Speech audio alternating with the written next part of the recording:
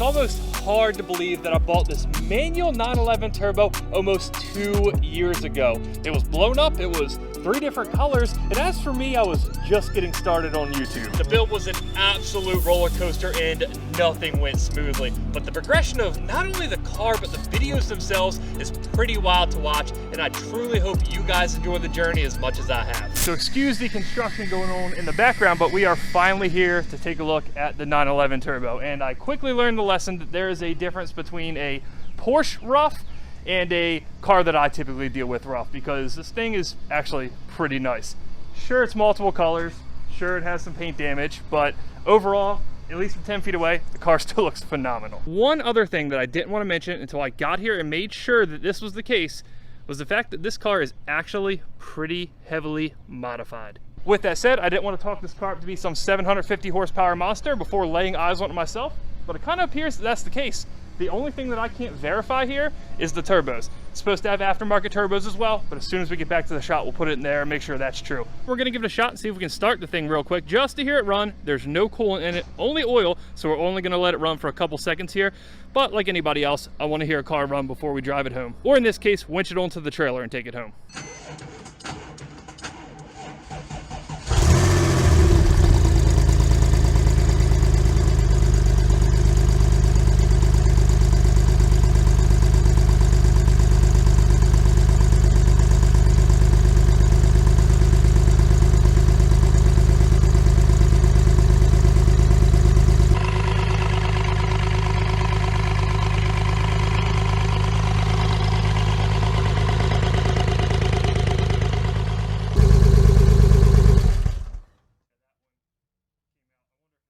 All right, as you saw, it was smoking its ass off. Out of one side particularly, I was buying this car under the assumption that it has a blown head gasket, cracked heads, something like that. Otherwise, the car is honestly kind of what you expect. It's a little rough, again, you know, little things like that. It has all kind of air lights. I don't know if I captured that when I started it, but we will dive into that a little bit more when we get home. But needless to say, I haven't been this excited about a car in a long time, even when I bought my ZR1. I'm sure you guys feel the same way, but when you're dealing with this for so long, when you're buying all kinds of cars and get to drive a lot of cool stuff, there's very few things that actually move the needle for you.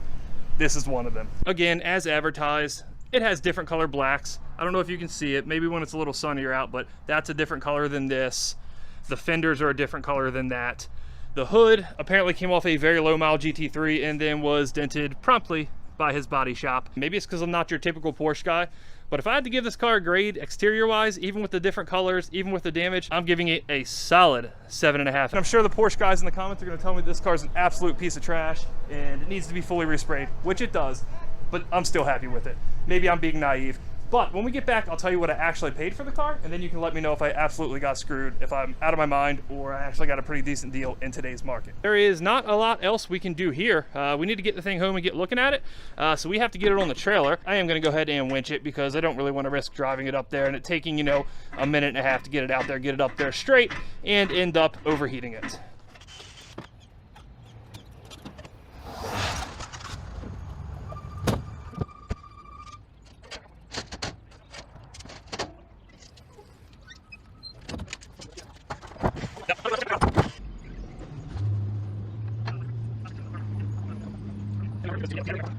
All right, it's official.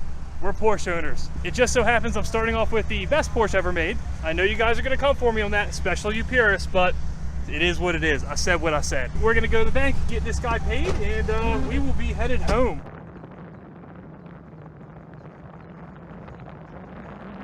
All right, guys, we are paid, loaded up, gassed up, fed, ready to head back to Maryland. If you can't tell, I'm jacked. I love it. It's rough, whatever, I don't care. On the way over to the bank, the seller gave me some of the backstory on when he bought the car, and it's actually kind of crazy. He also gave us a bunch of paperwork, the for sale ad when he bought it, an old dealer listing he found, the bill of sale from when the previous owner bought it. So we have a lot of stuff to go through here. We're going to, I guess, check it out as we get to driving. So we had a chance to go through the paperwork, and we learned a lot about the car. The person who wrecked it bought it the end of 2017 for roughly 75 grand. Had 52,000 miles on it at that time. It has 57 on it now. I did get a copy of an old for sale ad of the car. Presumably when the guy who wrecked it bought it, it was represented in the title at least as having 700 horsepower.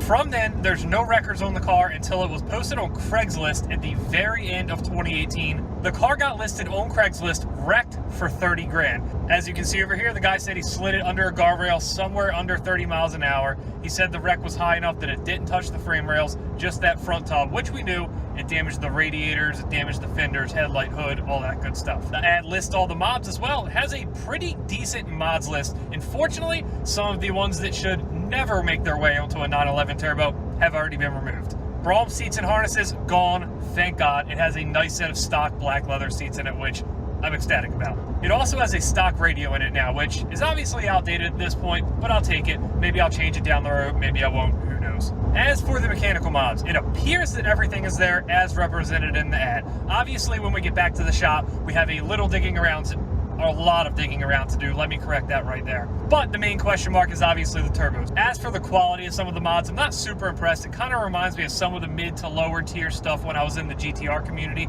but I'm not going to complain about free mods. Some of the stuff like the IPD plenum and Y-pipe, the GT3 throttle body, really seem to be staples on any mid-range horsepower 911 turbo like this. So moving on from the mods, when I got there, I noticed the car did only have one key, and I got a sign on the dash that said key number 2. Apparently, when this guy listed the car for 30 grand in the condition that it was in, it had such ridiculous demand that my guy just happened to get there first, and while he was there, multiple other people showed up. That's all fine and dandy, but apparently when he and the person whom I bought it from went down to the bank, one of the others came back mad, grabbed the key out of the car, and chucked it into a nearby field. We also have a slew of receipts in here from the person who I bought the car from. A lot of it's miscellaneous small parts from Porsche to repair the damage. He did buy a lot of the stuff used as far as fenders, hood, that type of stuff. I don't quite know why I didn't catch this in the receipts till after I left, but it also got the sunroof panel replaced. Unfortunately, also in basalt black, which is not the right color for the car. There's also a receipt in here from alloy wheel repair, where we had one wheel welded. I don't know which one. I also didn't notice this till after I left. And he had the full set refinished, which the wheels actually look phenomenal. Obviously, one of them's had some damage repaired. I can't tell from the outside. They all hold air, good enough for me. Honestly, there's not much else we can interpret from looking at the paperwork. We really have to get home and start digging into the car. And stop me if you've heard this before, but I'm freaking jacked to do it.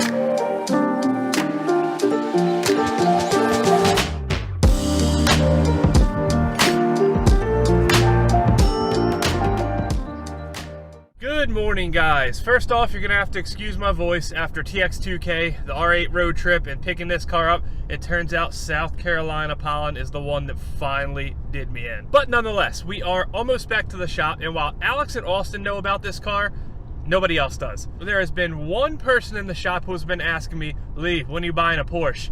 For, I don't know, at least a year now. Everything I buy, be cooler if it was a Porsche. Hey, what's up? Hey, come out front. I need help unloading something. All right, cool. Hold on, that's not the response I was expecting. What? You've been asking me when I'm buying a Porsche for a year now. Well, is that for the business or is that personal car? Oh, I'm keeping it. Oh my God. Give me the key. He's not even impressed. He thought we're going to part it out. Does it run?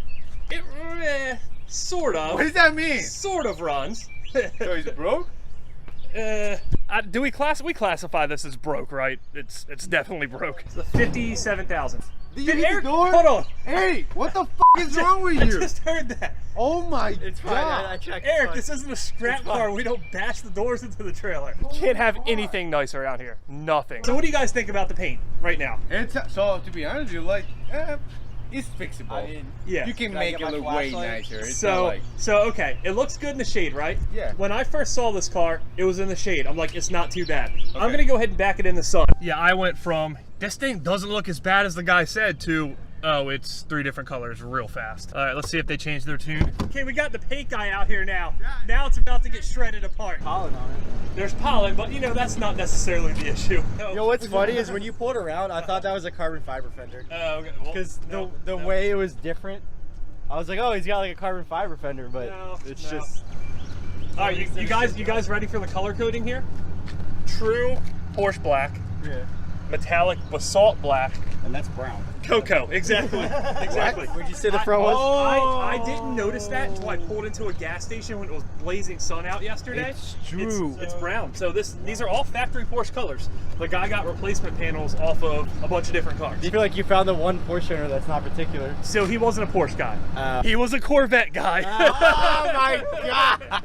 That makes a lot of sense. I'd actually love to have a Cocoa one of these. Especially in the sun. It looks great, doesn't it? Yes, it does. Yeah, so this car definitely has stories, but I'm still happy with it. It's perfect. So Fernando's constantly getting on me for not washing my cars. This one, I think, is the first car that I actually like so much that once it's painted, I'm actually gonna have to take good care of it because everything else is just fast but dirty. Fast and dirty, that's the way you like it. Yes, exactly. Fast and dirty. That should have been the name of the channel, not Scrap Fast and Garage. Dirty. Damn, that's a missed opportunity. Fast and Dirty shirts coming soon.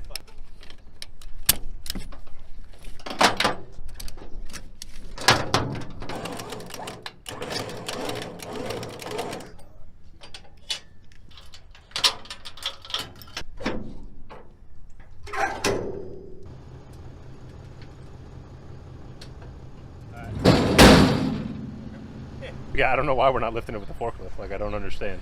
You know, I think when you cross across that $20,000 line of running cars, that's about where I stopped What are you at. talking about? We've lifted the R8 and the Turbo Lambo with forklift. So scrap cars, fine. Oh, Scrap cars okay. are fine. Okay, but I won't lift the ZR1. I did lift the Z06. So that's where, you know, Z06, forklift okay. ZR1, little too nice. I don't know. This thing kind of looks like it might be totaled. I'm just saying. So apparently it no longer has brakes. Why? Good question. Does it have an e-brake? Yeah. Yeah, you're fine then. The brake pedal's now going to the floor. Wow. So that's new. Wait, you drove this thing? No, I didn't, but I hit the brakes, you know? Oh, okay. So add it to the list. I mean, I'd let it get a tad bit of speed coming down unless it was close. Yeah, I'll say it actually might be close to the rear end. All right, hold on. Keep coming. You're not close to it right now. All right. Yeah, you'll be fine. Just a little bit.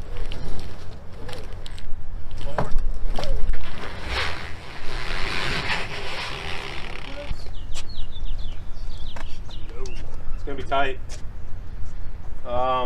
You're not on it right now, but keep going. Yeah, you'll be okay. We're just gonna have to do the same exact thing. All right, it's okay. It's just right there.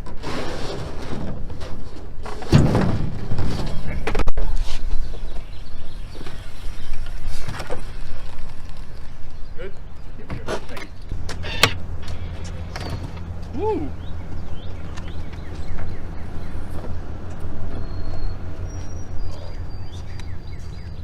Doesn't look too bad, right? Looks good. Just wait. I just lightly touched this thing and it popped off. So we don't have this Ricey Turbos badge on there anymore. Is it rice if it's European? What's the word for that, Fernando? Ricer. I don't know. I feel like there should be another term. Let me know in the comments. There's got to be something for, you know, a European ricer. So maybe I'm just not hip to it because I'm not a Euro car guy, but there's something, I'm sure. Wait, I guess I am a Euro car guy now, aren't I? Yeah. Really? Really, dog? He forgot to put them right there. It's the Porsche turbos. It's not What the are you turbo. talking about? The Porsche turbos. No, it's not. Oh, is it not the turbos anymore? No, I don't know what you're talking about, man. Yeah, don't act like that's not making it in the video. No, it just flopped right off. Did it? Yeah, just like A little bit of these. All right, well, here, I'll take these off then. Well, I think the orange sticker still kind of applies. In case you guys aren't aware, we use orange stickers to denote damaged parts here at Lacey Parts. Yeah. So I guess it does kind of fit. Like, dumb turbos joke aside, it is broken. So I got an ABS failure light, a PSM failure light, brake fluid low light, but there's only one code. So it's the same code, just PO503, vehicle speed sensor, which I don't think really applies to what's going on in the car right now, but I guess good to know. We'll have to fix it in the future. just telling you this thing's slow. So I have a question for the comment section. I want to know if the people that are really Porsche enthusiasts actually think that these motors sound good, or if it's just like an accepted fact that they're the worst sounding motor ever built and the performance outweighs the awful sound. Well, it didn't really sound that good. Now I've heard a couple, I'm not gonna Absolute trash. I've heard a couple that are straight pipes, no cats, where you just hear turbo sounds, and that sounds phenomenal. The turbo sounds are just covering up the awful sounding motor. I'm not going to go that far. I mean, you see it. Come after the guy with the ponytail. If you come by the shop, don't assault me. Come get him. He has a ponytail. I obviously can't fight. We're going to go ahead and pull it in. I'm actually going to drive it instead of pushing it because I want to say I drove my new Porsche. We're going to get it in, not go crazy with it, but I just want to look under it, show you guys under it, and I guess see how bad it is, see if it's leaking, see if there's any very obvious damage. So I guess let's see if this thing actually drives. Oh, it's fine. The more I mess around with this thing, the more I think it could be the oil pressure sender, because it's kind of just, it's fluctuating, but not in a way that I would imagine oil pressure actually is. It seems more electronic.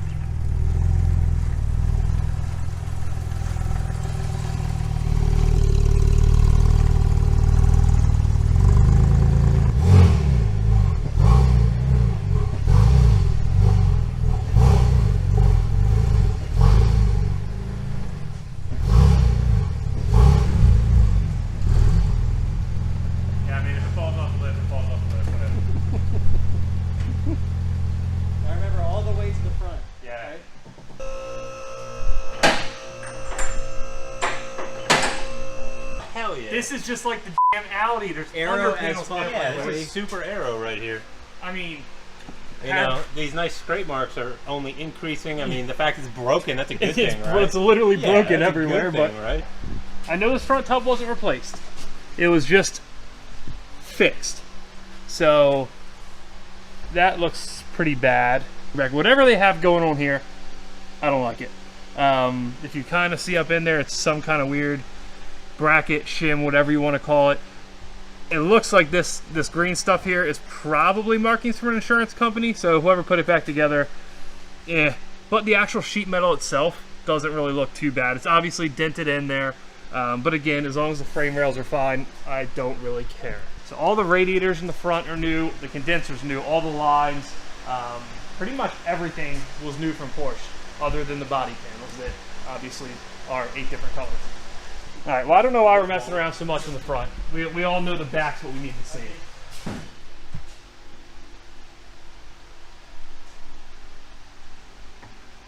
I guess I shouldn't be super surprised, but there's not much I can tell from under here.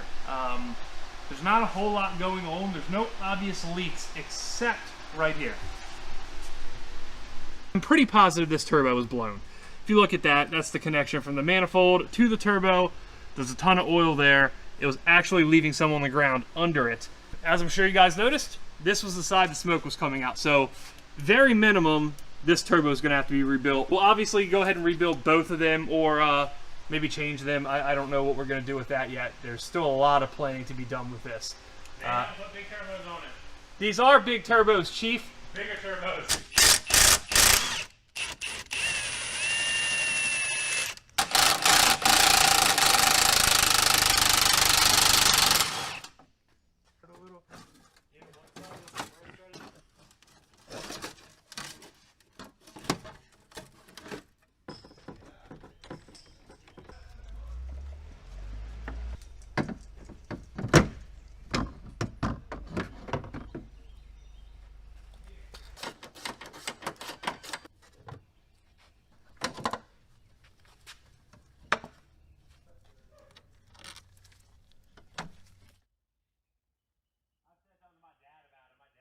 All right, so while we're doing our work for the day, I went ahead, when I had a chance, and kind of got a little bit of a head start. Took a couple things off the top of the engine, intakes, intercooler pipe, just to make it a little easier to drop this engine out.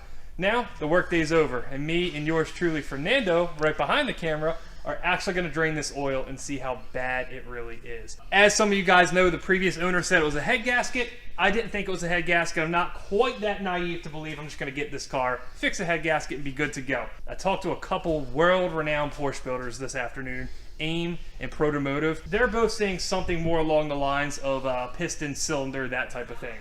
But for now, you ready to drain the oil? No. Yeah, I'm kind of not either, but I guess we just got to rip it off like a Band-Aid and do it. Before we get into that, I want to show you a couple things I found on this, which aren't real good. One, that turbo manifold bolt, as you can see, that is very, very loose. As you can see up there between the turbo manifold and the cylinder head, it is nice and wet and juicy. Obviously, that's not great. Being that it is wet up there, I'm inclined to believe that we're not going to get lucky and it's not going to be just like a blown turbo. I came into this thinking maybe it has a blown turbo, but it definitely doesn't just have a blown turbo. Yeah, I'm going with dime-sized chunks. I'm going with the Subaru paint code Java Black Pearl. It's going to just be black with gold flakes all in. It's going to look phenomenal. Like you'd paint your car with it, you don't want to see it come out of your engine. That's what I'm going with. It'll probably look like your front bumper. Except, I mean, that's Yes, close, just yes, espresso. yes, Cocoa. Yeah, front bumper. Cocoa Pearl. Usually when my stuff's screwed up, it's like, you don't need to be checking the oil. It's done. So this is new for me.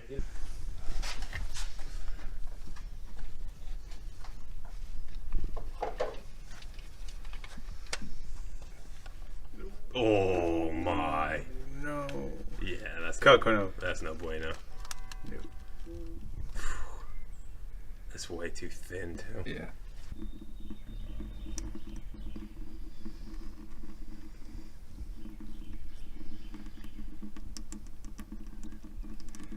Yeah, so when I said drain the oil, I meant we're checking the coolant. That's what I meant here. Oh my god. Yeah, that is not supposed to be that color. You sure? Oh my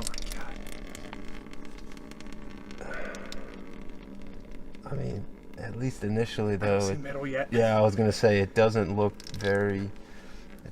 overly metallic. Round one, let's check this filter. I mean, it's got some, Let's but pull, it's I guess we can't pull it out yet. There's not really. yeah, it's not really bad. It looks awful, but we'll get it out and really put a light through it. It doesn't look metallic, so small win. I mean, I don't know. Can you call that a win? Like, is this a win? Are there any chunks up there that you can see through the too big to fit through the hole? No, man. No. Like, All right. She should be good just to seal her back up and let her rip then. something tells me that's not the case. So one thing that both Protomotive and AIM said earlier, intermix is rare on these cars. It's not as common as you would think by reading online. They both said, are you sure it has intermix? And I said, no, I haven't seen it with my own eyes. I'm just going off what the previous owner told me. Well, problem solved. Like, it has intermix. What is that? Trans? So no. This is the dry sump tank. Did you notice how not much came out of that? Yes. That's because just like the Z06, this has a tank that holds all the oil here. Oh, interesting. This is just the case. You notice this is the crankcase. There's no oil pan below it. So dry sump is great. But it just means you got to drain two places.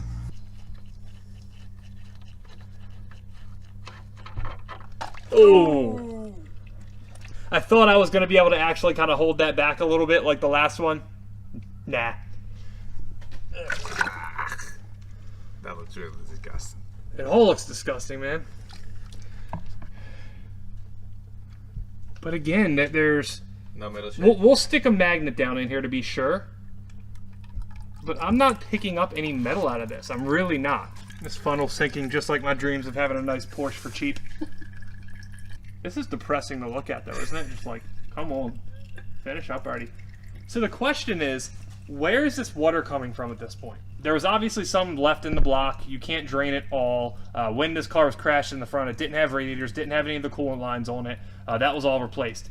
Obviously, whatever is left found its way into my oil. Since this car's been poked back together, it hasn't ran for more than 30 seconds. This cooling system has never saw pressure. It must be some kind of really major flaw because it's not like it can be a blown head gasket and when it pressurizes, it's forcing its way into an oil passage. All right, next up, turbo oil drain tanks. Nope. Never fails. Ready to go fishing? Nope. Number one rule of working on cars. Something falls, it's going into the drain pan. My phone has fallen into the oil pan before. Looking about the same. Just as bad, right? You know, these things like internally gated too. God, what Yeah. little wow. I thought this thing had big turbos on it. What big turbo has internal gates? Unbelievable. They look like they came factory on like a turbo beetle or something like that. Ready for more milk?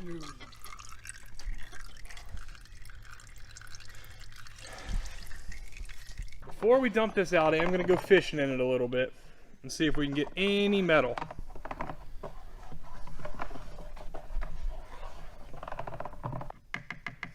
Alright, so it's not much, but we have something. Let's go put it out on a paper towel and I'll show you. I don't know how well that's going to show up on camera, but you can see right there, this was a brand new fresh oil pan. So anything in there is from this car. Overall, not too bad. I mean, let's be honest, Fernando. We knew something was going to come out, right? Of course. Yeah, so could be worse. This stud just broke, so there's that. It's like a 15-year-old turbocharger. Just is what it is. The V-bands earlier, I was hit with an impact. Some of those broke. So I'm like, you know what? On this one, I won't use an impact. And it still broke. So.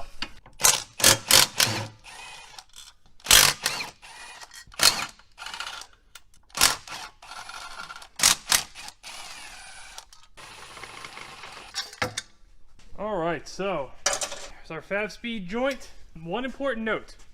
It's not full of oil. As for the other one, I don't think it's gonna look like this, but we're not gonna find out till tomorrow morning. I've had about enough today. I gotta get home. Fernando's gotta get home. So we will be in here bright and early tomorrow to drop this thing out and to, I guess, tackle the bad side. So go ahead, put it in the comments. Let me know what we're gonna find tomorrow morning when we pull this turbo off, when we drop this manifold. And while you're at it, also put in the comments what you think the worst leak down number is gonna be. Are we going with like a full like 95% leak down, or is it going to be like, I don't know, a 60, a 40?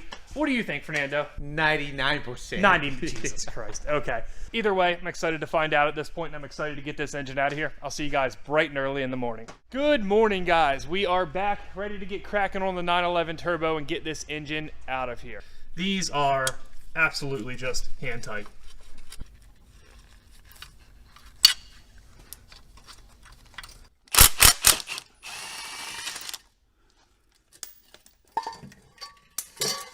It's disgusting. We'll start there. If you look at the left-hand side, it is nice, dry, clean, exactly what an exhaust port is supposed to look like. As you would expect, same deal with the headers themselves. Passenger side, nasty, wet. Due to not being sealed properly, this is where the oil was actually leaking out of the car. You could see it leaving a couple drops on the parking lot outside. So what can we gather from that? One, there is not one cylinder standing out. If it was 2 dry cylinders, 1 disgusting cylinder, well, there's our culprit. It seems like it's that entire right-hand bank of the engine, so infer what you will from that. And as expected, the manifold to turbo housing bolt threads are just completely jacked up, so that's going to explain why they were hand tight. That one just really nasty. This one actually looks halfway decent, and that one is not even circular. But anyway, there's nothing else we're going to learn from underneath. It's time to quit playing around, get to work, and get this engine out of here.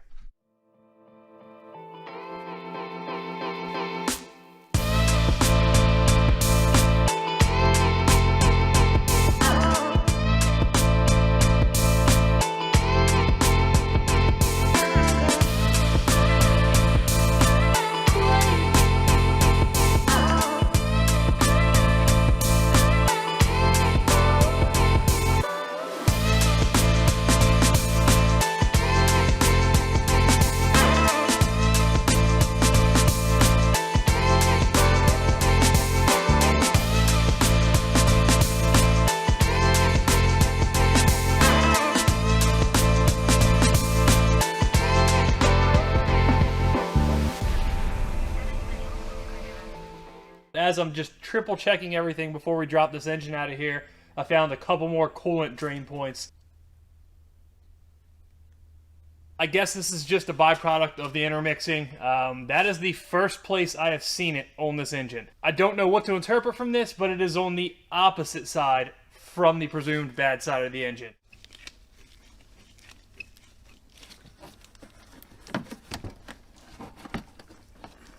You guys just watched me pop off the intercooler hose on the passenger side of the car. I figured they don't need to see me pop off both. I'll just film that one, I'll hit the other one off, and we'll move on to the next thing. Well, that was a mistake because I surprisingly got covered in oil. This is what just came out of this. Oh my God.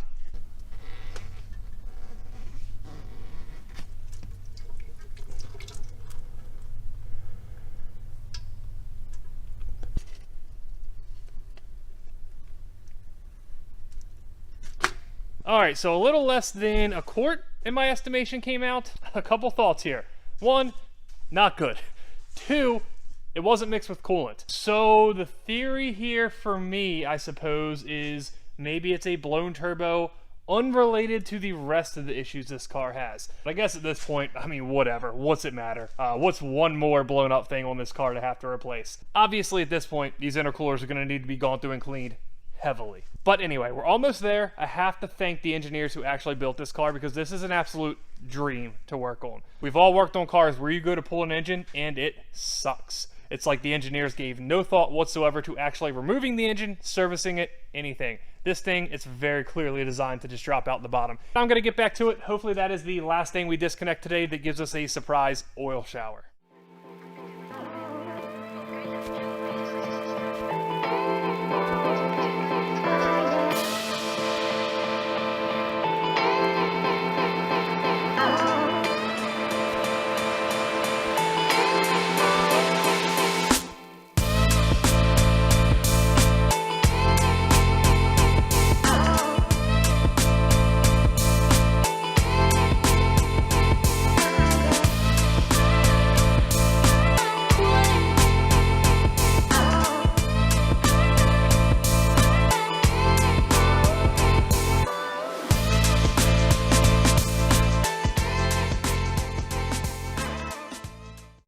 We're coming out of the tripod here. I'm excited to see this. You're gonna get the first person view. So if something pops, breaks, snaps, you can see me cussing real time up close. All right, 1 second. Go ahead and shake the car. Make sure it's not like super off balance or anything. No. Oh, feels good. If you take all this weight out of the back, I was a little worried that we're gonna be one of those, I guess, viral videos because this thing goes woo right off the front. But let's hope it doesn't. It feels pretty solid. So, all right, send her out.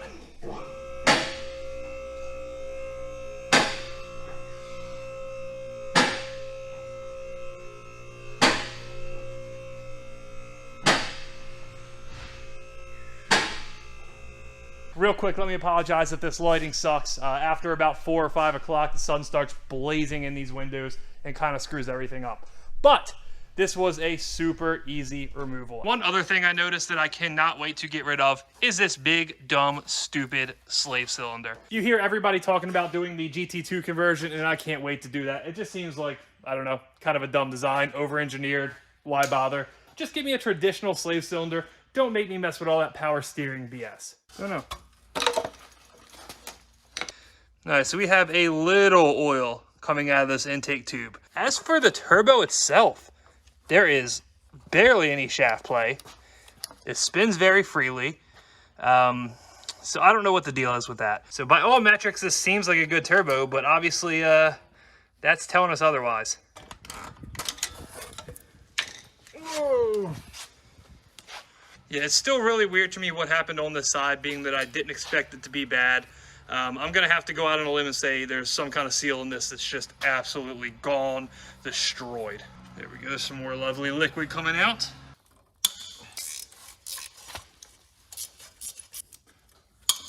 Probably somebody's gonna buy it for parts or something.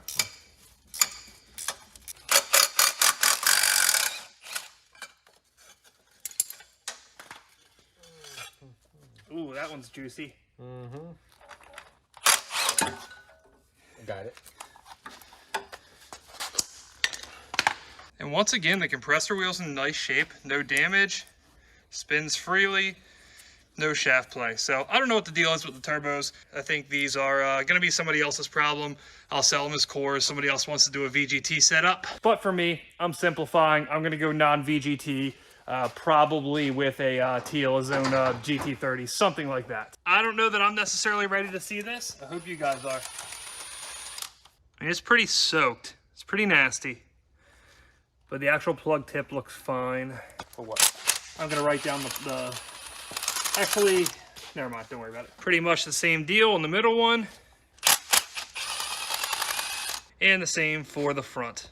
So we're moving on to the driver's side here, which is the presumed good side of the motor. And I don't know what's leaking up here, but maybe one of you guys can tell me if this is a common leak area. I guess it's some kind of cam sensor right there, but it's been leaking for a while. It's pretty gnarly. It's a little moist, but kind of what a spark plug should look like. Again, a nice normal spark plug. Once again, nothing alarming there. All right, nothing real alarming with the plugs. I half expected to see one just absolutely toasted, smashed, tip broke off something. No such luck. So now we move on to the last diagnostic test of this video, the leak down. And I have a feeling it's going to also be the worst diagnostic test of this video. I'll take the pressure down. All right, so we're not going to do this for everyone, but just in case you guys haven't seen a leak down before, air gets forced into the cylinder, roughly 100 pounds. You measure how much comes out. If it's anything under 10, it's great. If it's, 15, still eh. If it's anything higher, you need work. All right, pull it, Fernando. My arm's getting tired. So just to clarify, the reason you see me being a little odd about this and doing it in weird angles, aim was very, very specific. Do not let the engine turn backwards. Some engines, it doesn't matter on. Apparently these, it really matters on. It will jump time if you let it spin backwards. So I'm not going to take any chances. I'm going to do anything and everything I can do to stop this from spinning backwards.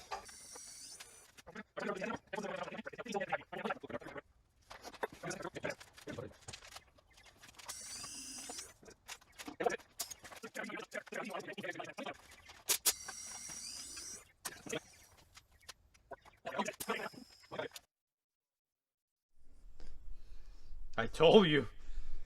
Wait, what did you tell me? Well, exactly? I told you what happened if this leaked down pretty good. All right, so this just happened like 30 seconds ago. I haven't quite processed it yet. I don't know what's going on with this thing. Obviously, there could be and likely is some major issue with this thing, but this makes it a lot more confusing. One other thing that is very, very rare, but given that, it theoretically could be this oil cooler. As for what's next, I'm going to take the night and digest this. I'm going to send all of my findings to Joe at AIM. I told him I would get back with him with everything I found with this car, all the issues, the leak down.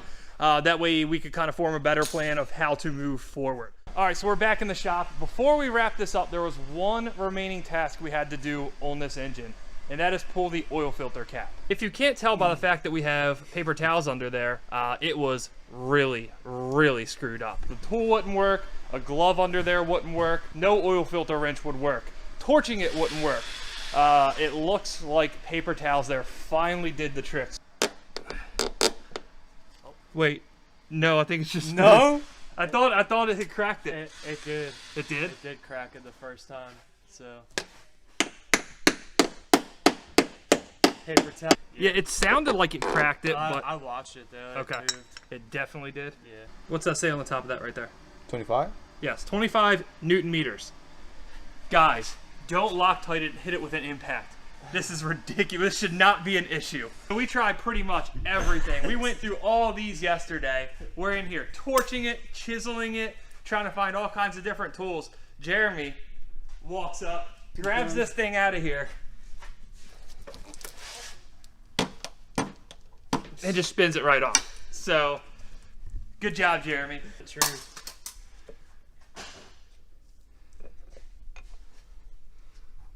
I mean, there's no visible metal in this engine anywhere. If it was going to be somewhere, it'd be in here.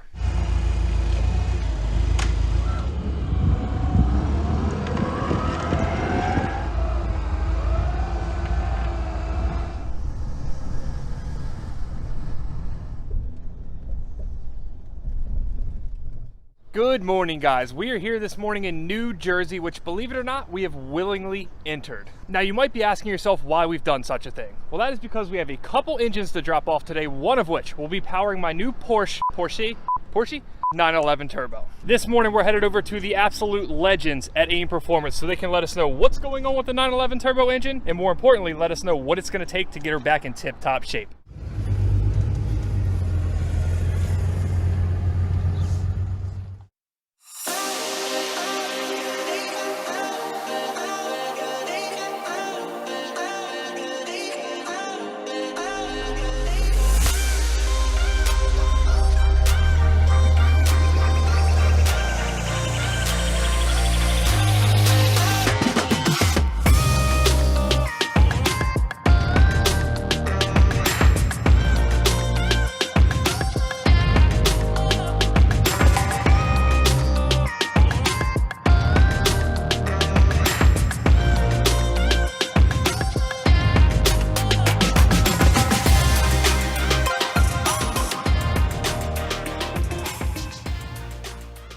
So we are obviously in the right place here. The first thing I see is one of the most recognizable 997 turbos of all time. This is formerly Gio from Real Street's car. At this point, everybody knows this car. Everyone's seen it on TRC. This thing is downright filthy, and I'm gonna see if I can convince them to start this thing for me in a little bit. One other note, I haven't seen a lot of good wings on these cars. I've been struggling, don't like the GT2, don't like stock.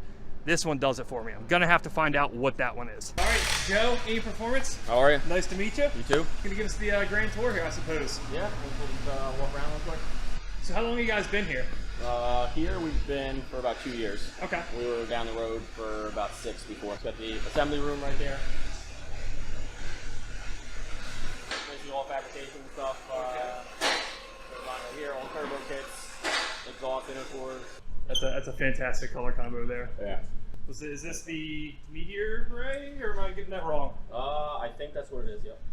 Red interior, that's phenomenal. What's the deal with the R8 up there?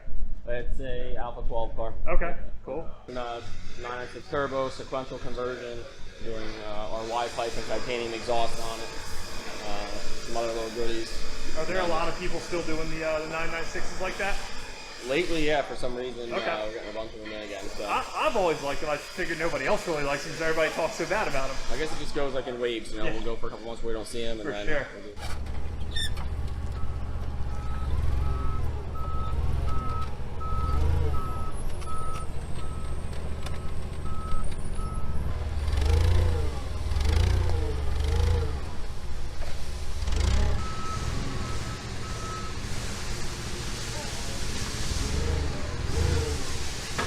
You know, we do welded cooled pipes. There's a couple plastic elbows under the manifold and Okay. stuff, so we switch those to Sharpwood to make a nice stainless steel one.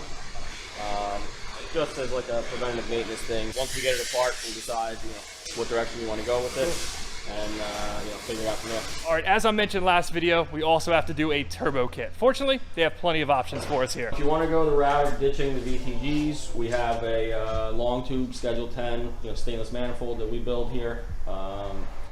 Moves the turbos back about 3.5 inches, so you have more clearance for intake piping and stuff like that with a larger frame and bigger housing turbos. We have another manifold that's just kind of a flat style 3-into-1 collector. Okay. Still has external wastegates on it. I think for what you're doing, it'll be perfect. So one other thing I noticed while we're here is a car that was owned by somebody that we know through the Lambo R8 grapevine.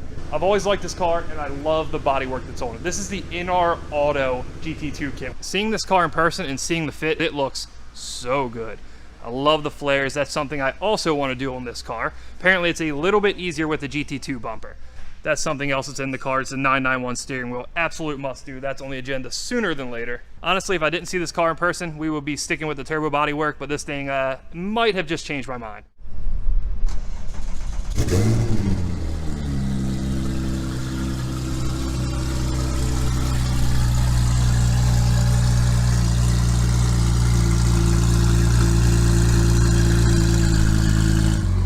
Check that shifter.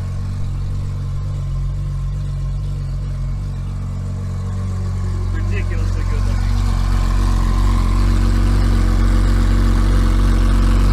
looking. All right, guys, AIM was absolute madness. Unfortunately, that is a good thing and a bad thing, because now I thought I had a solid plan for the bodywork on that car, among other things, and that just completely screwed it all up. However, for now, we're just waiting for them to have a chance to tear into that engine, then we'll head back up to New Jersey and see what failed on it. As for the rest of today, we're not headed back to Maryland just yet. Right now, we're headed further north in New Jersey to stop by Auto Couture Motoring to pick up another key piece for the Porsche build.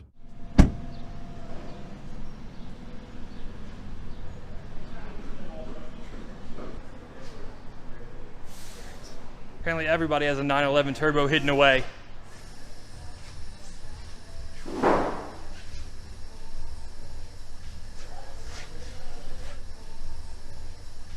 So I was gonna wait till we get back to the shop because we have some other stuff to open up, but I wanna see these things. Hey. That's the story of my life, getting sidetracked by dogs. Yep. Anyway.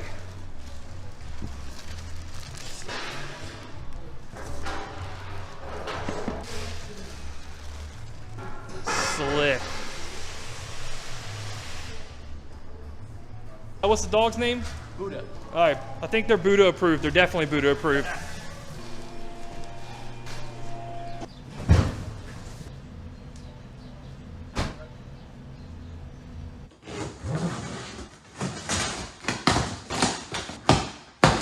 First up, numeric racing shifter cables. There were quite a few people who suggested I do these. Couple that with the fact that we actually broke a small plastic piece on the stock shifter cables, and this was a no-brainer. Now, I did consider getting the numeric racing shifter as well. I've heard wonderful things. It looks phenomenal. However, as you guys might be aware, we have to put a ton of money into that car. So right now, I'm going to hold off on spending $1,000 on a shifter. Maybe we'll do that at some point in the future.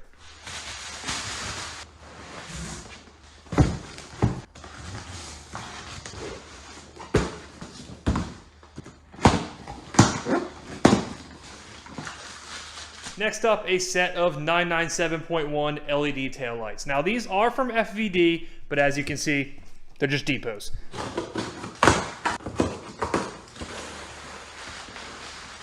Continuing on, and this is something I've seen people sharply divided on, the GT3 style nose vent kit. This kit's by Redline, and from what I've seen, it looks like it's the way to go if you want to do one of these vents.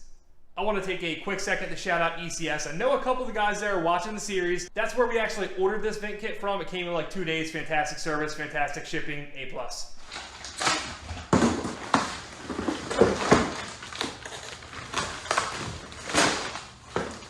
This one we are headed out into the parking lot for. Now, if you're anything like me, you might have walked past a 997 with that exact lip before and not known any different. And ever since I saw Gio's car with the factory aero kit, I've not been able to get it out of my head. The minute we left AIM, infatuated with Gio's car, I hopped on my phone and started looking for OEM aero parts. While I was able to find a front lip, it was about $1,200. Unfortunately, I have a bad history with expensive front bumpers, expensive front lips. So I tried to find the best possible replica I could. It actually looks good. Now we'll see how it fits on there. We're gonna go ahead and put that on when we do the nose grill, and then we'll have a better idea of if we got our money's worth. We paid about $300 from this thing, and it came straight from England. As you can see, it is very similar to the OEM front lip. However, it is ever so slightly more aggressive.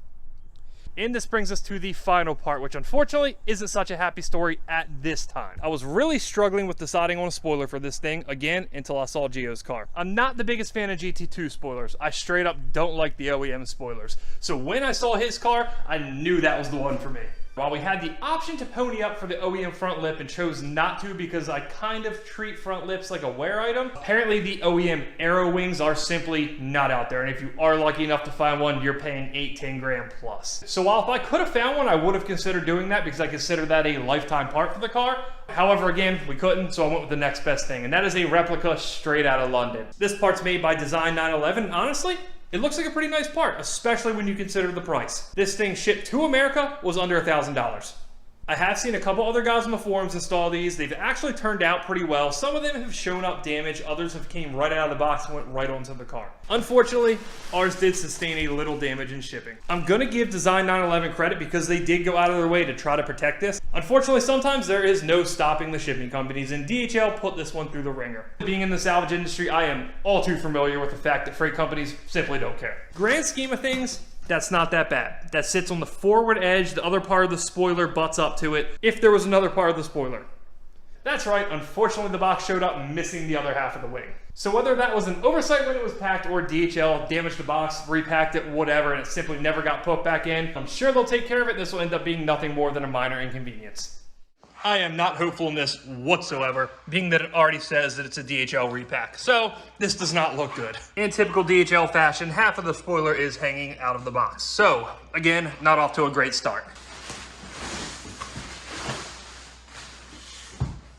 So there is a little damage on the bottom of the wing. However, that looks more like a production flaw or something like that, which totally understandable with a part of this quality. DHL, you screwed up again. However, you screwed up less than last time, so I guess I'm rolling with it.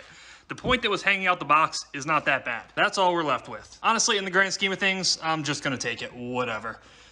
Guys, it is finally the day we have all been waiting for. I just got the call from AIM, and we are headed up there first thing in the morning to hopefully find out what's wrong with my engine. They've been swamped getting cars ready for Race Motive, which is the first big roll race event of the season here in the Northeast. Spoiler alert, our R8 car didn't do so hot. However, that's in the past, and it's time to move back onto my heap of junk Porsche. Now, I do want to take a quick second to thank you guys for sticking it out with me. There's obviously been a lot more time in between these earlier videos than I would like. Fortunately, those days are about over. We have so many parts that have came in that if one area of the build's dragging, there's certainly something else we need to be working on. Interior, paint, suspension, whatever it may be. Also, I am still looking for somebody to paint this car. I'd prefer them to be on the East Coast, but I'll travel for the right fit. My only requirements are that they either have a YouTube channel of their own or they're okay with me coming in there and filming for this channel. I'm dedicated to keeping this entire build transparent and documented for you guys all to see, even if it's not necessarily on our channel. So if you have a great paint guy, make sure you put the information down in the comments so we can get this thing looking right. I'm also happy to announce I have settled on a color, and it is going to be in a later episode. And we're gonna head up to New Jersey tonight. We're gonna stay there so we can get to AIM bright and early in the morning. Actually, you know what? Gas prices are insane. We're gonna take the Tesla. All right, guys, we are back at AIM. Last time we got the Grand Tour, today we're getting right to business. They actually already got the engine undressed and they already tested the oil coolers. Unfortunately, because it would have been a very obvious and easy to fix issue, it wasn't the case. They're gonna fully disassemble the engine today and hope we can find something very obvious wrong with it. The worst case scenario here is we do all this and can't find the obvious issue, because then we're kind of screwed. Then the options are fairly limited. What do? Put it back together and just hope we fix the issue? That doesn't really work. The good news is if anybody's capable of finding the issue, it's those guys. For just a split second, I kind of got thrown off because, I mean, this car kind of reminds you of something, right guys? It even has the tow hook in the front, so that tells you it may actually be in similar shape to the one we have back at the shop. For this guy's sake, I hope that car's in a little better condition than mine.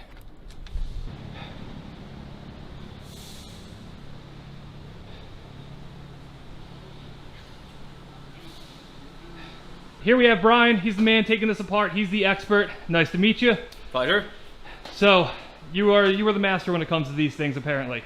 Got a couple under my belt now, yeah. A couple, yeah. I got a couple. It looks like you have a couple today. Yeah, yeah. I've been in assembly line just pumping them out, so. Awesome. You guys do it right here, and I'm excited to see what we find. That was one of those cars I'm sure he was willing to pay whatever it took to get it, and I was not. So you know how that turned out.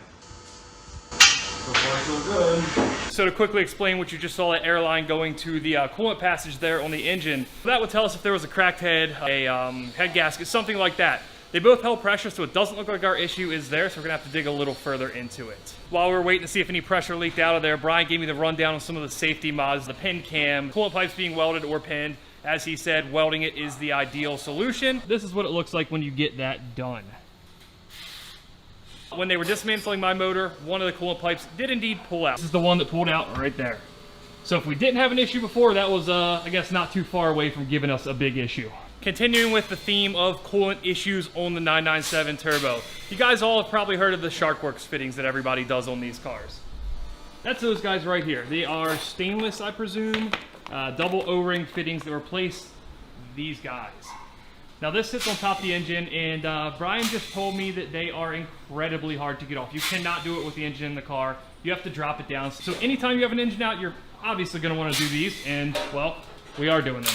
This will completely spin on you, and then you'll lose the passages, and you lose oil control to the... That makes sense. So how exactly do you pin this? You just put a pin right through there, and then you notch so this it. is the cam. This one is a pinned one, yeah. Okay. So I'm sure you guys can see that in there. Literally just looks like a kind of just a pin that you just hammer it in, and that's all it is? Yeah.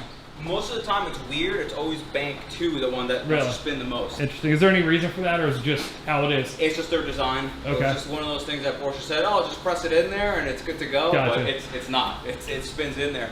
And if you go to Porsche to fix the issue, they literally just put another brand new cam in it. It's not fixed. Which is not fixed. Okay. So that's why actually, doing it this way is forever. I mean, honestly, if you do the coolant pipes and pin the cam, you keep one of these things, at a manageable horsepower, it'd be like your friggin' Toyota Corolla. It sounds like that's the plan. Yeah, that's the plan for me. I want it to run. Well, I want it to make like 800, 900-ish and still run for a while. Yeah. And not look like this.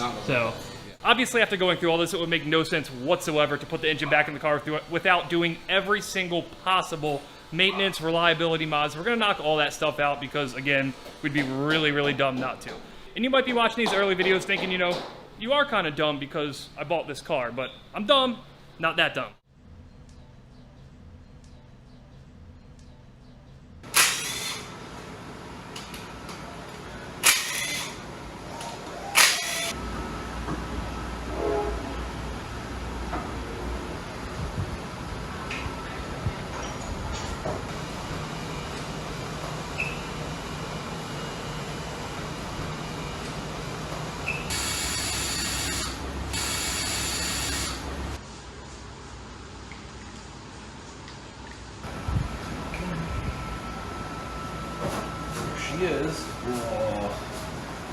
Disgusting.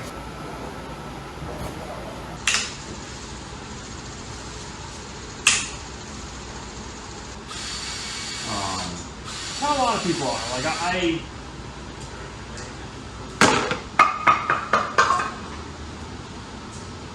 All right, this is our first, I guess, moment of truth, if you want to call it that. This is the first real failure point. Everything's looked good thus far, but just pulled the cylinder head off here. Well, let me clarify. We didn't do it. He did. I'm just standing here holding the camera. I mean, the cylinder walls look really good. Yeah, they'll do their little scoring on the top and bottom. It's just like the boxer horizontally opposed life. Yeah. Just gotta keep digging. Slipping a gasket off over studs. One of my least favorite things to do. Always gives me trouble. Oh yeah, and then all my fingers are all cut from these gaskets are like razor blades. The way to assemble these things is really funky. Obviously, you know, you leave these two cylinders in and center one out. You gotta slide it together. You gotta line up the rods, and then this gasket always like, yeah. And then you leave this liner out, and you go to assemble it, and it's just all these. It's a lot of steps and pain in the ass. Not just like grab a rod and piston, slide it in. Yeah, you know? yeah. It's funny because most of the failures that we get are because we're pushing these motors so far. Yeah. So they let go. They let go. Yeah, they let go.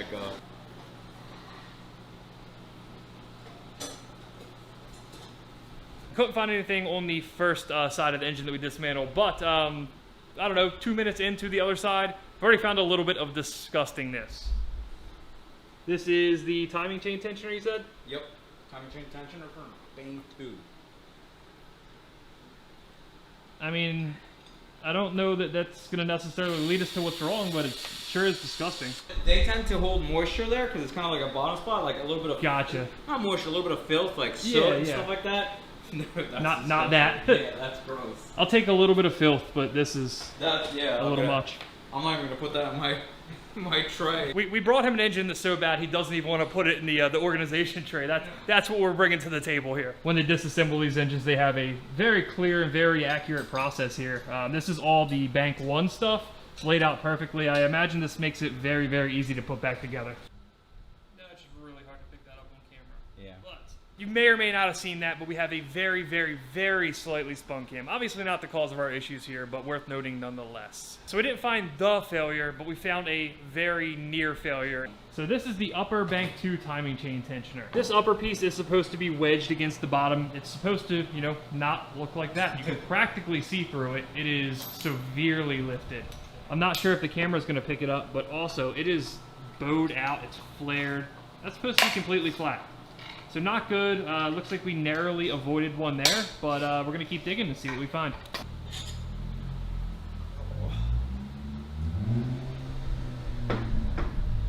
All right. Well, the visible walls again look good. So is there a certain side of the head gasket that typically blows, block side or head side? Usually they'll push themselves out over here. Okay. On high boost stuff. Gotcha, yeah. Overheating stuff, it could be anywhere and everywhere? That's it.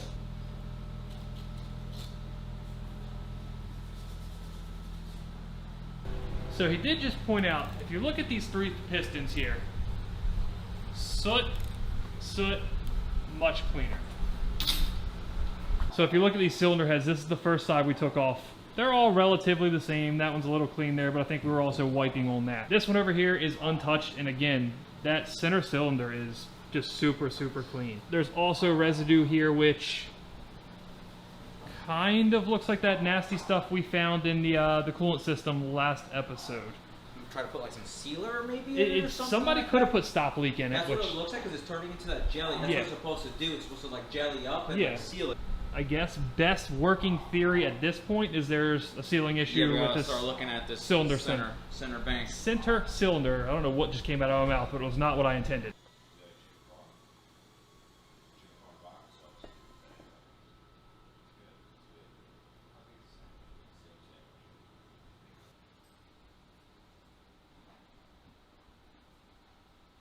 I presume when you're doing these engines, you deck the heads anyway, correct? Yeah, deck, especially this one. Yeah. I mean, if it's one that came out for like a service or something like that, but for this thing, yeah. I presume because this oil was so thin, that would have explain the lack of oil pressure, correct? Yes, you have a lot of variables there. Yeah, I mean, your end result with this thing is going to be you're going to want to make reliable 1,000 Exactly, horsepower. yeah. So at that point, is you go through the motor, especially as soon as you pull the rod bearings, they're going to be the most beat up, like every engine ever. And if the rod bearings look good, we know that we're in a good, nice, healthy engine that just needs a little refresh. That's all it is.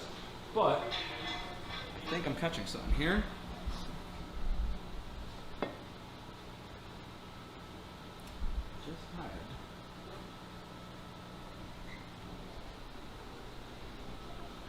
So I could see a little bit of light sneaking through here on this one.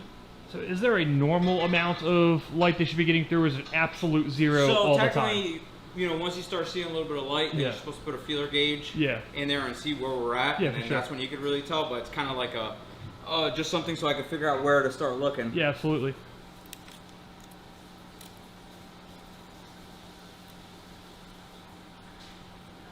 So what it's looking like, it's bowed in the middle. Well, I mean, that would make sense, I suppose, by the middle cylinder. And by Yeah. bowed, you mean it is a low point, correct? Yes. Okay. Like it bananaed itself. Yeah. That's what it's looking like. So theoretically, if I were to hold down on this side, you might get a bigger gap over there? Yeah, if you try to like hold it, you should be able to. Yep, because before I couldn't shove anything in there. All right, guys, I don't think the camera's going to pick it up, but these two head studs here are significantly lighter than the rest of them. These all have normal oil residue on them. This looks like something else. Now, this is backed up by the fact that this is what it looks like when you scrape a normal head stud, just like that right there. And these two marks here that are really, really wet and kind of nasty looking are from these two head studs. So he thinks that head is slightly bowed. Either that or there's a head gasket failure here, something like that. Now, what can happen in these, which is not typical of some other cars, is if you get coolant in contact with these head studs, it can actually make its way into the crankcase. So that would explain the intermix. It's right on this cylinder that is significantly cleaner than the rest. That would explain the smoke. I suppose there's not a lot left here to figure out other than do we have to split the case or not, right? That's it. So what this comes down to now, and it is going to be a big swing in money. Do we have to split the case? He's going to pull the cylinders out of it and check a rod bearing. If the rod bearing is bad from having this water in there, from having very thin oil and being rammed for whatever period of time, then we're going to have to split the case. There's no getting around it because we're not putting this thing back together with questionable bearings and then toasting a new however many $1,000 engine. If the rod bearing is good, then we may be able to get away without splitting the case. Just do rod bearings, do a build from the case up. So we're going to see what the deal is with that. For once here, I am very much crossing my fingers that we have good bearings. I've been wanting to find an obvious failure here all day. I don't want it to be that. All right, guys, in case you don't know, this is my first time seeing this, and that is such a weird slash cool design. Yeah, it's like a motorcycle. Exactly. So what people don't realize these things is, I guess it's like an air-cooled case. Yeah. And then they started adding... I see that, because this is where the individual stuff would bolt in, correct? Yep, that's why you see it's got 4 studs per Yeah. cylinder versus, you would technically share a stud here on a regular engine. Yeah, absolutely. So, okay, that makes a lot of sense. I mean, there's obviously slight differences to the case because it is more modern. They change it, but technically, it's that's what it is. Yeah, like you see that one, it's designed that way. Yeah, exactly. I don't think I've showed you guys this yet. This is a 991 turbo engine, which looks completely different. This just looks like a big Subaru, and that thing over there looks like its own whole mess. I do have to take a second and say this. These pistons, there's a reason everybody says you can leave them stock and still make sometimes 1,000 horsepower. They are beefy. They look nice. There's pretty much no scenario in this build which we're going to do a set of pistons, and now I see why. I see they look like good aftermarket pistons, which is hilarious. Nice and solid. See how it moves in and out. Yeah. Super easy, so we got no weird... weird burrs, weird wrist finishes. Yeah, that or something change shape, like the high boost stuff. You'll see where something along either the wrist pin change shape or the bottom, the piston change shape. This is definitely excitement. This is either way. At least we're gonna have an answer here. This is, I don't know what, a $10,000 rod we're about to pull. Maybe more. Now I don't know how common this is on other Porsches, but it's pretty cool. They are they're studs, right? Studs. Okay. I'm starting to see why these things hold up well. I know the rod's bend and everything, but Yeah, I mean, the main thing with these things is, like Joe told you, is people like yeah, 6 gear, wide open, going, you know. The thing is, these motors make a ton of torque. They're literally, you're making 900 horsepower, you're making 900 foot-pounds of torque. yeah. Wow. So, you know, it's not like... Can't wait. Can't wait. they hit really, really nice.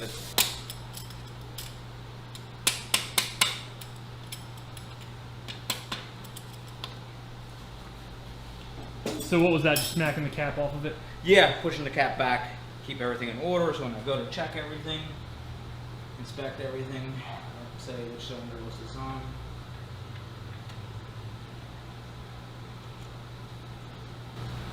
I don't even want to look. Oh, that looks Really good. That looks great. Yeah. I was getting nervous there for And a that's second. the load side. Usually that's the side that, Okay. that gets the most abuse. So far, so good. Yeah, no complaints here. Should look better than that other engines over there. If he doesn't have complaints, I definitely don't have complaints. Yeah, the crank itself in there, from what I can see, looks pretty good. I don't know what to say. Again, you're the expert, so I'm sitting here at a loss for words. Like, I don't want to be like, yeah, guys, we're good, and then it not be good. So far, it looks like you don't need to split the case. Okay, we will go Which will with that. save you a lot of money. Yes, absolutely. This is my I just saved possibly more than $10,000 face. All right, guys, we are 5 piston and rods out, 5 piston and rods good. No bearing issues. In fact, he said they're some of the cleanest he's seen on one of these engines. However, as good as this looks, it's not time to stop holding our breath yet. We have one more team. Moment of truth here.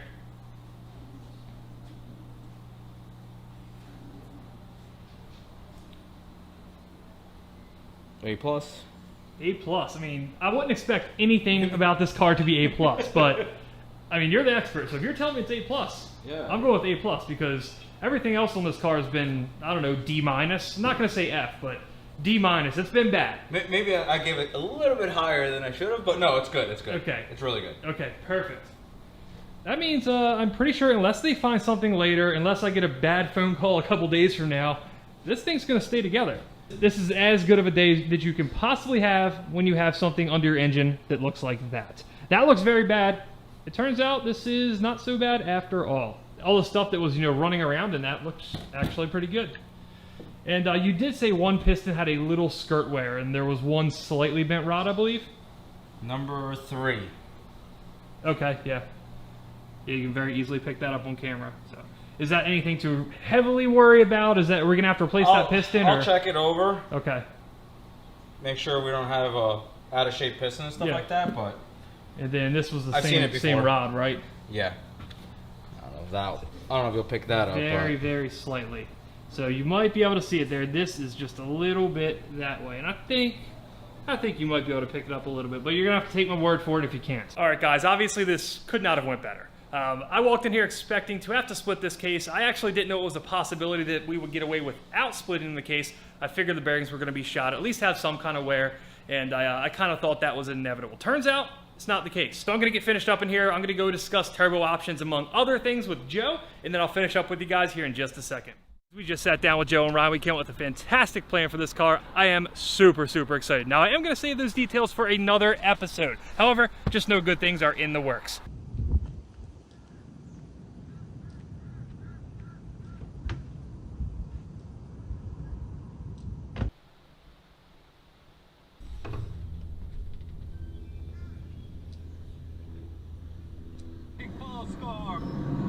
And that's in 1,000 horsepower mode.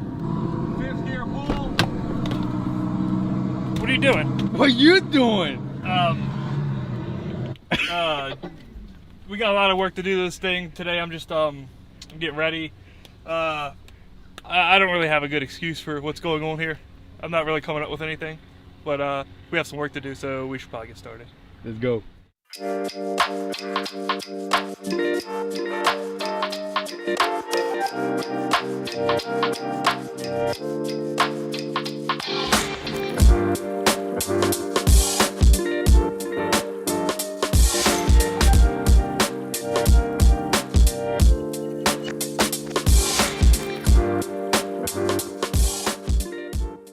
Guys, welcome back to episode 4 of what has turned into a complete top-to-bottom restoration of my 911 Turbo. In case you missed the last episode, the engine's at AIM Performance getting built, and it's time to get the chassis ready for the new power plant. My plan was to start by cleaning out the fast-speed intercoolers because, well... But as is the norm with this car, when I pulled the bumper, I got an unexpected surprise. Instead of cleaning and reinstalling our aftermarket intercoolers, it looks like we need to buy a set to replace these stock ones. Nonetheless, we have to get it knocked out, so let's get to it.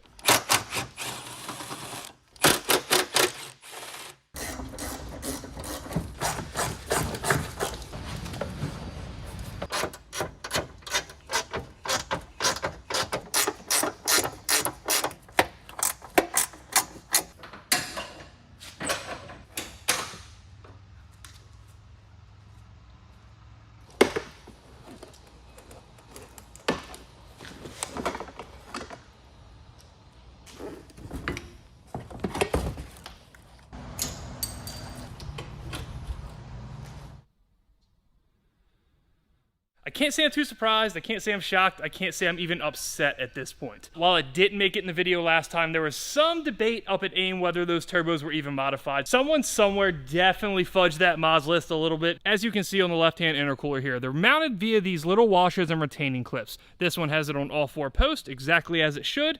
This one is missing it on 2 of them. These clips were nowhere to be found in the car. The shroud didn't really seal very well to this, it kind of just fell off. Now, my theory on this would be that somebody got a hold of this car, took the mods off, resold it, whatever. I honestly don't know what happened here. If you guys have any theories, put it down in the comments. There is a bit of good news with this, and that is simply that we get to buy some shiny new parts. Good for me, good for you, bad for my wallet. I'm gonna give our boys in Sweden a call. We're gonna get some new intercoolers overnighted, but for now, I'm gonna take a little break. When I said take a little break, I meant literally. We're taking a break.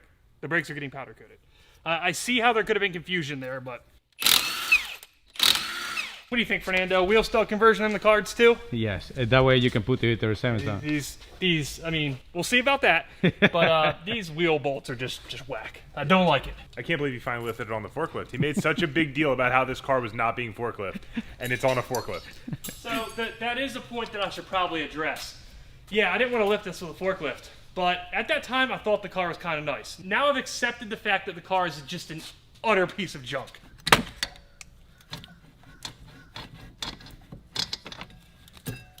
I guess that's not so bad. It's a nice 6-piston front, 4-piston rear.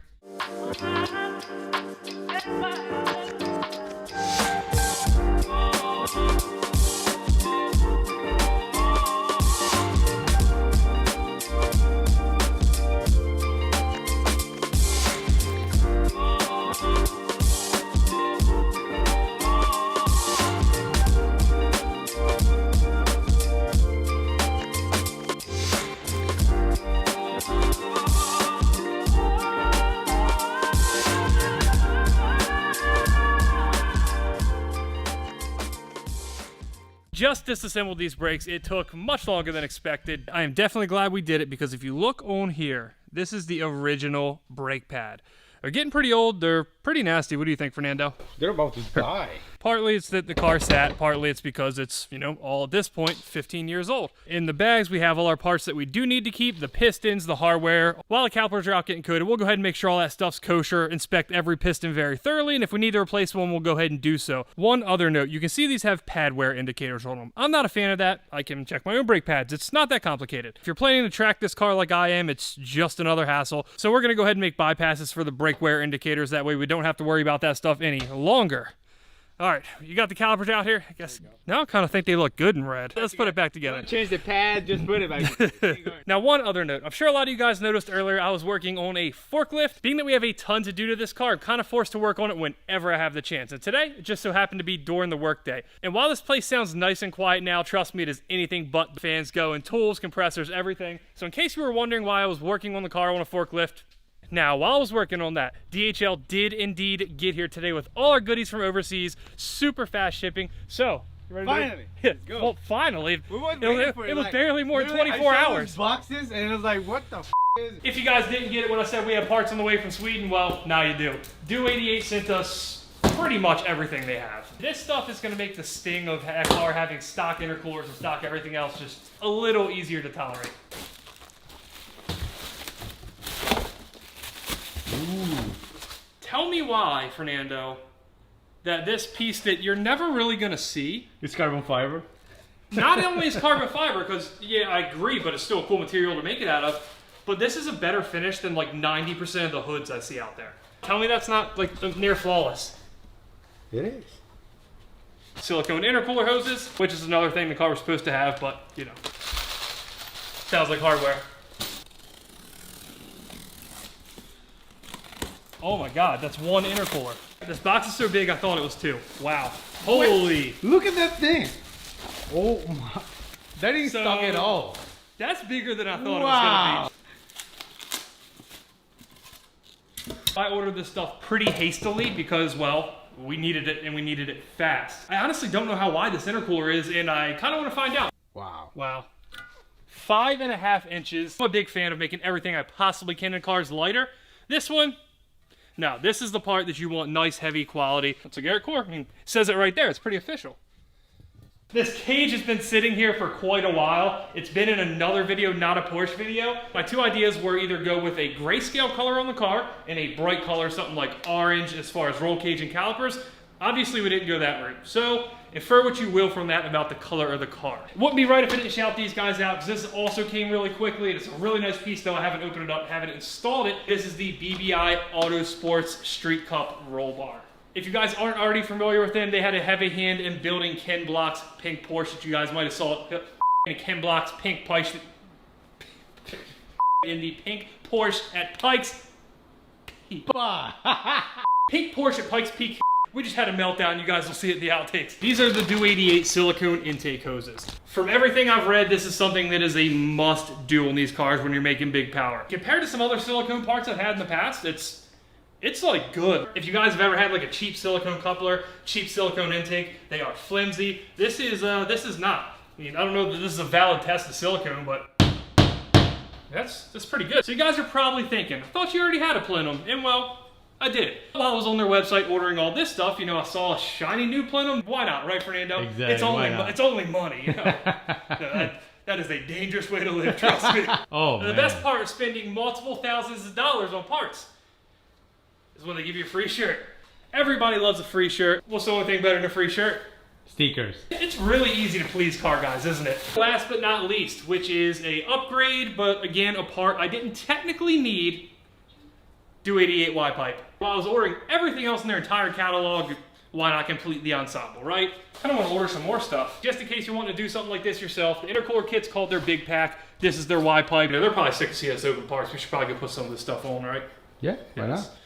All right, well, let's get to work. First thing on the agenda here today is to shave these lips off the stock lower intercooler duct.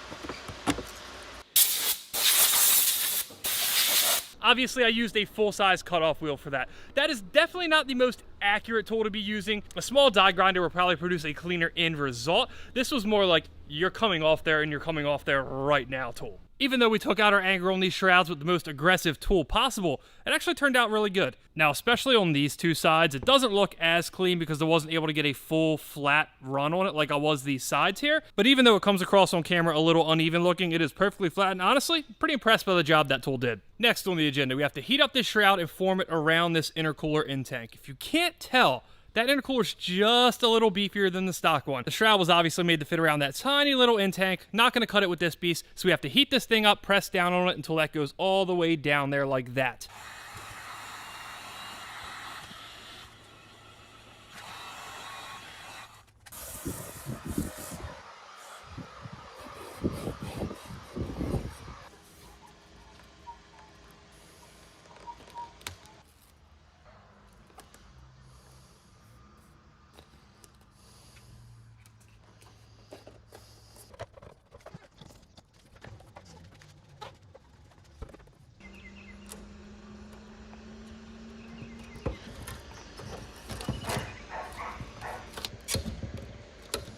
Now, it does say grab a hand for this portion of the install, but what fun would that be? I'd rather struggle through it myself, cussing and bitching the whole time. Now we just have to flip it around and hope this part doesn't pop off while we stick on the carbon piece. if you noticed earlier in the video, the stock shroud, given that the intercooler wasn't, you know, a completely above average 5.5 inches, clipped together with these little plastic brackets that came off one shroud and hooked around these. Obviously, it's not going to work here.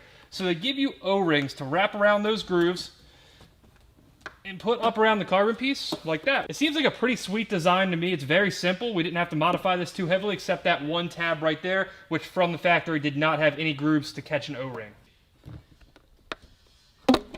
And the last one here. And just like that, they are all together. They went together nice and easy. Great solution in my opinion. All we have left to do is put these guys on the brackets, and then we can go ahead and get them in the car. One thing I'm going to do is go ahead and give this shroud here a little more heat. That way, now that it's held down with those bands, now that it has some pressure on it, we can get it where it needs to be, and it won't have any choice but to stay.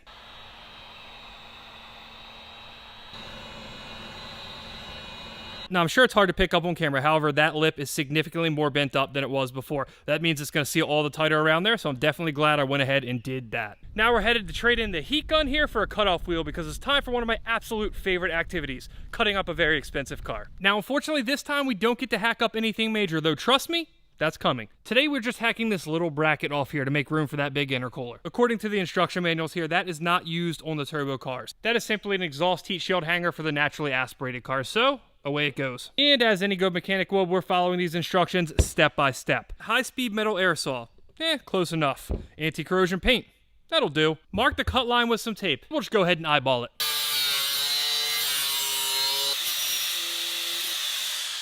Not nearly as fun as what we're going to cut off in a couple weeks. Need to carefully apply the anti-corrosion paint. That'll do. The last thing we have to do here is get it onto the bracket, and then this left-hand one is ready to go up in the car. As with anything, this kit has fit together great so far. We lubed up these holes real nice, and it just slid right in. You have to take the intercoolers off when you are actually ready to put the engine in? No, so these intercoolers are gonna stay. This is one bit of progress on this car, which once it's done, we don't have to touch it again. Now, one other thing I was gonna get into later, the worst thing when you're buying an intercooler kit intake, whatever car part it is when it comes with cheap clamps. For those of you guys who've actually used good worm clamps before, you can tell immediately. I'm squeezing it pretty hard there. It's not budging.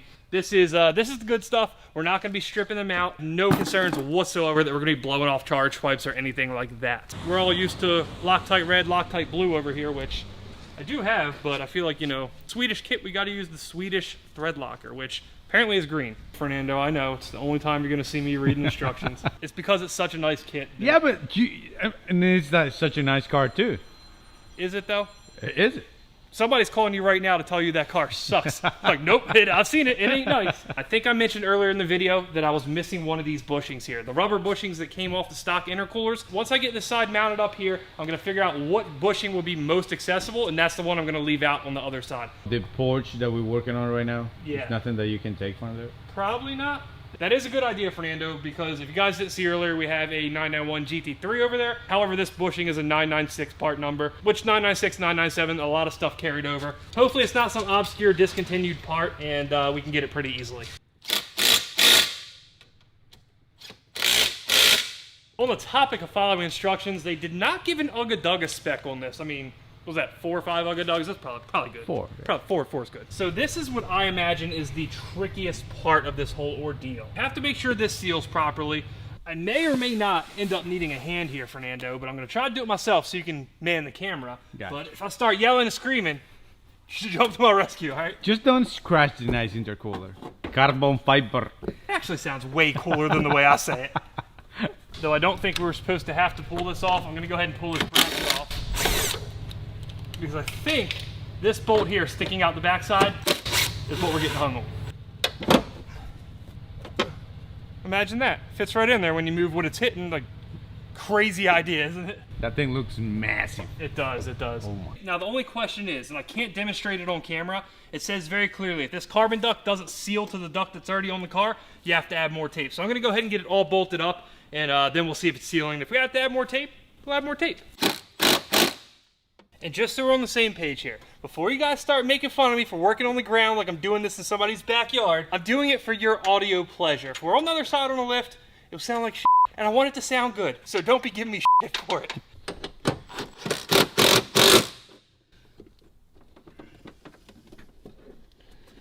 Oh, that's money. As soon as I snug that up, I don't even have the rest of them tight.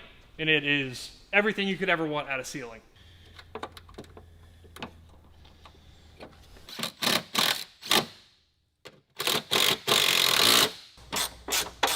Yeah, the last 2 bolts, Fernando.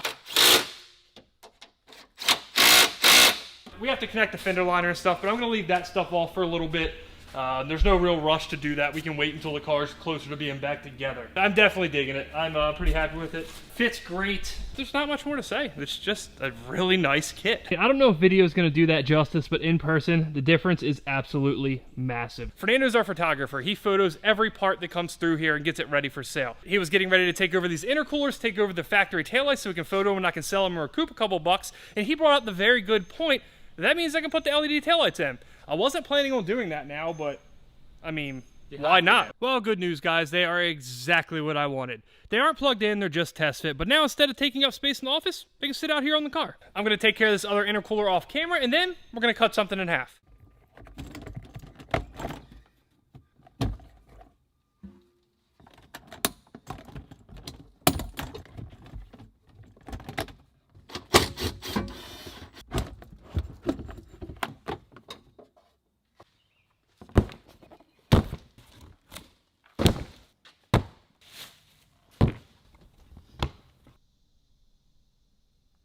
Enough of that, let's cut this f***er in half. In case you guys don't remember what was coming out of this cooling system, needless to say, we have to replace this. They're prone to cracking anyway, and instead of throwing this one in the trash, to satisfy my curiosity and your curiosity, I'm gonna cut the thing open and see just how nasty the inside is. I'd venture to guess it's pretty nasty because this is a hose that we need to reuse, and that's what it looks like on the inside.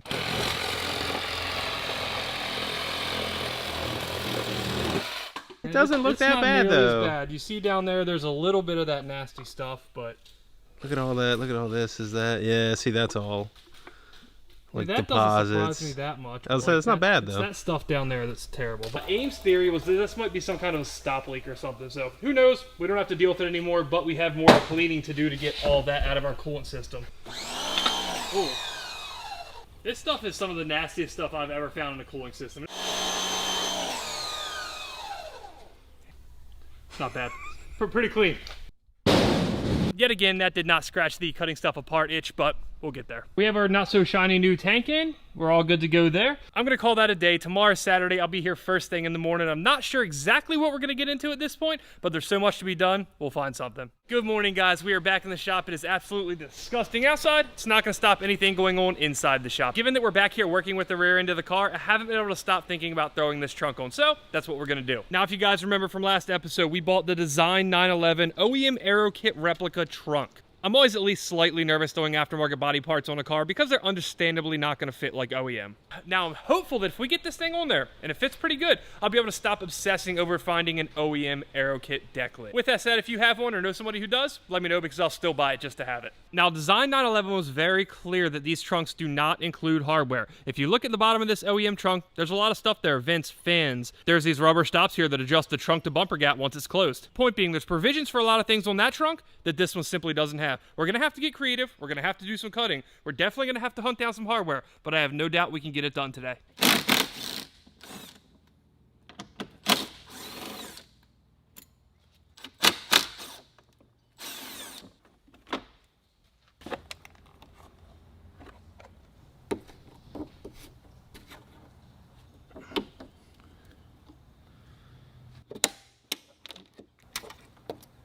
I'm gonna give Porsche more credit here. This is a very clever design for a third brake light. You just reach up there, poke it with your finger, pop it right out.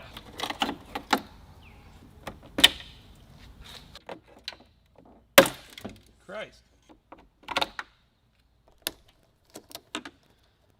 As best I can tell, it's all we need off the trunk. However, there's one thing I want to do before we pull this thing off there, and that's test the wing hydraulics. The hydraulics fail, they leak. There's all kinds of repair kits. Some of them are electronic. Some of the kits just fix the wing in a certain place. Now, while I obviously have no interest in keeping that wing, it does matter for the resale on it. If those work, that's going to be significantly more money in our pockets. What we're going to do is make a very crude jumper harness. And before you guys start yelling at whatever you're watching this video on, yes, I know there's a button in the car to operate the spoiler. When I tried to test it with the button, it didn't work. Now, being that this car is a grade A piece of trash, There's so many faults, there's so many lights. It very well may be because of that. Now keep in mind, I truly have no clue how this wing works. I'm gonna assume that this is the level sensor here on the passenger side hydraulic ram.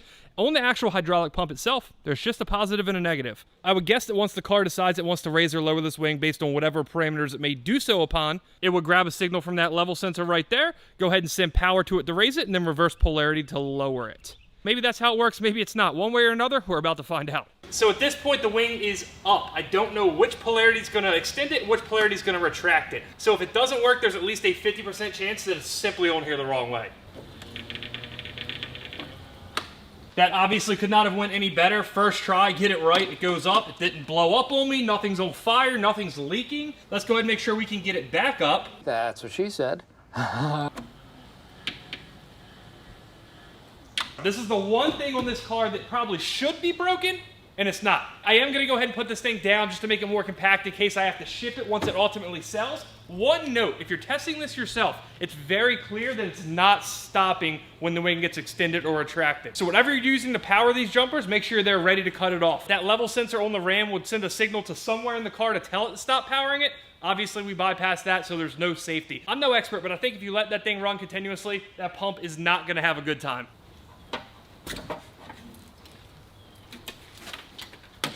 I'm sure I'm not the only one who feels this way. When I delete something, when I get rid of something like this active spoiler, I also like to depend the harness and get rid of all the associated wires. I haven't personally worked with these VW style connectors before, so I had to order a toolkit. We're gonna go ahead and set this aside and pick it up another day.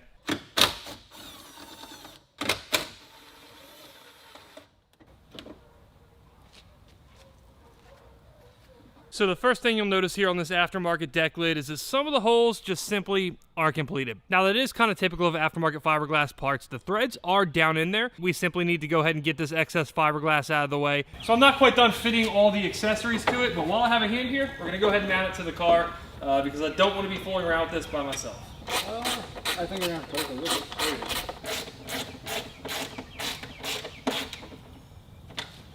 So it looks pretty good so far. It was a 50-50 shot that I put the striker on the right way, and we lucked out on powering the wing. I got this 50-50 wrong. I suppose this is the actual moment of truth here.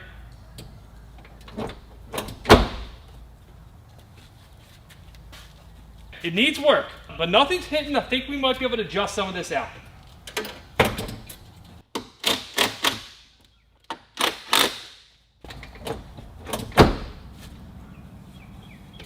All right, now keeping in mind what we paid for this compared to what we'd have to pay for an OEM one, this one being right around $1,000 shipped from England, I'm pretty happy with it. We still have to install those stuffs, which is why the fitment's kind of wonky there. Same thing on that side there. Otherwise, I'm at least fairly confident we can make this thing look nearly as good as an OEM wing. Now, there is some stuff that's definitely typical of an aftermarket trunk. It might be a little tough to pick up on camera, but some of the inserts in there for the mounting holes aren't exactly straight. That bolt's at somewhat of an angle. I may get like a stainless lock washer or something to put on there just to take up some of the space. If I had to complain about something else, the lip where this fan mounts is very obviously pretty loose. On the OEM trunk, that comes up and seals perfectly on that fan. So I'm not sure how detrimental that is going to be to cooling, but it's something to take note of. I may have to seal that in there somehow, possibly with weather stripping or something like that.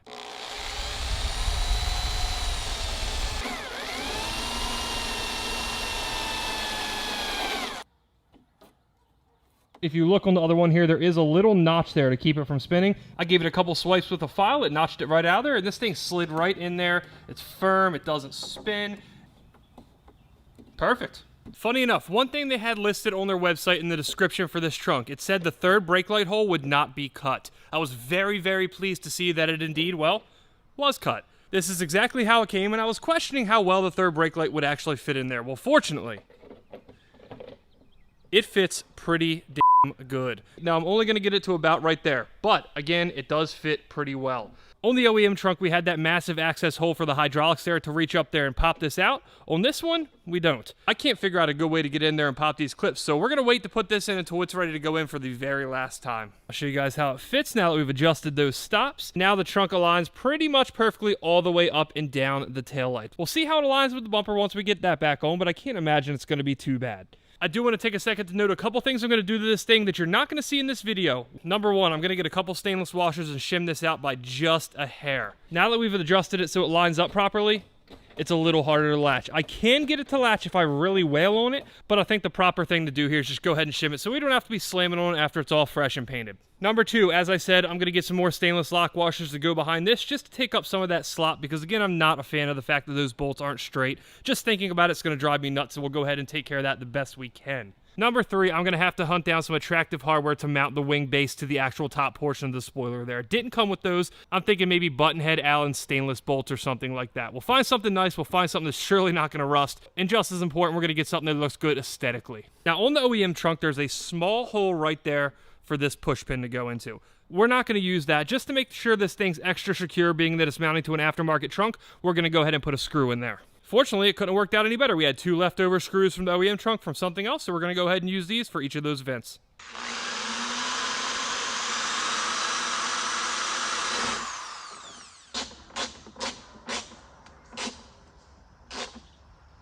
Alright guys, now I did find something a little interesting here. To finish off this video, I was going to install this. This is a rear bumperette delete plate from Cypher Vehicle Designs. Funny enough, it actually turns out that an old friend of mine is the person who manufactures these, and he was even nice enough to draw a thumbs up on it. That is a thumbs up, right?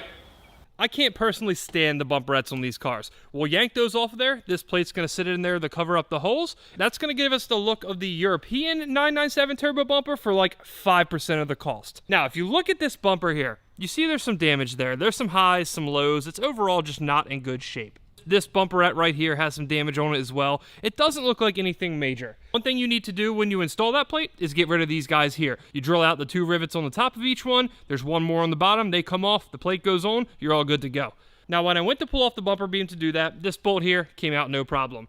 This bolt over here, which is the side that damage over there is on, did not. You can see that it's hitting the chassis right there. It looks like whatever caused that damage to the bumper, a low-speed impact presumably, also got that absorber there a little bit. Now, an impact that minor, I'm not worried about it doing anything to the rest of the chassis. However, it does mean we're probably going to have to cut this bolt off, or at the very least, hack that off. Unfortunately, we don't have another one of these on hand, so we are going to have to delay this to another day. Those supports are dirt cheap, so I'm not too worried about it. My bigger concern is the bodywork involved with fixing this bumper, because I'm not sure how well you can see it, but there are definitely some highs and lows in there. So while it does put a little damper on the last little project we had going for this video, I'm super stoked about the way this is going to look once we get this bumper all fixed up with that plate on there. This giant box on my head means we're done playing around. It's time to cut this car up.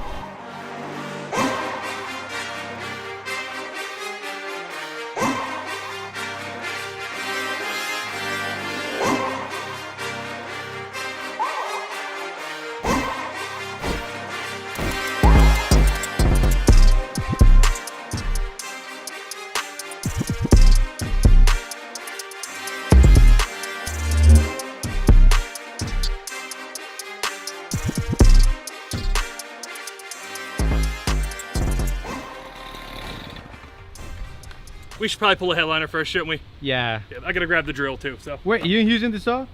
I'm not a monster. I'm not cutting the roof off a Porsche with that thing. Are you kidding me?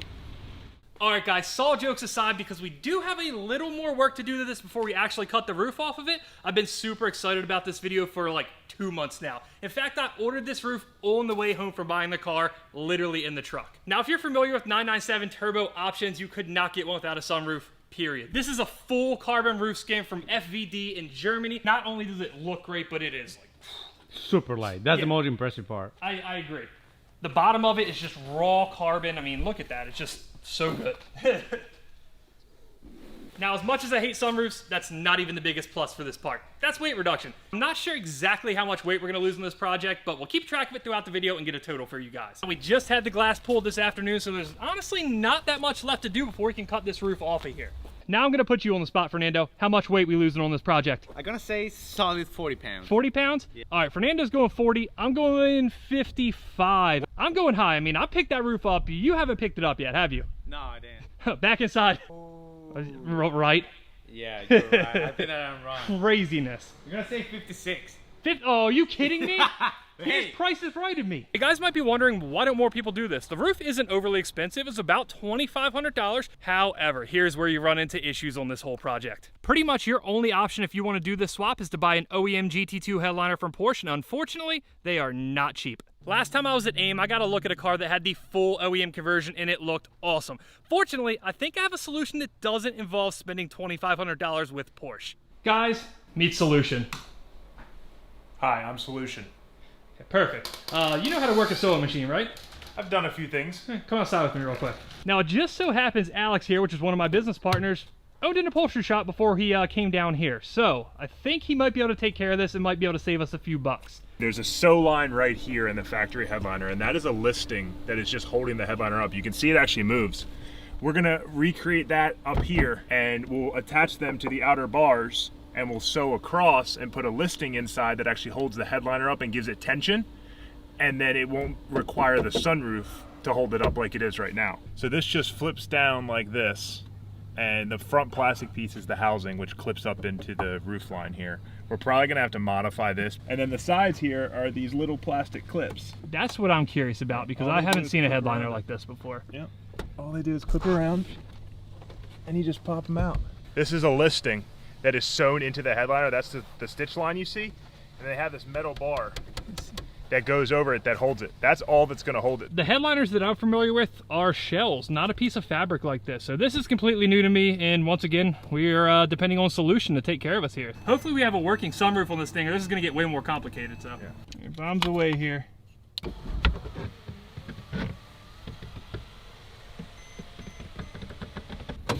Oh, there we go.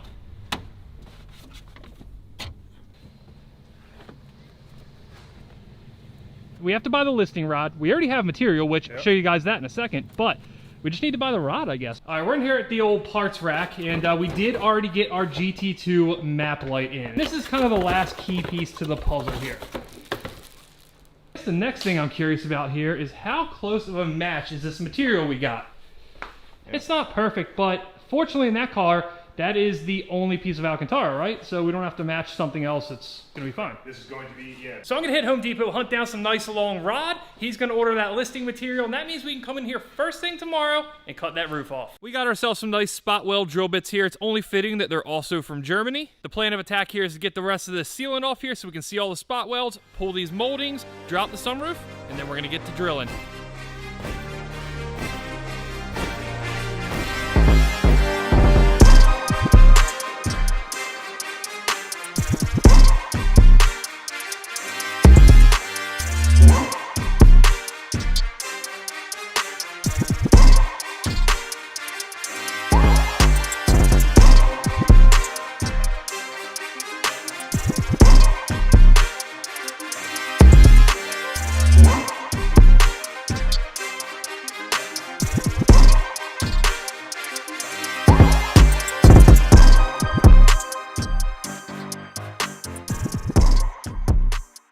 3 hours in, this honestly has not been too bad. I'll go through it in depth after we get it off. I have to give Carrington credit here. I thought this was going to be an all-day type affair. It's going to be like a 4-hour job. It's not going to be too bad, man. I am curious, though, if anybody knows what, I guess, normal like time is on removing a roof on one of these. Shop time, yeah. Shop time, yeah, whatever it books for. I was going to praise these drill bits after I was done this and giving you guys the rundown, but I need to brag about them to Austin right now. So it's an actual spot weld drill bit? Yes. The head does look different. You can see the head is flat. Retail on those is $45 each. I've never had a drill bit that expensive, and it is worth every penny. I mean it. How many did you buy? Two? Two. And you didn't even, and there's still one unopened. So whole roof with one drill bit. It didn't dull. It didn't like stop working well. I asked them how many they had. They said they had 6. I told her I'd probably be back for more, and I'm not gonna be. I'm using a wood chisel for this. It's worked pretty well, but I'm positive it's not the right tool. I think this is off. That seemed like it had like good movement. A little bit of seam sealer. You know what the amazing part about this whole deal is? I only broke one thing, and it's a plastic clip. One plastic clip. I'll take it. Hey, there we go. So I don't know if you've talked about it in this video yet, since I haven't been around for a lot of your recording. On a scale of 1 to 10, how terrifying is it doing this? Never having done it before and doing it on a Porsche. It should be terrifying, but some reason it's not. Okay. I can't explain it. If we do this and put it back together and there's like a 1-inch gap in the glass, it's like fitting diagonal after this, then we might have a problem. But for now, I'm just high hopes. I think everything's going pretty smooth. Oh, it's coming off. Okay, I didn't expect it to do that, so I guess this is what you call the money shot, right? Ta-da! One for the time lapse. I mean, that thing's been running for 2 hours now, so hopefully it's still alive, but hey guys. Okay. All right. Now, you see anything on the bottom of this that looks weird to you? I see somebody did some welding on it. What is all that? So, the puzzle pieces are starting to come together on this car. Sealer, is that factory? This there? sealer here, I there's believe, two. is factory. Yeah, Yes. there's some down there Yes, too. so if you look right there, that goes right here and right here, which we're gonna have to put that for the new roof too, so that's how it should be. But if you guys remember the first episode, I was looking at it and I'm like, why did he buy a sunroof assembly? I don't quite know why. I didn't catch this in the receipts till after I left, but it also got the sunroof panel replaced. Now it makes sense. So this car at some point had roof damage.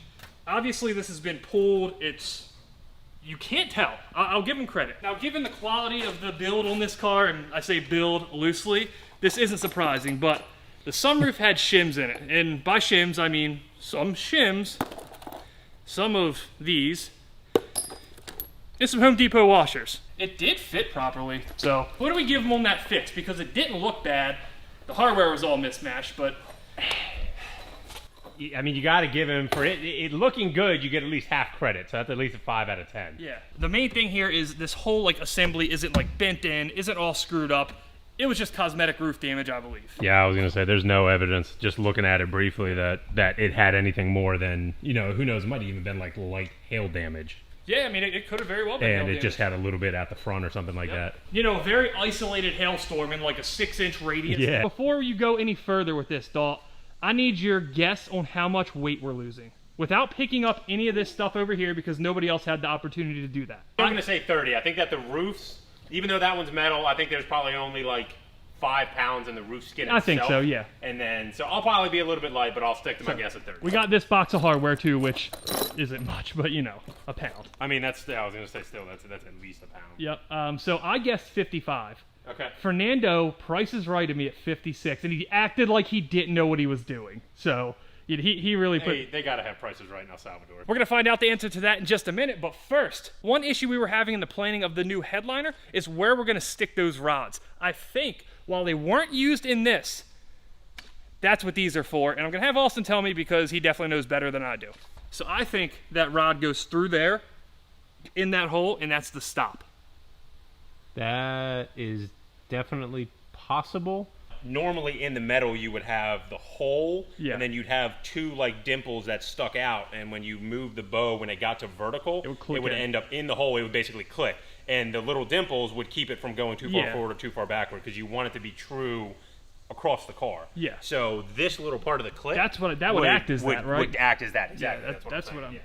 Yeah, so that little thing would basically keep it true, and then it has a little bit of play in it for when you tension the headliner, because it tensions just like old car headliners do. Something's wrong with this forklift. I don't know what's going on. You're gonna believe the freaking driver. No, it's something with the hydraulics, I think. 235. Whoa! 250? Now go ahead and hold it. 49, 250. 258. It's about 255. probably 6 pounds. So It's got somewhere like 7 We'll pounds. call it, yeah, seven call it sounds 7. fair. Wow, that's incredible. Oh man, I know. I'm way off. Wow, 18 pounds. 18 pounds. So you have at least 10 pounds just in the roof skins themselves. This is. And that's the heavy part. Yeah, this is. that thing's ridiculous. 24. 24? Wow, I thought it'd be more than that. 24, I thought yeah. it'd be more. 35. Not 10.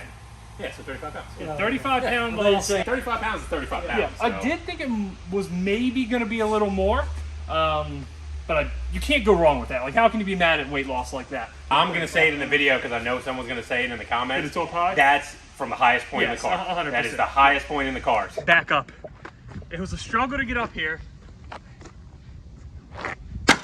Now, as for the roof, in case this is something you're planning on doing yourself, honestly, it looks pretty daunting.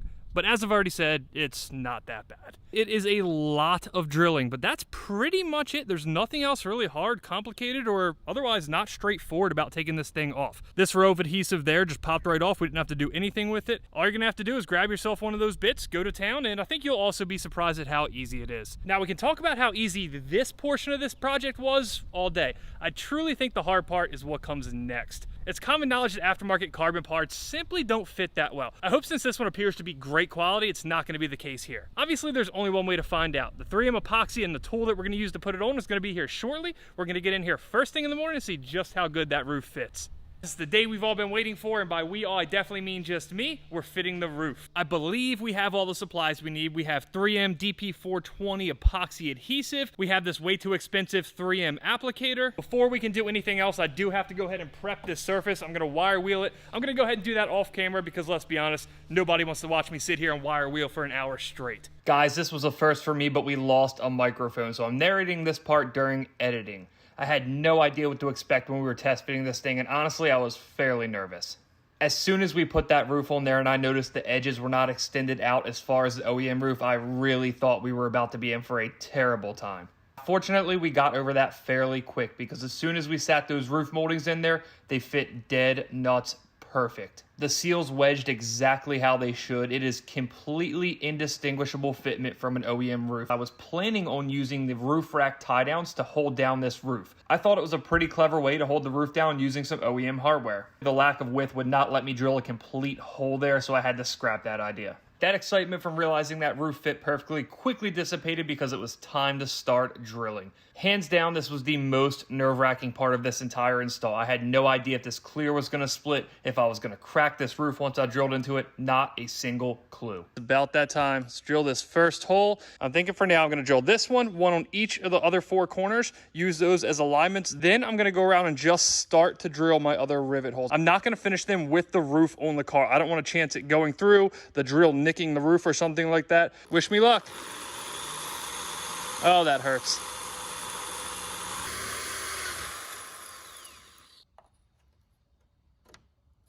I already hit that other front one. I'm gonna carefully hit these rear 2, then I'm gonna drill pilot holes through the roof, just touching the metal so I know where to drill. We're gonna yank the roof off, then run through the rest of these as quick as possible.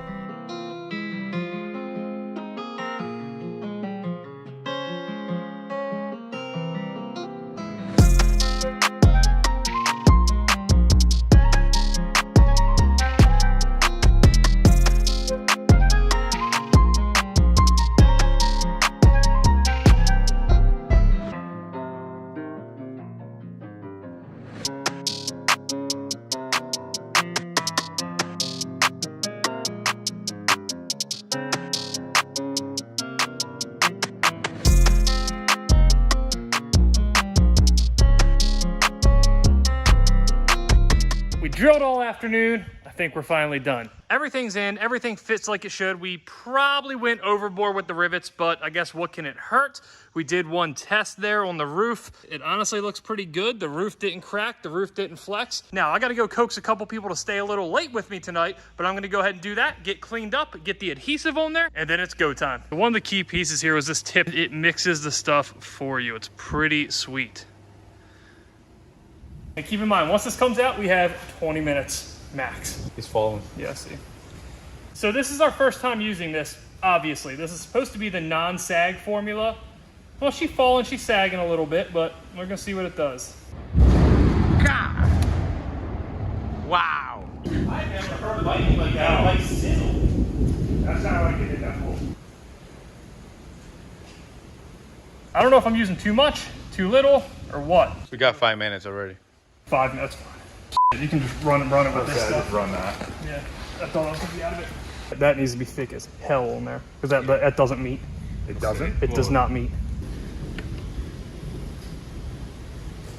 What's the old saying? Teamwork makes the dream work. Stupid. Yeah, not the one on the corner, but the one in. Yeah. Stick it in there, and we'll use that to align it. Without a team here to do this, you'd really be racing the clock. If you tried to do this by yourself, this would be tough. 13 minutes. Yeah, it's all right. Not too bad. We're on there. We just gotta clamp it down and be all good. This thing is dope. It is crazy, right? It's gonna make the GT4. Can't give children anything. One thing I was worried about with this is that when it hit this gel coat, when this rivet clamped down and broke, it was gonna crack up here or something. But this gel coat is soft, good stuff. It's not doing that, and super thrilled so far.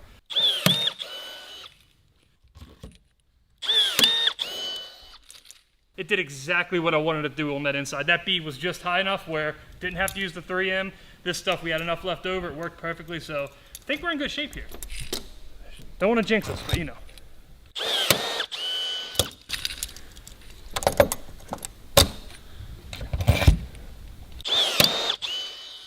This metal back here is super, super thin. It's very flimsy. It's definitely the least structural part of this. I don't know how much time we got left. Check.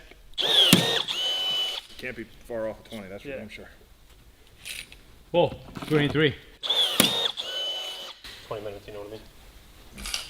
Done that part. Tim, our carbon genius friend, said we'd use about 80% of that. We used 100% of it, so at least we didn't go light on it. For doing this the first time, I think we really nailed this, to be honest. And now, we get to play with my favorite marine sealant. It's gonna be a light bead just to cover up any bare metal. I see what they mean about that work time. You guys saw how liquidy this was. Oh, it's sticky, man. And looks like grease. I just realized that they say you definitely don't want to touch this. Then I didn't put on gloves. Then I started playing with it. So if you guys have ever worked with silicone or any kind of epoxy sealant, any kind of sealant at all, once that starts setting up and you need to clean it up, you need to get it, you know, structured the way you want, there's no sugarcoating it. It sucks. The finished product, as far as the sealant looking super smooth in the gutter, isn't exactly how I would like it. Unfortunately, that stuff dried so fast and tacked up that really not much we can do. We're not gonna touch it, we're not gonna look at it. I don't wanna even breathe on it right now. We'll get back here first thing in the morning, put the gutters in, make sure they still fit, and let's hope they do, because if they don't, we're screwed. All right, guys, couldn't wait to get here this morning and clean this roof off, or better yet, have our master detailer Fernando clean it off and really see how this thing looks on the car. The good news is, before we do that, I already test fit the gutters once more just to make sure, and they fit perfectly. The 3M 5200 is definitely a little tacky still. It can take up to 72 hours to really, really cure and get hard, especially when it's 900% humidity out here. As for the epoxy, and I think it honestly might come across in camera, that stuff is rock hard. Look at this thing. Oh, that's a piece of the epoxy? Yeah. Wow. Yeah, Oh my God. Okay, we played with a lot of adhesives yesterday, and we have some on the roof right there. That was scary. Yeah, really scary. It almost looked like right in the center there, where I had this thing upside down on the bubble wrap there when I was sanding on it. It was kind of pivoting a little bit, and it really scared me, but I'm hoping that comes off. Let's do the magic trick. Okay. All that worrying for nothing. In case you couldn't see it yesterday, this is why we're putting all that 3M down in there. We don't want any water to be able to get in there. I'm 99% sure that 3M epoxy is perfectly sealed under there, but we don't want to take any chances. That's why we ran that extra row of 3M 5200 on there. I'm loving it. This is probably the best mod I've done to this car thus far. Now that Fernando worked his magic on the roof, we have to go check on that headliner. Fortunately, guys, that was really easy. We just made a little insert from some spare plastic I had laying around. The GT2 light bezel still clips in just like the factory one did. You have those little tabs that sit over that plastic, these little guys here that come up and clip over the plastic, and then you just need to make a back support for that right there. We very crudely cut a piece there. It slides right under. As long as we bond that up, we should be good to go.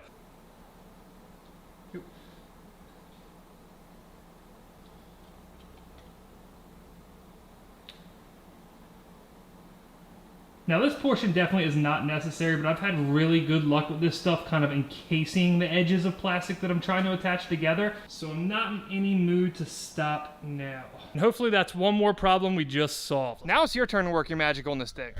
It's gonna be easier than I thought. Once you get all the fabric off the plastics, you just basically copy it, right? Just gonna lay down flat, yeah. So that stuff must not be that hard to bend, right? It's not,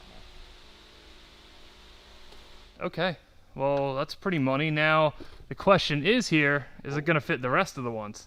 Or are they all different sizes? It should get more narrow as it goes back. I'm not gonna lie, this carbon roof looks so cool that if you could make some like custom panels to just cover all this, Oh, just leave the carbon roof for all? Inside, yeah. Yeah. I wonder if it'd be possible to make, like, recreate all the pillar plastics to leave an exposed carbon roof so it's sealed tight to it. I don't know, guys. That might have to be a project for the future. We only got one section out of each rod, so we are one short. Do we drive 30, 40 minutes away, get another section of 6-foot rod? Nah.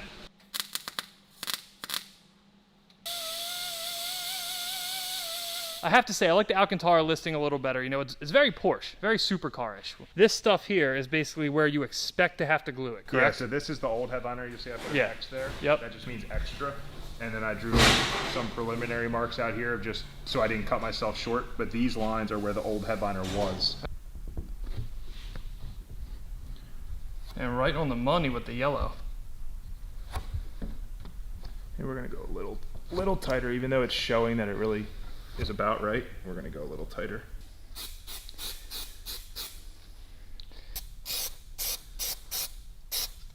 So now I see why you wanted to stop doing upholstery. Like, getting in this position every day just can't be the most fun. No. I think the rivet might actually be hitting. It looks like it's hitting like the cross brace. Wait, cut what? Like this center area, so that I can get this to flip. Here, I'll just do this. Yeah, I was gonna say, so you just get that right there. It's vinyl.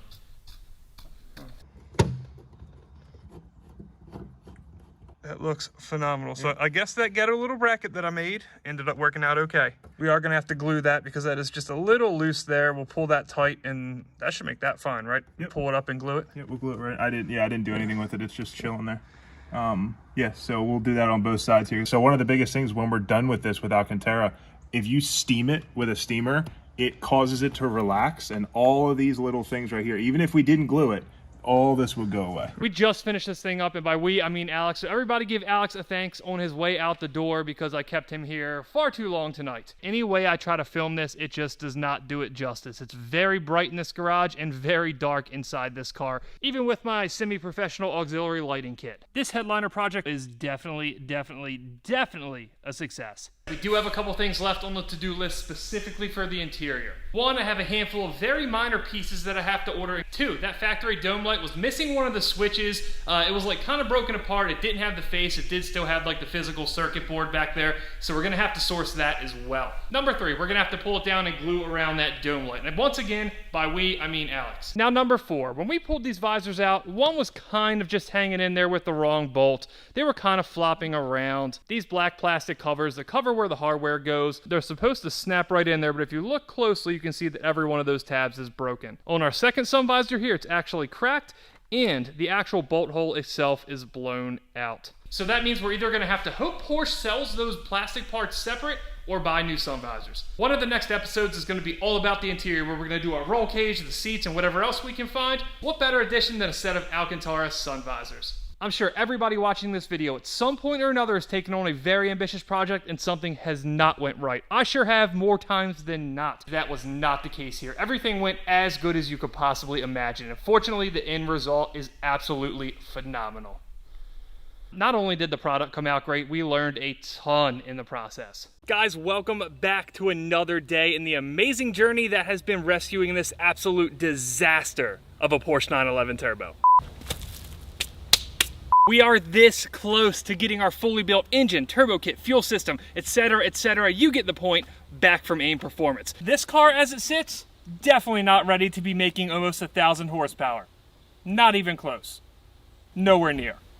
So let's go ahead and fix that with a beautiful set of Recaro seats, a sick BBI Autosports roll bar, and of course, a set of numeric racing shifter cables so we can row gears on this 6-speed manual transmission like the Porsche gods intended. Automatics are faster. Anyway, I have a theory that we can accomplish this without adding a single pound of weight to the car. So let's go find out. Of course, the first thing on our agenda, getting rid of these stock seats.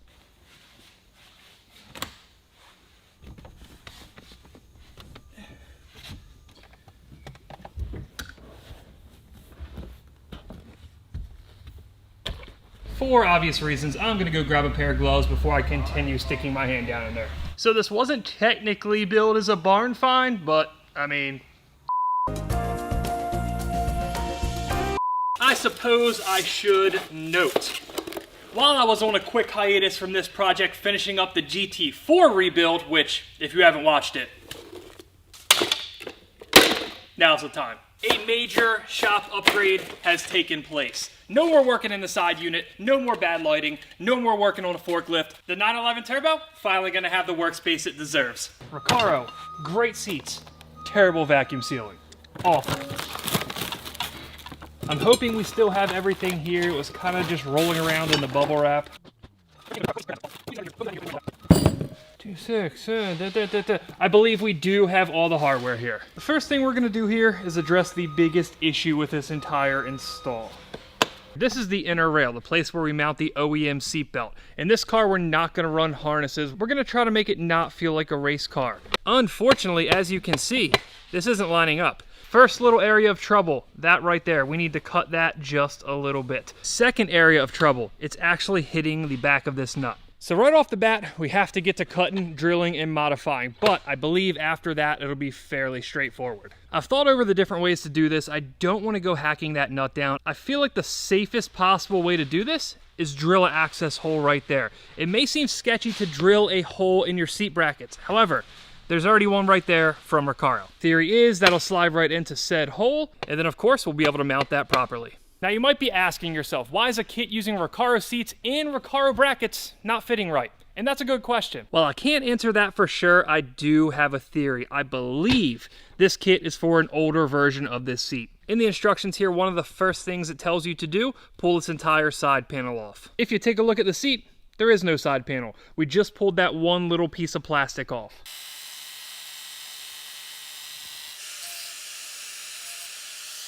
That's one cut down, time for number 2, and of course, we're gonna do it in the most precise way possible. Oh yeah.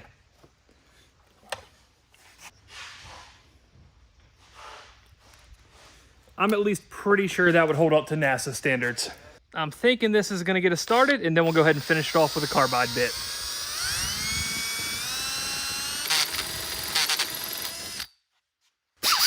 Now the tedious work begins.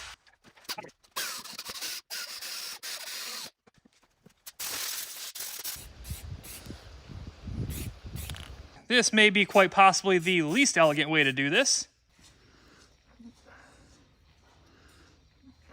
Now that we got that out of the way, I believe it's just as easy as bolt stuff together.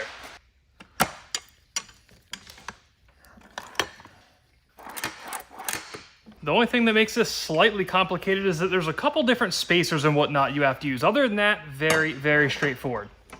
Well, except that whole grinding part, but you get my point. We're fit up pretty well. I wanted to give you guys a quick look at how that worked out behind there. You can kind of see that big old nut poking through. Other than that little headache, everything worked out really, really well. As long as it bolts in the car like it should, this is going to be an easy install just as advertised. Trust me guys, I am chomping at the bit to get this thing in the car and see how it looks. But there's one thing we have to do first. We got to yank this guy off the old seat and stick it on the new seat. You can see the wiring from it kind of runs all throughout the seat and eventually makes its way up here to this big yellow connector. If I'm looking at this the right way, it almost looks like each of these individual looms going in there are separate connectors that kind of come together in this.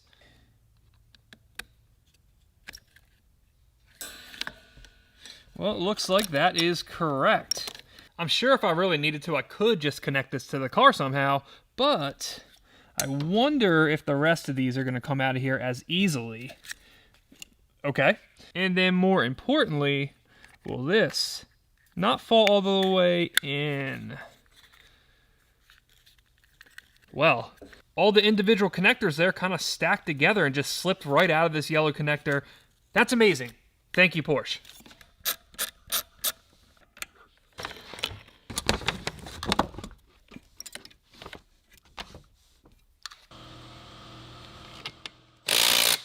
Now, I do feel the need to note here, and this is a very important distinction. These are not Harbor Freight zip ties. These are official Recaro German zip ties. They even gave us a zip tie to replace the Porsche one. We cut off this little connector. She ain't going nowhere. I believe we are about ready. We'll go ahead and get our makeshift temporary workbench out of the way, get the car over here, and see how these things look.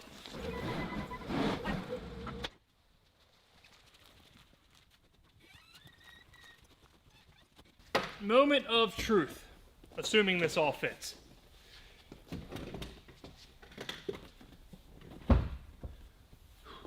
It's really, really hard to describe, guys, but I feel like this just updates the car in the perfect way. Now, as good as it looks, there is an issue. That's the adjustment knob right there.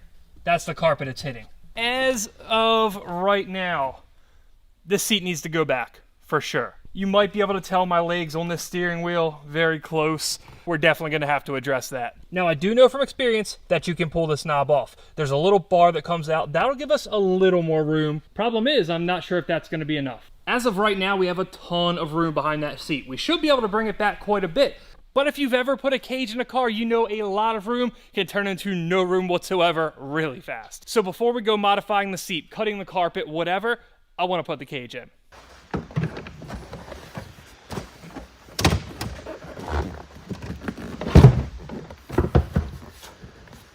I'm not gonna lie, guys, this looks amazing. I think they look ridiculously good. If we can get them to fit right with that cage behind us, I really wasn't prepared for the interior episode to be one of my favorites, but I think that's where we're headed.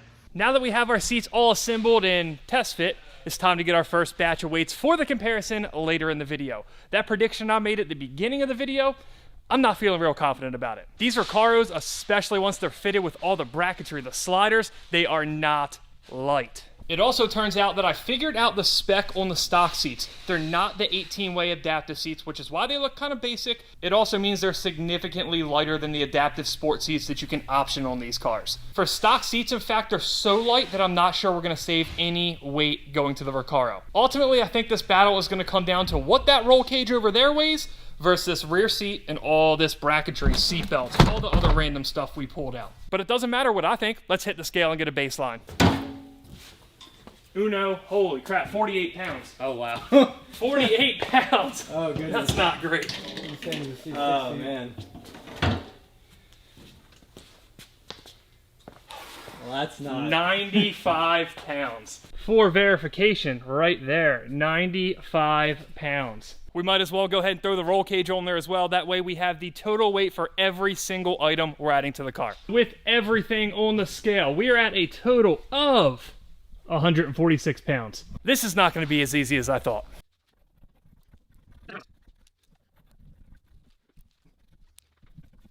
Next up on the to-do list, shifter cables. Fortunately, this stuff hasn't been installed since the day I bought the car, so we're off to an easy start.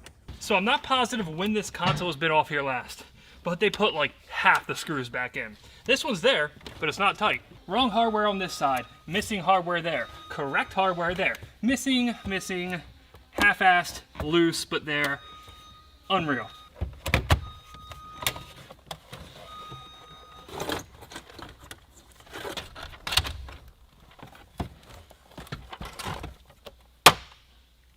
On the missing hardware front, I have recently acquired, how do you say this, a lot of spares for this car. And I mean a lot. But we'll talk more about that in a video coming soon. Due to the fact that the shift knob was just sitting there, we did learn about this in an earlier video. I don't know what brand it is, but it definitely has some type of short shifter on there.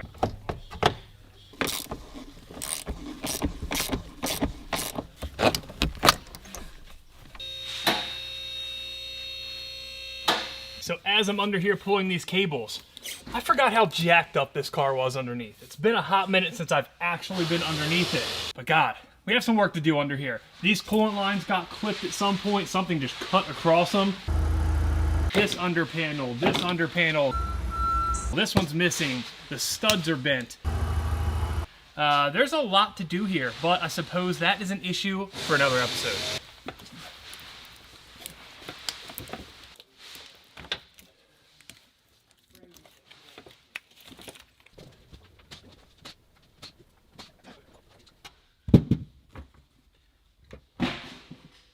That's a lot of cable through a very little hole. And there we have these crusty old dry rotted shifter cables. I left myself this nice little note so I wouldn't forget that I did that. This is what they're supposed to look like. 1 tab, 2 tab, 1 tab, broken tab. Once that happened, I realized how nasty and dry these were. And if you look at the ends here, they're just in bad shape. Just looking at the quality difference between these two parts, it is insane. Numeric Racing, the company that made these shifter cables, actually makes a really sick shifter as well. Unfortunately, I had to hold off on that because we recently got the bill for the engine build. It's not cheap. Regardless, I think this is a perfect happy medium. They didn't break the bank. The car already has a short shifter, though I'm sure it's not as good as the numeric. I think this is going to do us just fine for now.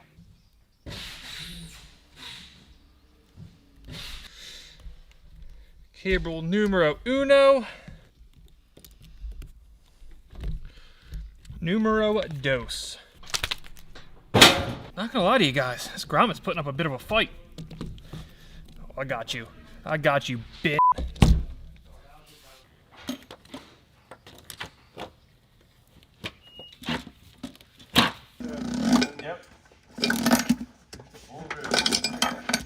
As for the cables, this is about where we have to leave these. There's a super specific adjustment procedure that we can't do, unfortunately, until the trans is in the car. So we're gonna have to hold off on the rest of the shifter cable install for just a little bit, but the good news is that means it's time to start working on the cage.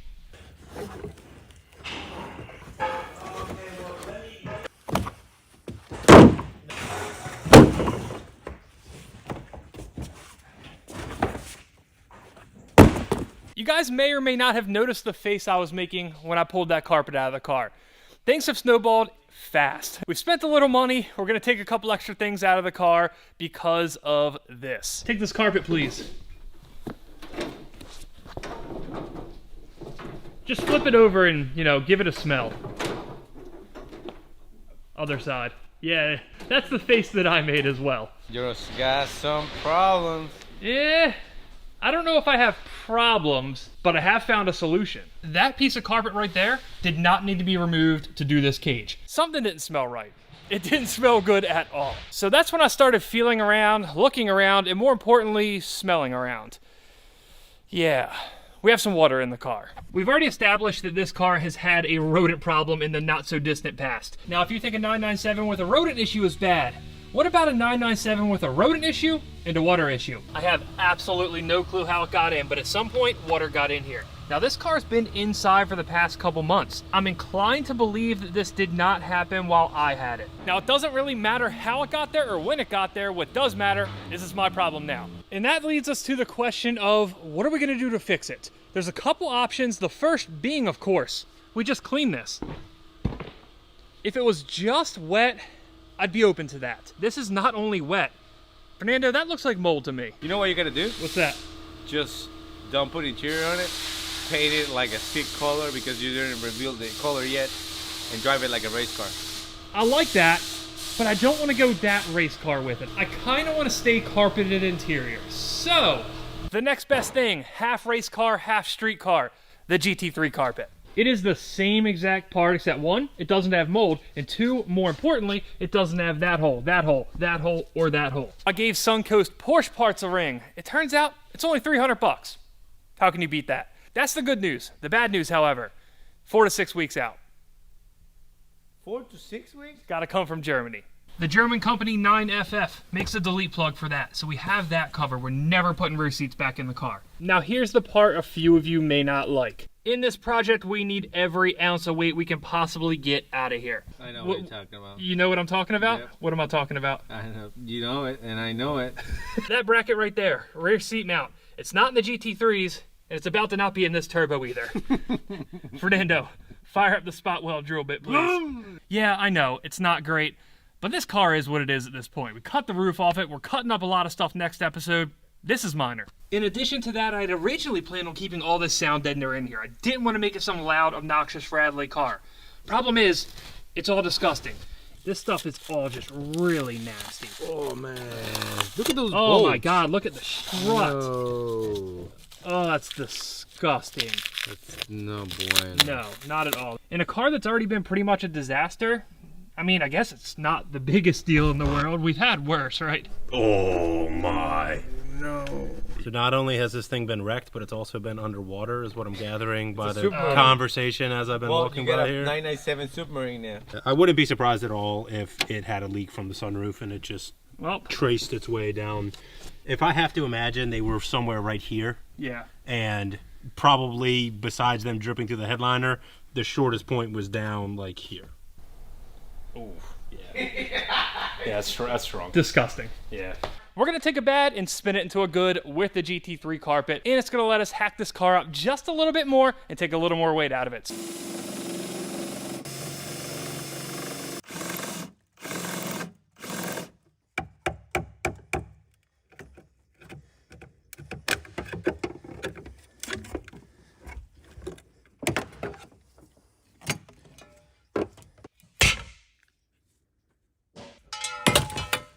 That was definitely a lot of work for what seems like kind of a small amount of weight, but I believe when you're doing something like this that every ounce counts. When you apply that logic to the entire build, it really starts to add up. One other quick note, I let the car sit without that rear carpet in it overnight. It smells 10 times better. Now that we've got all that moldy, nasty, wet, rodent-infested, sound-deadening carpet, whatever out of there, we've cut a couple things off that we've needed to cut off. It's finally time to install that cage. The BBI kit is supposed to be a really easy install. I guess we're about to find out. Also, word on the street. A special guest is on their way up here right now with one more sweet interior part. Now, very carefully, we're going to go in through the missing rear glass, and it fits.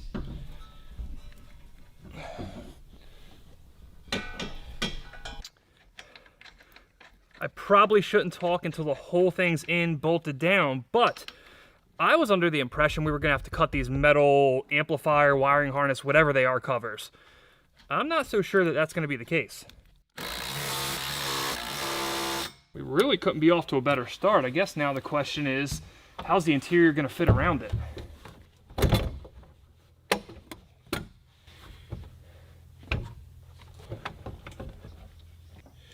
Oh, I see it. The way you remove this Bose subwoofer in a stock car is you hit that Torx in the front and slide it forward off the brackets. Unfortunately, we can't do that now because we have that beautiful roll cage there. So that presents a problem. We can't sit these guys down on top of these brackets. They have to slide in from the front. There we go. So I'm hoping we can slide these brackets in prematurely, sit these down on the metal studs right there, and be able to tighten these two 10mm after the fact. The good news is we do have access to tighten those bolts. The bad news is if we ever have to remove that Bose subwoofer again for any reason, it's going to suck. The interior is pretty much going to have to come apart to this magnitude. Now, before we commit and actually tighten that subwoofer down, we have to cut this carpet that goes in front of it. We basically need to push it back under the subwoofer to about that line right there. We're going to try to clearance this the best we can. Hopefully we can do it pretty clean. It'll slide right in and we'll be good to go.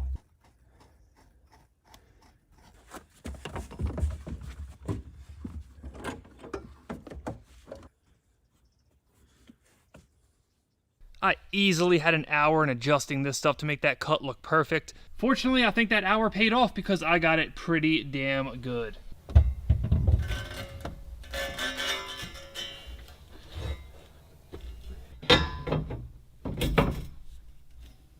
That's nice. Wow. If you, like me, have ever had the fortune of putting a one-piece roll bar in a car, it sucks. It really, really sucks. This is an awesome design.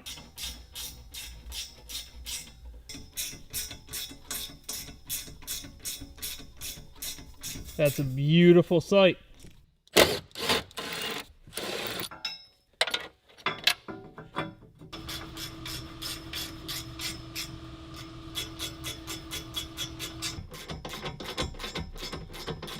I don't know about you guys, but I am really digging this cage. It was a super easy install. Couldn't have asked for anything more. The lower leg of this cage right here bolts to where the factory seatbelt did. This tab right here allows you to bolt that factory seatbelt here so you don't have to run harnesses. At this point in the series, this should come as a surprise to absolutely no one, but we have a nasty, rusty mess of a driver's seatbelt. It's no coincidence whatsoever that it also happens to be on the same side where we found that water.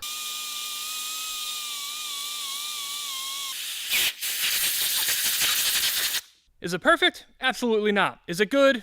Also no. But we're going to go with it for now until I can find a new seatbelt. The man in fancy clothes brings us a really fancy sun visor. The other one's in the office, right? You didn't bring me just one? No. Yeah, Perfect. there's both are in the office. So if you watched the episode that we did the headliner and the carbon roof on, you know that we were lacking sun visors. The stock ones, they look like crap. Give us the old rundown. How does a non-upholstery guy do something like that? So, unfortunately, this one, unlike that, you need a sewing machine. So basically what you do is you make a slip cover for the visor. You leave the whole back edge all open, and it slips around this edge, slips around this edge. You slip it on, just like a cover, and then you completely go through and hand sew the entire back edge with a hand needle and thread, and that closes the visor up. This is exactly how OEM visors are done. So some dude in a golf outfit stitches that up as well? I bet they have a machine in some sort that does it. These are the new labelless mirror covers from eBay Motors. They look pretty good. I am thrilled to finally be putting visors in this thing. It took me three sets of visors to acquire the plastics that I needed in good shape. This was an absolute nightmare. These things right here, super, super, super brittle, not available aftermarket. Almost every used set you find for sale, they're also broken on. This nightmare piece of plastic right here, even though 3 of the clips are good, still doesn't want to attach. So we're going with a dollop. Love that. So we're going to go with a dollop of like 3M 4200, something that is removable. I've been dealing with some visors far too long on this project. I'm done with it. Out of what I have to believe is pure dumb luck, the passenger side actually did clip in. And on that note, I am done laying in this interior, done messing with this stuff. Let's go get some weights. First up on the scale, the driver's seat. It's not as heavy as I remember. Ooh, okay. 50 pounds. The passenger seat weighs 47. I'm trying to convince myself that this is going to work out. I am still not sure. The rear seat, oof. 119. All the miscellaneous stuff, those brackets, every little bolt, screw, piece of sound deadening we took out. Grand total, 135 minus 2 pounds. I guess this is technically a failed mission.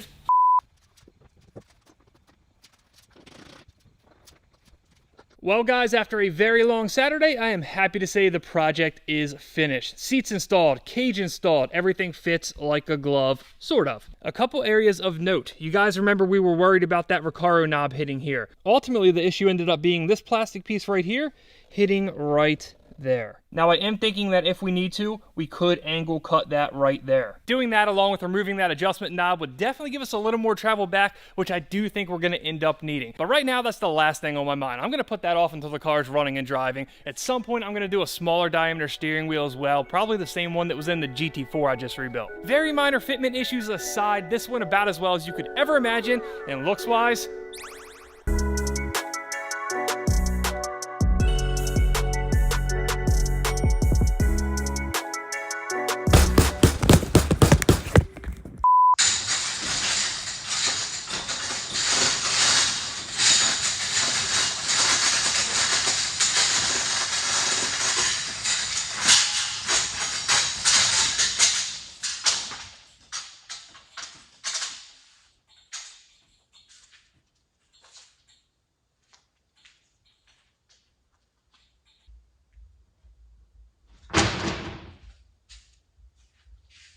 guys, have you ever been in the middle of a build where pretty much nothing is going smoothly and then suddenly everything comes together all at once? One single part has prevented me from getting this terrible example of a Porsche 911 Turbo into the paint booth. Lucky for us, it's in this giant crate, along with some other parts that I probably shouldn't have, but definitely did buy.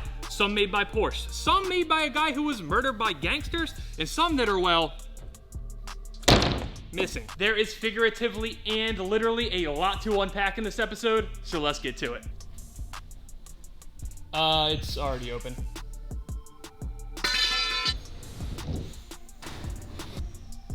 Really? We're starting there. I can't believe that you're gonna put an airbag, drop it, it's Stop live, it. stop Stop the fenders. it. Stop. God. It's not even 8 in the morning. Come on. How much you have to cut? Do you already know? We're about to find out, aren't we?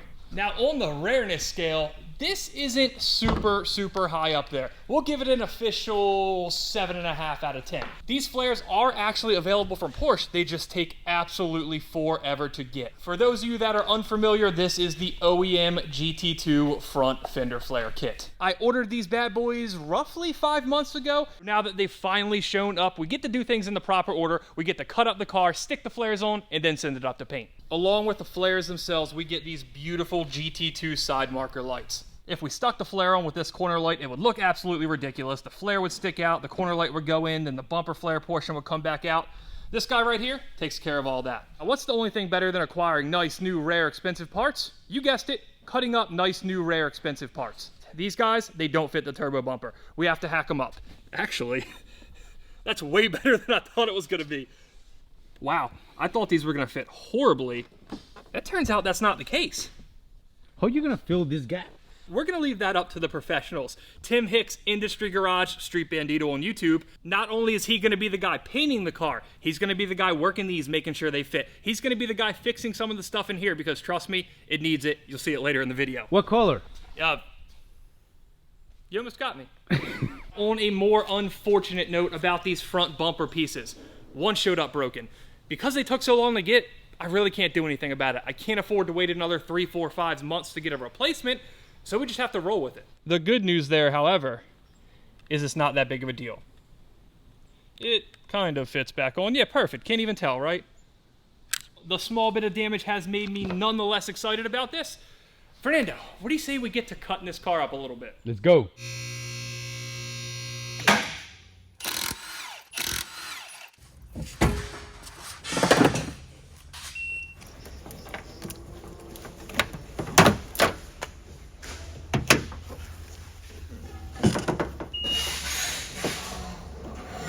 One of the nice things about getting actual OEM GT2 fender flares as opposed to some of the cheap aftermarket copies, even though these come with a price tag and a weight, they're super, super high quality, and they have these little alignment pins here. I think that's gonna kind of let me tape it up here, go ahead and figure out where those pins go, drill it. That way I can make sure it fits exactly how I want it to before I actually cut the fender. There we go. That's the big giant gob of paint I'm looking for. Now, if I'm as smart as I think I am, when I pull this off, there's gonna be a white dot there and just...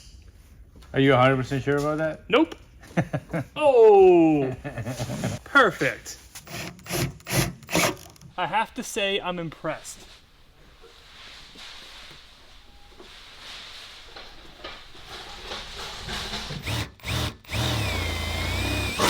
I have to say, for just having this mocked up, I am super impressed with the way it fits. There is a pretty decent gap on the top of it, but once we actually adhere that double-sided tape, I think it'll tighten up nicely. Other than that, all the gaps are really, really tight and nice. We do have ourselves a good bit of cutting to do, but you guys know I'm always down for some of that. I did want to check this out and see how it's going to line up.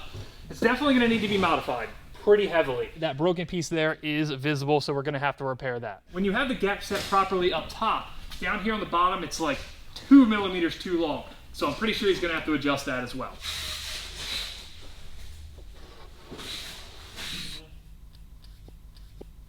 Well, about that time. Safety first.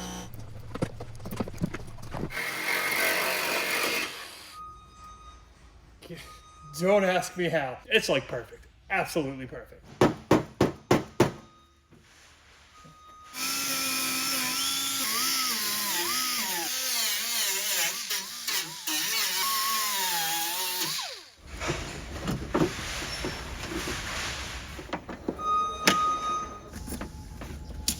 Just a quick look at what it looks like from the backside there. You can see it doesn't open up a massive amount of space, but it's definitely enough for another 10, 20 millimeters of tire to fit in there. We haven't even sat this down yet, and I'm not very hopeful about how this is gonna look. We didn't pick up that much width, but I think it's just enough where this wheel's gonna look really weird. And look at that filament. That's no bueno. Is that supposed to be like that? If we're just talking the body, I think it looks great. Bringing the fronts out a little wider, it matches the rears real nice now. I'm digging that. We got to do something about the wheels though. Yes. This wheel fitment, definitely not going to cut it. Fortunately, the other day, I ordered something up that I think is going to fix this issue real fast.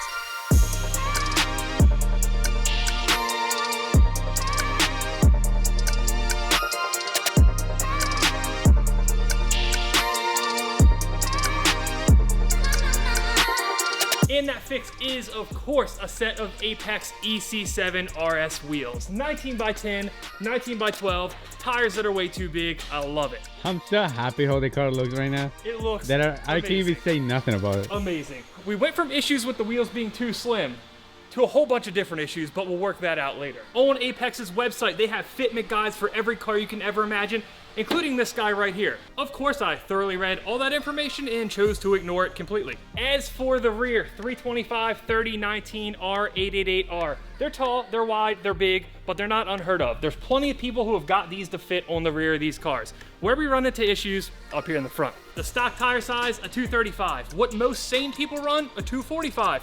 What I chose to run, a 265. Not only did we go a good bit wider, we went like an inch taller than stock as well, just to make it a complete headache. The good news here, it looks f***ing awesome. The bad news is, it's gonna take a lot of work to fit.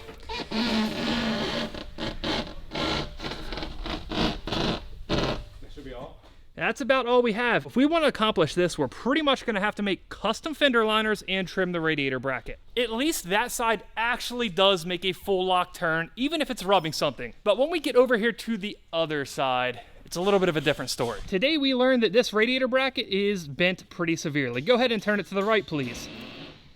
That's all we got. It's going to be nearly impossible to show on camera, but that radiator bracket sits about an inch further back compared to the right-hand side. As far as the way they look, though, I mean, how can you beat this? 250% agree about it. 100%. Definitely right now, she ain't going nowhere. And when you say it's not going anywhere, you mean that quite literally, correct? Exactly. Well, you can spin it harder than that. You sure? Being that the driver's side is kind of all jacked up, it has some good positive camber. It actually spins. It spins pretty nicely. This guy over here sits up against the strut. It won't move an inch, the car won't roll, nothing. The only fix to that, of course, coilovers. Being that this car has to go to paint in 2 days, I had to overnight them, so I guess tomorrow we're gonna be installing a set of Bilsteins as well. Oh, on that note, I guess the flare job is pretty much done. The rest is gonna revolve around him making this front piece fit and pulling that fender out wide enough to get over those wheels. Fernando, you wanna dive back in the crate turned workbench and surprise us with something fun? Sure. Oh, they're gonna love this. You got follow the 997 platform, you know what you're looking at here. I'm sure most of you guys have at some point seen a set of GT2 style side vents. They're carbon, they don't have the slit in the middle like the 997 turbos do. You see it fairly often, a lot of people make them, they're kind of all over the place. What sets these ones apart, however? These guys are OEM Porsche. That's right, OEM 997 GT2 side ducts. Look at this carbon on the back, Fernando. I know you appreciate that.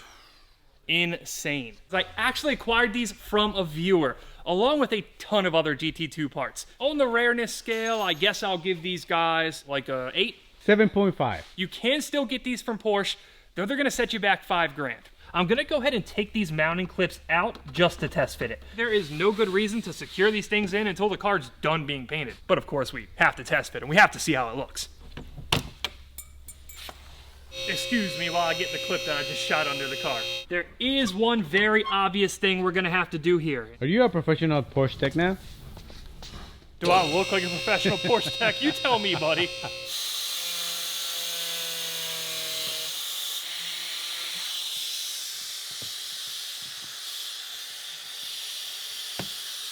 Keep in mind, this will whiz through this in no time flat. If you're using a tool that is way too powerful for this, just take your time. Just do what I did. Make sure you don't cut through the backside of it. That way, even if you're using the complete wrong tool, you still have a nice finished product at the end.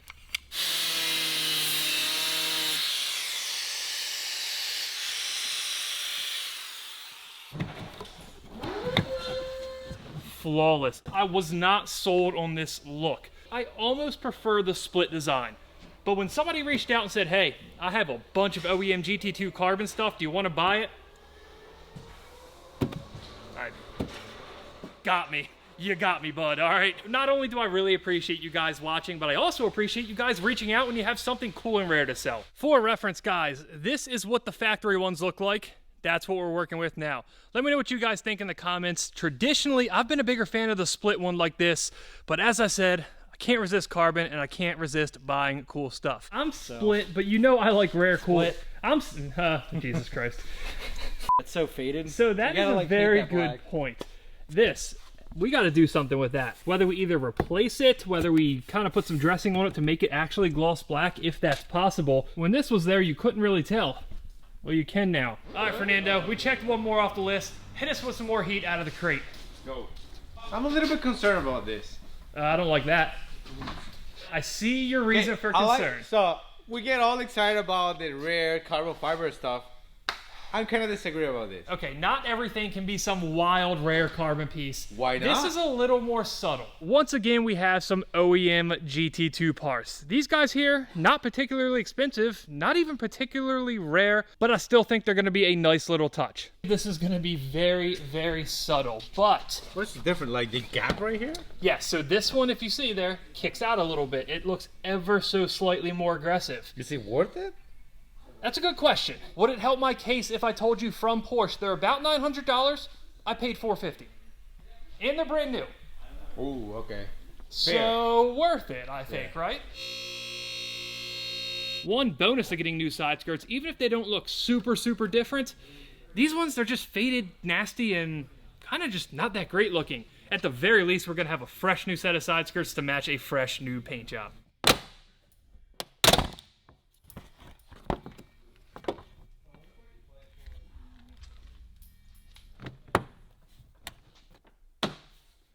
When you see these skirts from the front or the back, they're really, really subtle. If you didn't know what you were looking for, you'd probably just think it was a stock side skirt. However, when I got a glimpse of it from the top up here, it does jut out a little more. It actually looks pretty cool. It's actually crazy how small stuff can make big changes. I agree with that. To be honest, like, since you follow the line for the trim, for the front fenders and stuff, then you follow here, changing this, it's actually really aggressive. I like it a lot. While these skirts definitely aren't as wild as some of the other mods we've done in this video, I think over time, it's gonna be one of those mods that I'm really glad I went with. All right, it's a new day. How you feeling this morning? Super happy. I'm not. Why? I didn't sleep very well. Why? We left these guys hanging with a part that really didn't register on the rarity scale, those side skirts. We didn't give it an official rating, but I'm thinking that was like a 3 on the rarity scale, and that's not gonna cut it for this video, not at all. I think we have to make up for it, give them some true fire out of the crate. You know what I'm talking about. Woo! I don't want to even know how much these things actually worth.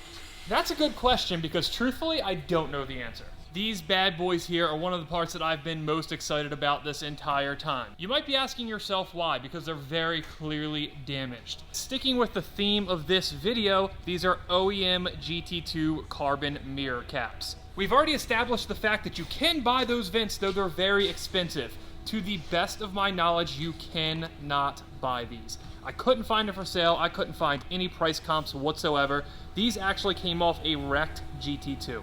Digging as deep as I can back on the forums, Renlist, 6 Speed Online, all the popular places where people used to sell parts, eBay history, every single platform I can think to check, I have not seen one of those sell. A viewer of the channel had a buddy that wrecked the GT2. He had bought some of this stuff for his 997 Turbo, eventually wanted to change directions and sold it all to me. Because of the fact that these are basically unattainable, I had no choice but to buy them regardless of if they were damaged or not. Fortunately, the guy painting this car, Tim Hicks, is a carbon expert as well. Even the inside of these mirrors, it's kind of cracking. These definitely are going to need a good bit of work. I think it's going to be well worth it. On the rareness scale, I think these take the cake for the video. I'm giving them an 11 out of 10. I know it's high. Being that they need extensive work, we're not going to fully install into the car, but I definitely want to pop those mirrors off and give them a nice test fit, see how they look.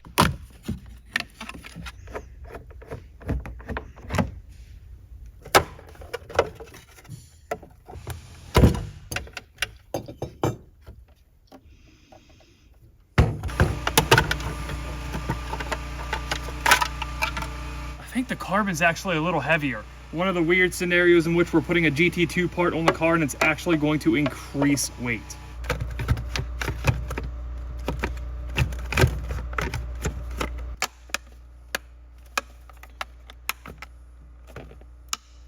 These are definitely a little tricky to fit on here. I'm gonna chalk this up to user error. I can't imagine the fitment's anything but perfect, being it's an OEM part.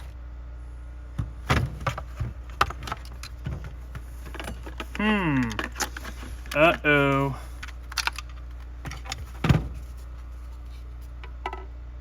When I started to stick them together, they didn't really fit together too well.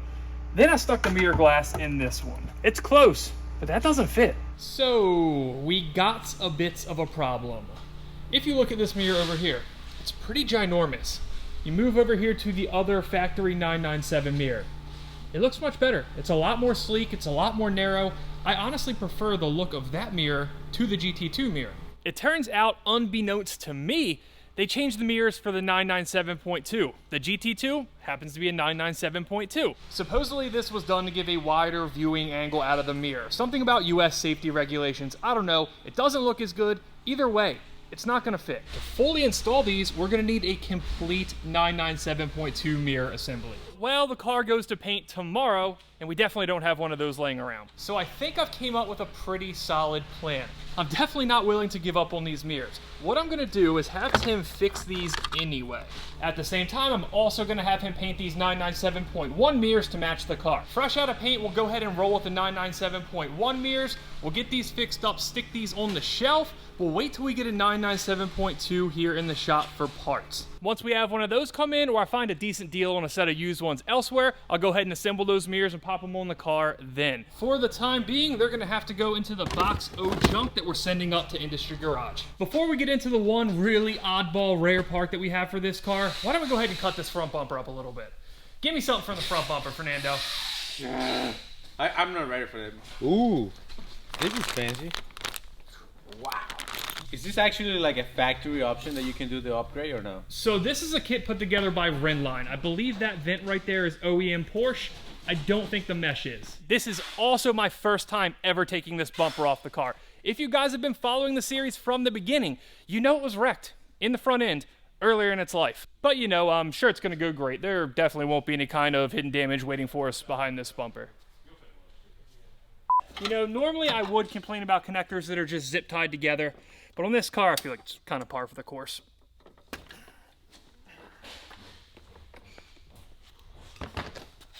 I don't want to speak yet.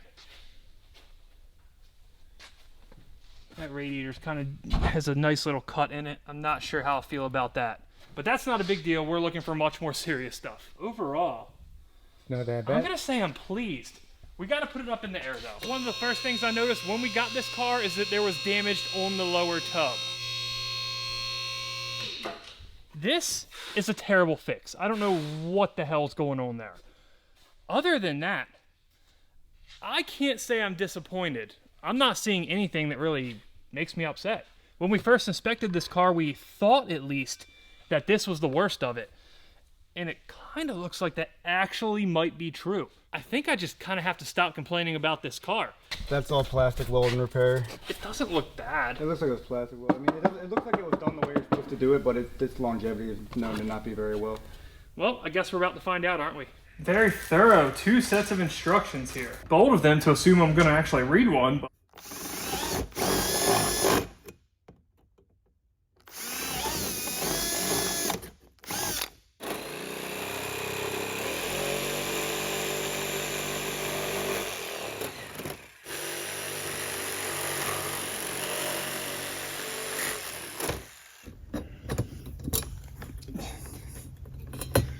Gotta give credit where credit is due. This is a really nice piece. It made cutting that in super, super easy, and I have all the reason to believe it's actually gonna be in the right place.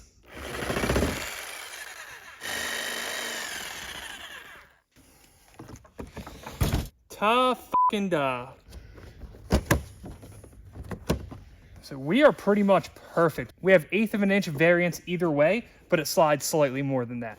I've been pretty hyped on this vent kit for a little bit now, and I just don't think I can resist loosely hanging it on the car. You know what? I'm not even gonna sweat what just happened because this looks awesome. It's absolutely everything I wanted when I bought that vent kit. In just the last couple days, I think this car has came so far, and I honestly think it looks amazing. I'm really curious to see what you guys think about it. Are we taking it too far? Is it too aggressive? Did we ruin a 911 Turbo? Or are you one of the ones who's all for what's happening behind me right now? I think even if you're not, once you see the end product, you might come around. Just maybe. Either way, at this point, I've bashed my head in mentally and physically today, and we're still not done. We have to actually make this thing roll. I'm pretty optimistic these guys right here are gonna fix us right up.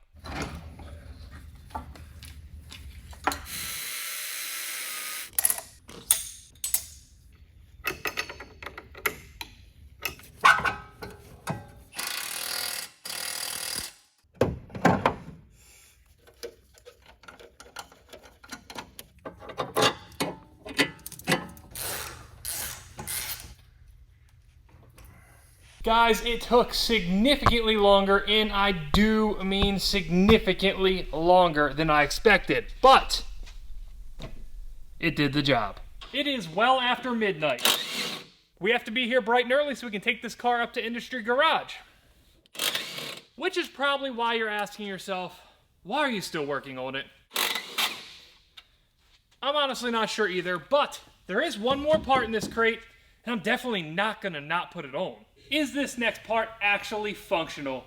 Probably not. Is it doing anything more than adding a couple pounds to the car? Also probably no. But when you find a used part with the name Gimbala on the front for a decent deal, you just can't say no. If you happen to be unfamiliar with the crazy story of Gimbala, I highly recommend going to check out the video Donut Media did. It's a very fun watch. It'll tell you the story way better than I can. While he was doing his thing smuggling, he definitely built some bad-ass cars, and I'm really excited to have got my hands on a piece of what I consider, at least, Porsche history. While this does look really awesome, let's be honest, a strut bar is a strut bar is a strut bar. We bought this for the name. Earlier in the video, I said something was missing from the crate. There's supposed to be one more extremely, extremely rare part in there. It's not there. Instead, we got this.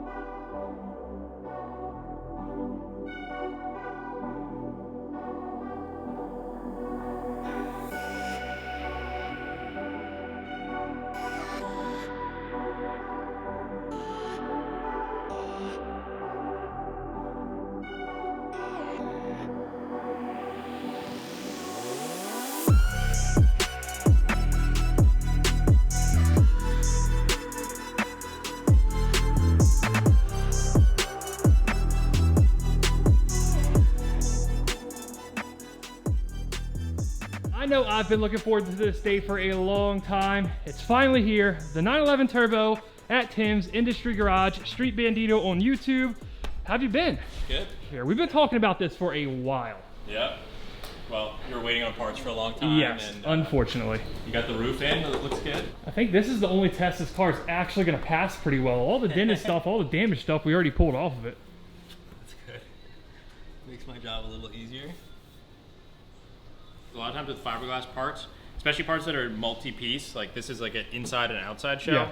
A lot of these sections will have air bubbles in them, so you'll go and paint them, and then you bake it, or like a year later, or once a bunch of heat from the engine is put into it, it'll pop with like little air voids. Interesting, good to know. See, I'm glad you know this stuff, because I'd have just sprayed the thing and left it on the car, and we'd be in bad shape 6 months from now. I'll bake it in that oven and get it to like 200. I don't know what kind of oven that is, but it looks serious. Handmade oven. Today's the day we learn if you're able to actually work on this bumper that's in pretty bad shape. Doesn't look terrible. That's the worst of it right there. Yeah, it's never really a question of if you can work on it. It's like, is it worth putting in the time to this versus like buying another one? If there's any cracking just on a regular like normal wear and tear section, I get a little worried about like the paint underneath it. You don't want to paint it and then like have the paint underneath it give off, and then makes sense. You have a pocket of like water that gets in there and pops it off in air. Well, you have a while to decide on that, so let me know what you want to do with that, and if you say, hey, I don't want to mess with this piece of junk, I will order a Euro bumper. Last and most important question. I heard you have the color swatch as well. I do. I need to see it. This is actually my first time seeing this color in person. I'm jacked about it. Something on the camera. Let's see it. What? Ooh. I don't know, I'm digging it.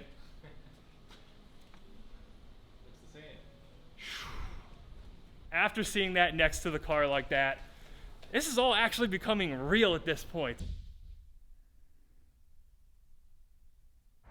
Yeah, I think we're in the right place. It's a sick Model 3.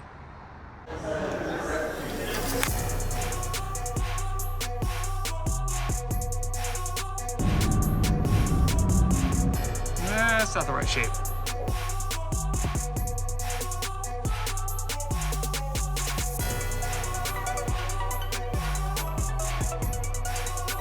Well, it is carbon fiber, it's just not that carbon fiber. I don't see it over there. It's a lot of expensive looking crates though. I've checked there, all the way around there. That only leaves one place. Son of a...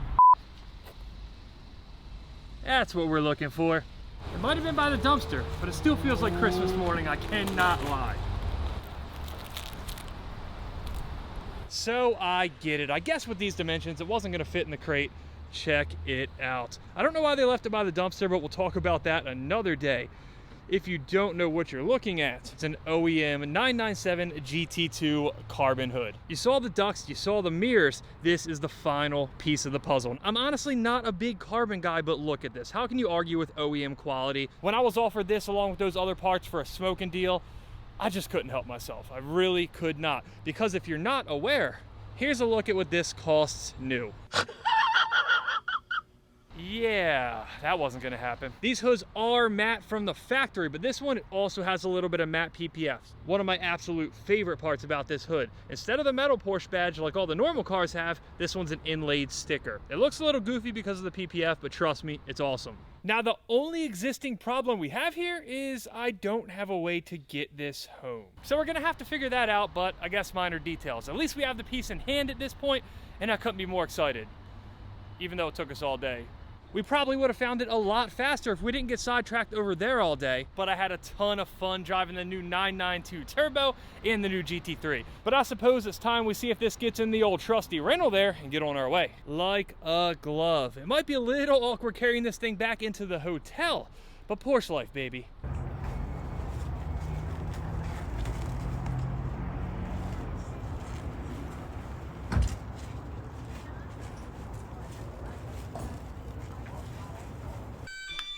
Howdy. Oh, I like that. Me too. I like that. This has been a minute. I kind of like how much you wrap this thing. I mean, we had to, right? Yeah. It's a long trip. A long trip and an expensive and more importantly, kind of irreplaceable part. Look at all these bubbles up. Yeah, we had to buy this at Home Depot, so this isn't that wholesale bubble wrap either. This is that premium, we paid like 50 bucks a roll bubble wrap. Looks good to me. It looks really good. Oh, look at this. Is this actually solid? Solid carbon. This isn't that fiberglass overlay type stuff. That is solid carbon, baby. Dude, as quick as it was unwrapped, it goes back in the blanket. Well, now that that's a wrap, see what I did there? We got the glass loaded up, one piece in my truck, one piece in Fernando's truck. What do you say we get back to Industry Garage? I can wait. Well, I do have one more stop first. The last piece of the puzzle. Special order straight from Germany, a Euro spec 997 turbo rear bumper. My bumper had a little too much existing bodywork, so we upgraded to the Euro spec, dropped the bumperettes, and I think this is gonna set the rear end of the car off perfectly. There's no more parts to pick up. We're not waiting on anything. It's time to finally see this color in person for the very first time. And Fernando, I'm nervous. What if we don't like this color? Like, I've been planning on this for a long time. There's a lot that's went into this. If it doesn't look good, that's gonna be a problem.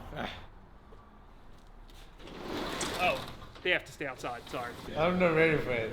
I 1 could to see 10 it. before I see I it. could see it. I know Give me a 1 to 10 right now. 1 to 10? Yeah. 11. Oh, it looks so good. I mean, I don't have words. No Same words. thing with me.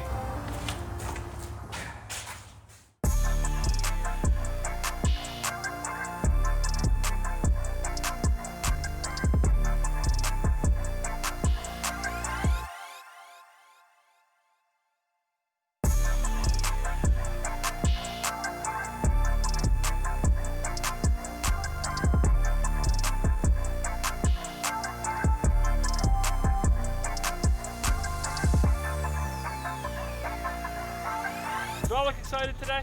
Yeah. I have to look good, right? I've been in a good mood all day. We're dropping some other stuff off from the paint for a Corvette. It's just a good day all around. We didn't come with just vet stuff. We got some Porsche goodies too. It looks ridiculous. Really? Ridiculous. It looks black. Wait. It looks like we didn't even paint it, to be quite honest. Really? Show 'em. It's time. Just show 'em. There's the big reveal. It's still black. It just can't be. How many do you think are let down, Fernando? Like 99%. They're like, we did all these color pulls, and it's just black. There's a little more going on here, right? Look at that. Wow. Look at this thing. Look at this. Oh wow. my God. Are you sure this is the same car? Some of you guys might already know what you're looking at here, but this is Viola Metallic. It's a color that originally came on, and don't quote me on this, like 99 to 2000 Boxsters. At the end, it came down to 3 colors. It was this right here, Viola Metallic, and 2 very bright colors. 1 being pastel orange, 2 being signal green. As time went on, the more I looked at bright colored turbos, I just couldn't do it. I think the bright colors really only work on the GT cars. I mean, full GT bodywork. So at the end of the day, I had to go with a subdued color.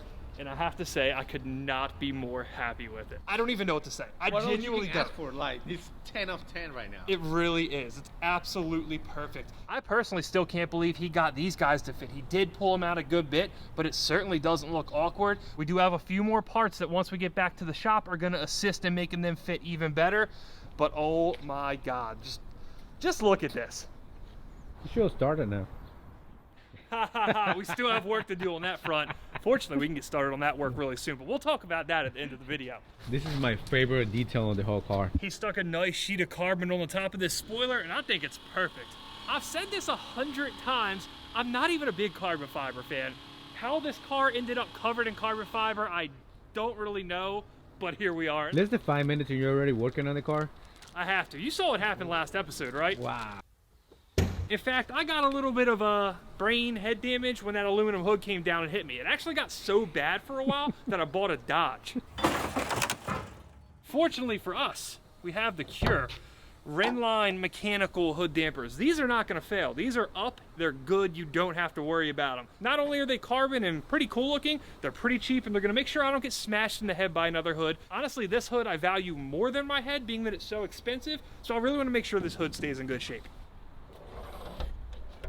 Oh yeah, that's locked in place. I'm not getting bashed in the head anymore. Renline hood dampers, highly recommend. That is, unless you want to get hit in the head and also buy a Dodge, which I do not recommend. Now, one thing I'm gonna have you help me do, these guys. Oh, okay. He's really good at carbon, really good at painting, really bad at taking these things off. He just shattered them, so we gotta put some new ones on. I did keep all the old pieces. It is literally in 1,000 pieces. It's probably because he gets so frustrated to be working on this car. It's like, yeah, bullshit. I just want to break something. Look how much 3M tape is on the back of them. And the plastic ones, as soon as you start pulling them up, they just crack. I didn't even realize those are full metal. These are junky old plastic. Yeah. These are brittle, no lie. It's nice to have like a little notch that helps you line it up. It's gonna be weird to actually be like cautious with this car now. Like I've just been like running into it, scratching it, not caring whatsoever. I have to pay attention now. This isn't good. Do you actually gonna lift it with the forklift now? Absolutely not. No way. No. I need you to explain this here in much more detail because I probably did a really bad job of it earlier. To keep with the, carbon hood, carbon roof, to the top of it. So all I did was wrap the top of it in a single sheet of carbon fiber. I used poly resin, which is what most fiberglass stuff is made out of. I did a V-weave, make it a little fancy, glossed over it. Then we just painted the edge. Looks awesome. So from the side, it looks, purple with everything else. It's an awesome touch, and especially in low light like this, the car genuinely does look black. That's why I like the gloss finish on the carbon. The car looks black, and the roof looks black. It does. Being that it's getting dark, as much as I want to sit around here and talk about this car all day, we got to get it loaded up on the trailer.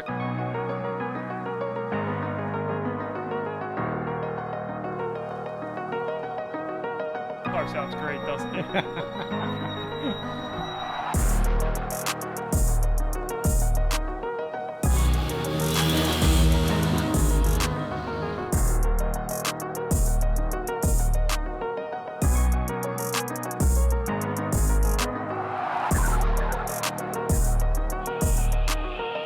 Now you might be wondering why there's not a front bumper on it. We found one crack in the paint. I think it has something to do with the fact that there was all that old paint underneath of it. So Tim's gonna keep it here, get that to us in about a week, and that way we can stick it back on the car. Are you gonna let me get out of the car first or what? We just saved my favorite reaction so far. It was like, you didn't paint it? It's black again? It really does look black, doesn't it? This Especially lighting this probably light. too.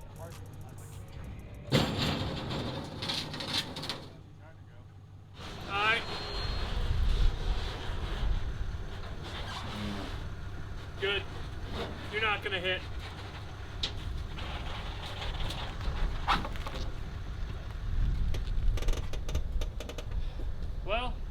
She's home. Now we got to get her inside under the good light so we can actually, hopefully, finally see this color. You're doing the morning workout? It's not much of a workout, man. This is a really like easy rolling car. Right about there is good. There we go. Yeah, now it looks sick. Now this looks awesome. Look at this combo. Like, that's what I'm saying. They have to be gloss.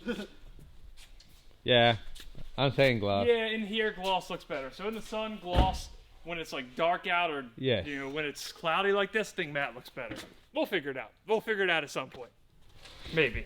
Or maybe we won't. I don't know yet. Now that this thing is inside, this is the first really good look I've had at it, and this paint, I don't know what to say. It's just awesome. I'm so nervous right now. I'm so nervous. It's not clipped all the way in there, but that's basically what it's going to look like. When it gets clipped in, it's held much more tightly. Wow. Looks awesome. Looks dusty. Yeah, it does look dusty. Look at that stick looking. Now that the car is actually painted and fresh, that sticks out like a sore thumb, especially because there's compound on it. Well, now that it's back home, I suppose there's not much more to do other than get to work. I think the first thing I want to do is stick those GT2 side skirts on and see if they actually look good now that the car's fully assembled and somewhat complete at least. Some idiot stuck the clip in backwards. I don't know who would have done that the last time we were messing with this. Oh, you scratch it. Shut. That's like the 5th time today he's made this joke. I haven't scratched it yet. What is it called? The color they put on Nissans, like midnight purple. Midnight From this purple. angle, looks like that. No, that's a better color. No, this is a better color than midnight purple, 100%. And the Porsche guys watching will back me up. Midnight purple looks like weirdly like yellow and green in some lights. This is it. Here we go. He hasn't said anything all day about it. No, I was actually coming over to agree. I don't like the green in midnight purple, so I do agree that this is a better color. Okay. Yeah. Well, there's the first nice Porsche thing he's ever said. So. Oh no, I was just talking about the color. It's not about the car at all. It's just the color. It is a Porsche color though. It's an official Porsche color. What do you guys think? I was kind of unsold on it originally. I'm digging it. I like it a lot. Unfortunately, they did get a couple scratches on them. I can't imagine how that would have happened as they sat around the shop for the past 2 months, maybe falling over once or twice. The one big thing that's bugging me now is the fact that in here, this is still faded. We got to do something about that, and we got to do something about that quick. Now I think it's time to change directions completely. There's one loose end hanging around from the roll cage and seat installation video. Look at this. And in case you didn't see that video, roll the clip. This is not only wet. Fernando, that looks like mold to me. Now we have to fit this past the roll cage. It literally just popped into my head like, oh, we'll just pop the hatch up. That wasn't a hatch we were working through. It just didn't have rear glass in it. This is not gonna be fun. I can barely get it into the door. You know what?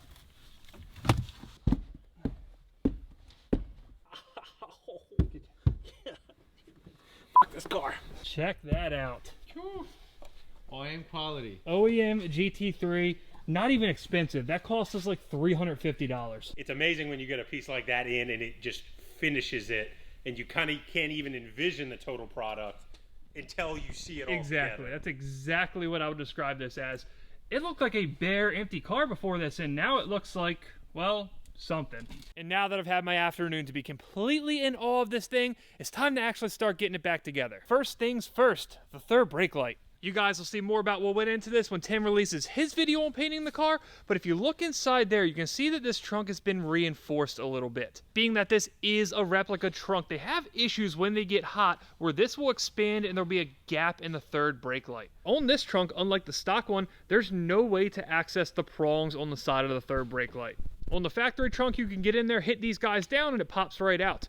On this one, I am pretty certain that once it goes in, it's not coming back out. So 1, we have to make sure it goes in the right way the first time, and 2, we have to test it before we put it in. This is going to be our first opportunity to use our freshly depinned trunk wiring harness. The factory turbo harness had another 4 or 5 wires in it for the trunk hydraulics, for the height sensor on the wing. Fortunately, we need none of that, so we depinned it, made it nice and simple. Now, if everything goes smoothly, we're going to plug this in, and the brake light will function as it should. The alternative, of course, being we find out we have some burned LEDs, and we have to go hunt down a brake light.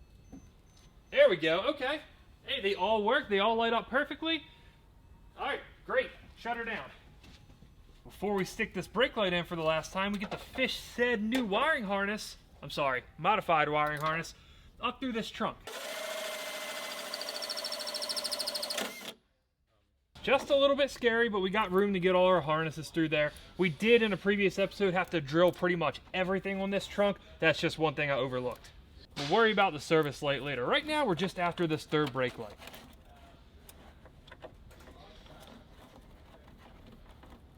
When I somewhat test fit this previously before the car was painted, it didn't want to sit that well in there. Once again, I couldn't put it all the way in because I was scared I wouldn't be able to get it out. Let's see how she wants to fit though. So close. Do we just push it in or do we... Let's push it in. The good news, that's not coming out. That's snapped in there good. Now keep in mind it is a replica trunk, so I have no room to complain. This whole trunk was about $1,000, very, very reasonable. If you haven't heard me say it in one of my other videos, an OEM Aero Kit trunk, about $8 grand, assuming you can find one. You see right there, this bottom lip just sticks out a little bit. It's not perfect, it's not square, but honestly guys, the whole package for the price considered, I'm super happy with it. Add in that little bit of bonus carbon fiber on the top, and I think we have a 10 out of 10 looking trunk. We're finally back in here after a day off, and for the first time in almost 4 days, it's sunny outside. And yes, that does mean exactly what you think it means. At the end of today, when we're done doing this little bit of work we have to knock out, we're pushing it outside and finally getting a look at this paint in the sun. And that all sounds fine and dandy, but before that, we have some really, really tedious stuff to do, including everything back there. If you look behind our beautiful roll cage there, you see a lot of bare metal. We have to change that. Back there where that yellow painter's tape is, that's the front 2 bolts for this panel right here. So somehow we have to wedge ourselves past that cage, through the cage, around the cage, I don't know, and get all those panels on. Get everything back there set exactly how we're gonna leave it permanently. Not only that, we have to do the seat belts, we also have to do the rear struts today. When we were rushing around trying to get this car to paint, you guys may remember we just did the front Bilsteins. The rear of this car, it's not only sitting high because it doesn't have a drivetrain in it, but it still has stock struts as well. Our beautiful Bilsteins have been relegated to the miscellaneous hardware box. Today that changes. At the end of today, this car is going to be in a much more complete state and therefore being much closer to being back on the road, which is good because we just got a very, very long awaited call from our guys in New Jersey. I can't help but feel like I should have the fire department on speed dial, but let's go for it. Everything's going great, guys. I can't tell which way my arm is right now, but it's going good. You may be questioning why I didn't put this cage in later. I'm also questioning that. Next up on the list of stuff that's going to ruin our day here, the struts. We may not have done everything in the right order on this car, but rest assured we're doing it, so. To add to the fun of the day, we also have the joy of working on this car on jack stands. Because of the fact that we need to constantly be slinking and contorting ourselves in and out of this car, we don't get to put it on the lift because, well, the doors can't open like that. Stupid wheel bolts. So dumb.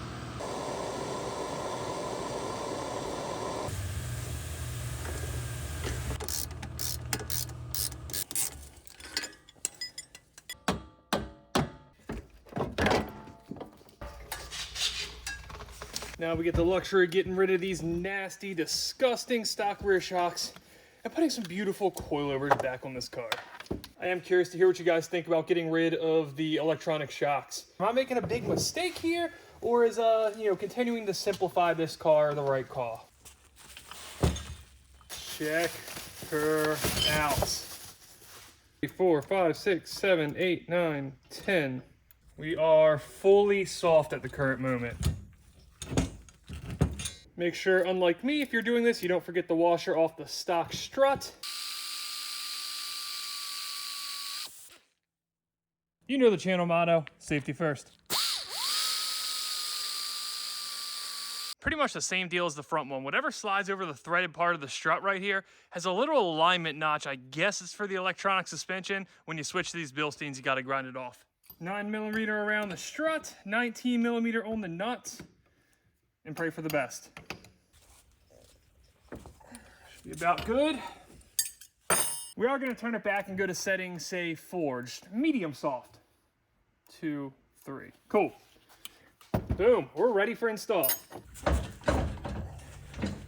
I hope you guys are enjoying the view of the car. We're struggling, but at least the car looks good, right? Down. Yeah. Oh yeah. It wasn't that bad. Check her out. Fresh new coilovers there. Looking much better than the stock junk that we had on it. There's definitely a lot more we need to address in the suspension, but that's a story for another day. For now, we need to get that giant mess back there finished up.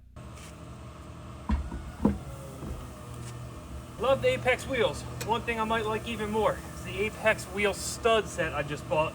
Can't wait to install that and never touch a wheel bolt again in my life.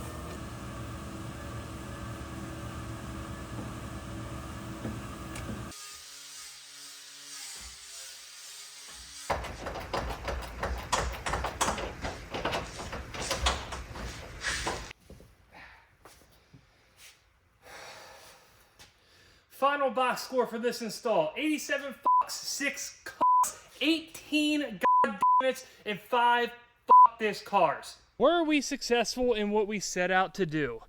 The answer to that question is yes. Everything back there is fully complete. That's where the good news ends, because it took us 10 hours.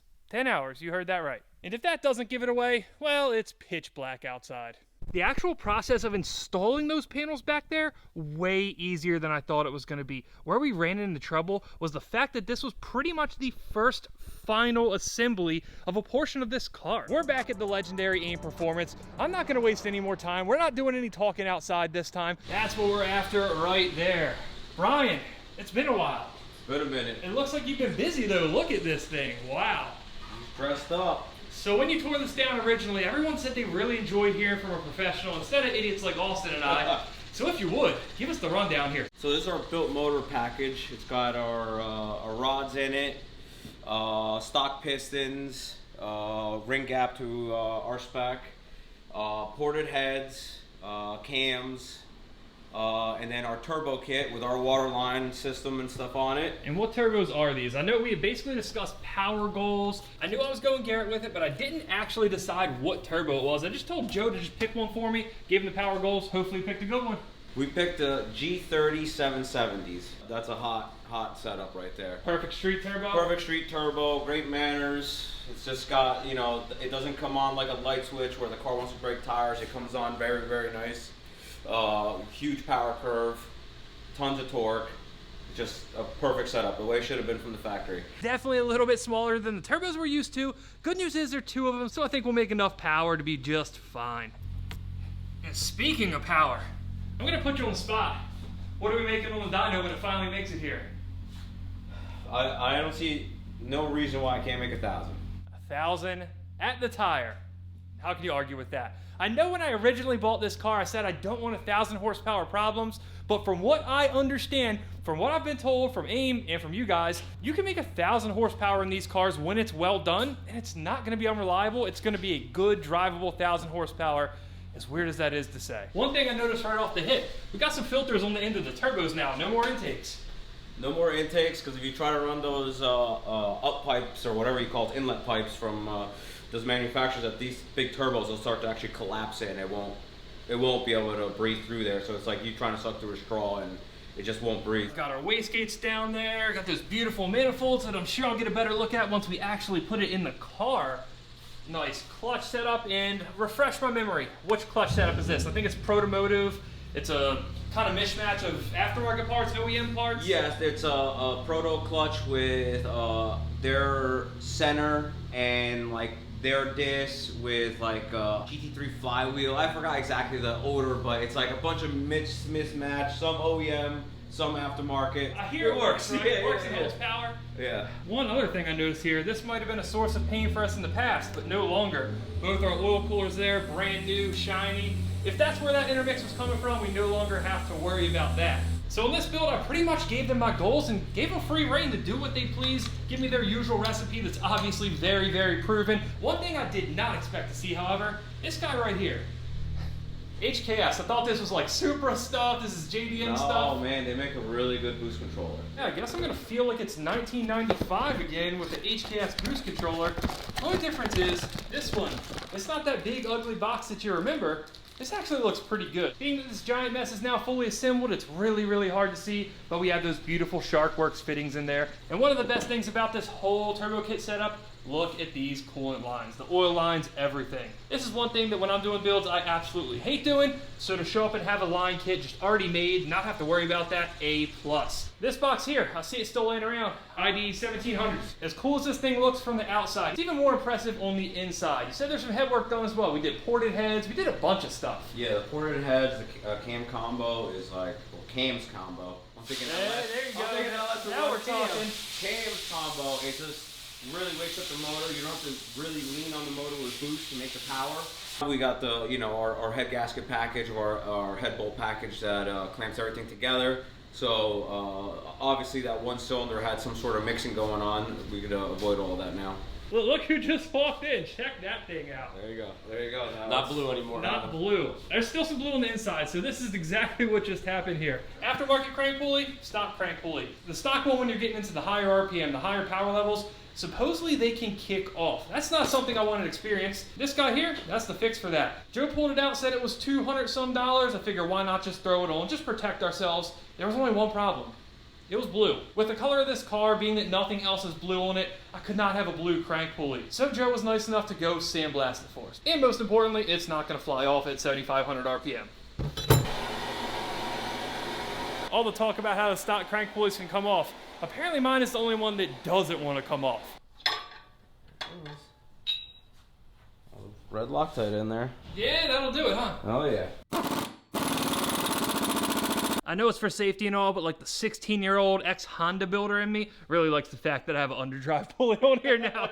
Now, we didn't come to just pick up the engine today. We actually have a lot going on. We're having a couple parts modified. We're even leaving a couple parts here because we worked out a little bit of a trade deal. One thing we're gonna have the guys here do is mount the existing transmission to the engine. We're also gonna do the GT2 slave cylinder conversion, so they're gonna modify the trans for that. By the time we leave here today, this is gonna be one massive assembly on the pallet, pretty much ready to go back in the car.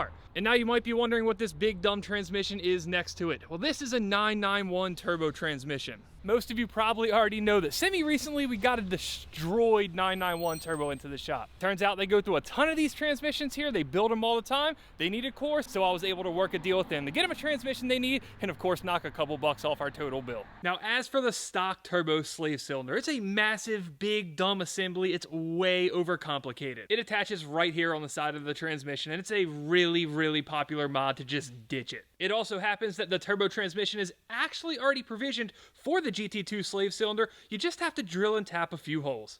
After that, you just add a couple studs and that'll let the GT2 slave cylinder bolt right on. Next up on the modification list was our Do 88 Y pipe. We had yet to account for blow-off valves on this build, so we bought a couple turbo smarts from AIM. They added the proper bungs to it, and we were left with a beautiful Y pipe ready to repowder coat and stick on the car. One of the last remaining unsettled portions of the build was the exhaust. I really didn't have a clue what I was gonna do with it. So when I came in here today and saw this titanium straight pipe beauty laying here, you know I had to ask about it, and it turns out we're leaving with it. It is only about 80% done. We still need the downpipes. They're gonna finish that up in a couple days and ship it right down to the shop. And if you're looking at this and thinking, hey, that looks pretty light.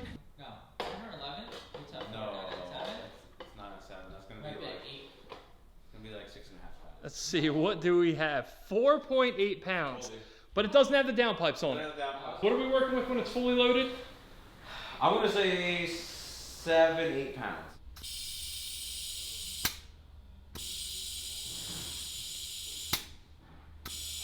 Looking good. I don't hear anything. Quiet as a mouse.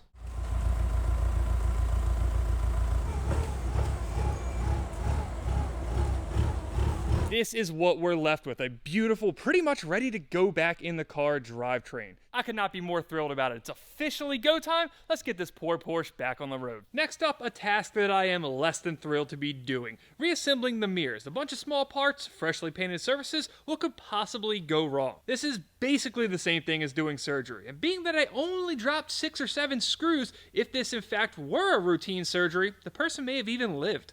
I gotta say, guys, as much as I really wanted to have those carbon GT2 mirrors ready and done for when we were reassembling the car, I've yet to be able to source a set of 997.2 donor mirrors, and I'm kind of digging these purple ones. I'm keeping my eyes out because we definitely are going to throw them on the car at some point, but for now, I'm pretty happy with these. And now that we have that task out of the way, it's time to move on to something that I'm even less excited about. You might be able to tell, that wheel, she's not sitting real straight. Here's what you guys saw last episode.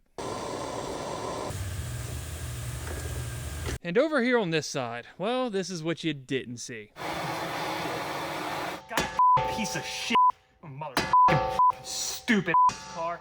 I feel like it should go without saying, but this passenger side, it didn't go nearly as smooth as the drivers did. We were able to get it out eventually, sort of. The problem we have here is it took the steel bushing that goes in the upright with it. The tow arm, it's jacked. I'm not worried about that. What we do need to salvage though is that bushing, because otherwise we're gonna need ourselves a new upright, and I don't have money for it.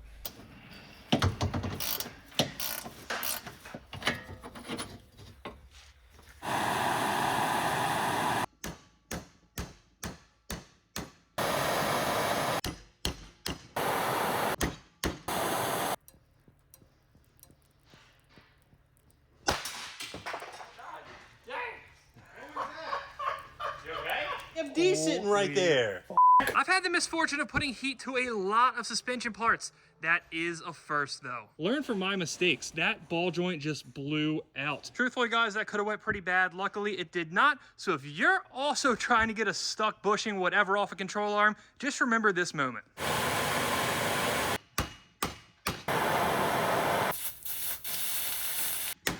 Well, if you guys can't tell, this is absolutely whooping me. Usually a lot of heat will get it done. I tried a lot of heat, followed by ice cold water for a temperature change effect. Nothing's working. I have one more idea. This thing has got beyond hot, and that leaves only one other option, and that's pressure.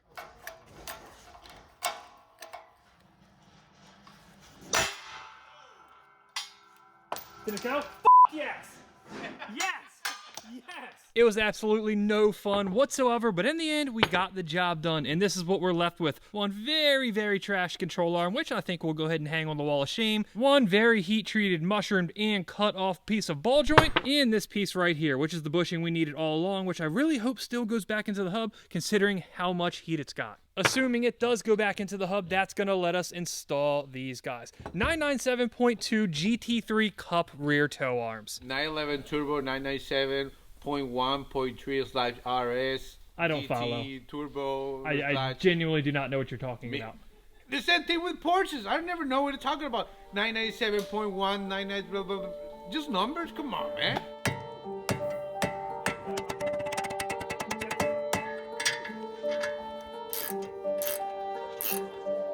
There we are, good to go. It pulled right back in just how we needed it to. Now we can finally, and I do mean finally, get on with this install.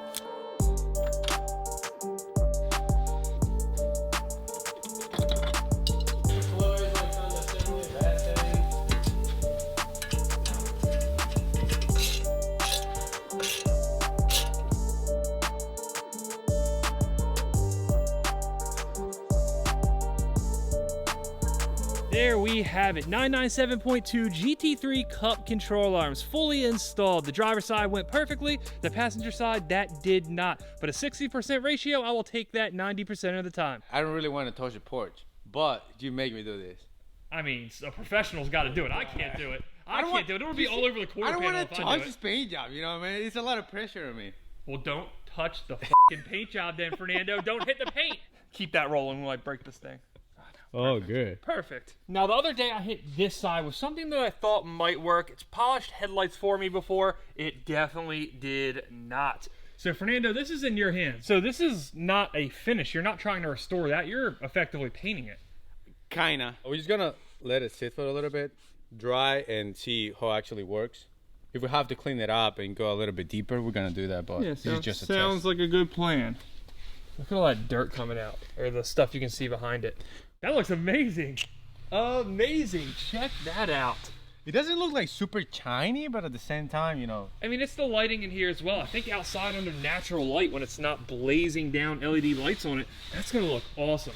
Way better than what it was. That looks so good. It was pretty much disgusting before. Weathered, nasty, and just in general not that good looking. So now that we got that knocked out, now that we've installed those rear tow arms as well, it's time to bust out some brand new control arms for the front of the car. And lucky for us, that's not all we have up here.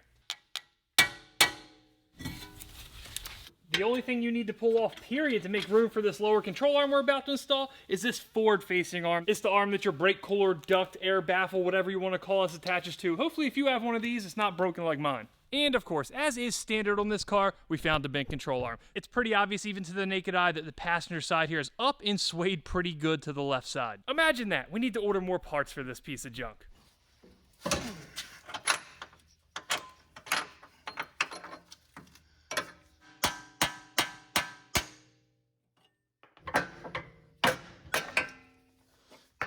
And here's our not so beautiful set of stock front lower control arms. They're pretty ratty. You can see they've been scraped up a little before. And given the suspension damage we've seen on the rest of this car, I wouldn't even be positive that they're straight. But most importantly, they're not adjustable. Fortunately for us, we have the perfect solution to that that's going to give us a ton more camber adjustability.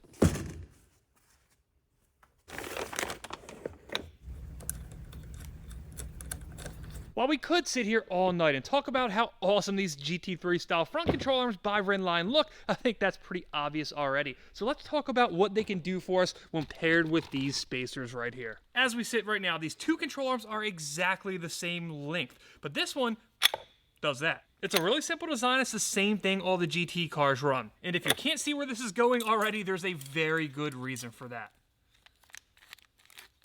We're going to be able to take this fine assortment of shims we have here and on demand be able to change our camber settings from the bottom of the car. We ordered every spacer Redline has. 1mm, 4mm, 10mm. It's super simple. The bigger the spacer we put in here, the longer this arm's going to be.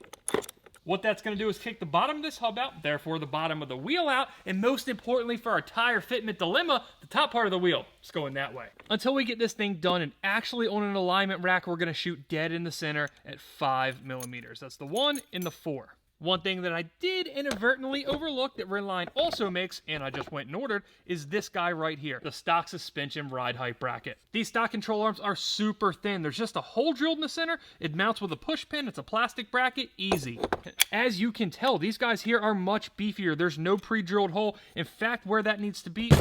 Oops. In fact, where that needs to be, there's not even a provision for it. How Redline remedied that is there's another bracket that's very, very thin, just like this, and it has a welded piece that comes off the side that's going to allow us to attach that ride height sensor. We're going to go ahead and stick these 10mm spacers back in here for later down the road in case you want that super hot boy stance. We do have one more spacer we have to account for here. These guys are based off 996 GT3 control arms. On the stock arm right here, where the thrust arm mounts, it's really, really thick. Not so much over here on our new arm, so we have to take these guys here, put one on the top, one on the bottom, and then we're going to be good to go. Well, technically we won't be good to go until we get these aftermarket thrust arms in, but you know, you understand what I was trying to say.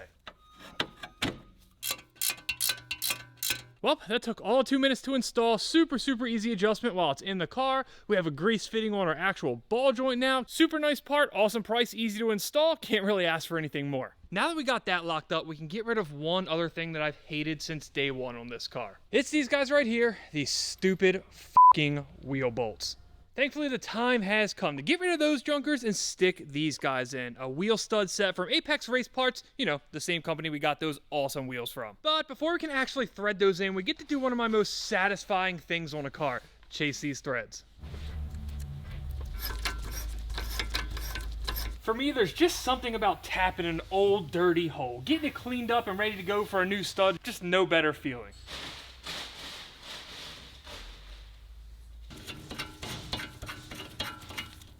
Now, I'm not normally a torque wrench kind of guy, but the last thing we want is for one of these guys to not be a nice, properly tight fit and have an accident down the road, so just for today, I figured we'd use a little protection. Now, as much fun as that was, we're not done tapping the holes yet. These guys right here, the brake caliper bolts. Threading stuff over and over into an aluminum housing, no bueno in my opinion. So yet again, we're swapping out a factory set of bolts for a set of nice new studs. In this case, a set made by Terrat Engineering. These guys are the exact same things you're going to find on the Cup cars, and it's going to let us pull those brake calipers on and off as many times as we want without risk of damaging those uprights. In the interest of full disclosure, I've been known to cross a thread or two, so this is a mod I couldn't resist. Let's just call it insurance. These guys here are definitely a tighter hole than the wheel bolts were. M14 by 1.5, M12 by 1.5 to be exact.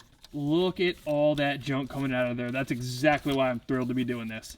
I have no idea how many times those calipers have been off there, but anytime you're repeatedly bolting something into an aluminum housing, it's a recipe for disaster.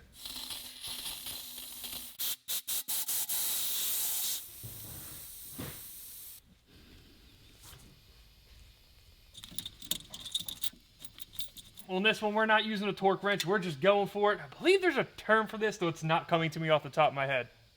Yet again, another really easy install, and I think in the end we're left with a much more serviceable car. Anything that we need to take off for wear items at the track, whether it be the wheel, whether it be the brake caliper, we can now do so without fear of screwing something up. We're going to save these caliper bolts as spares, but as for these guys here.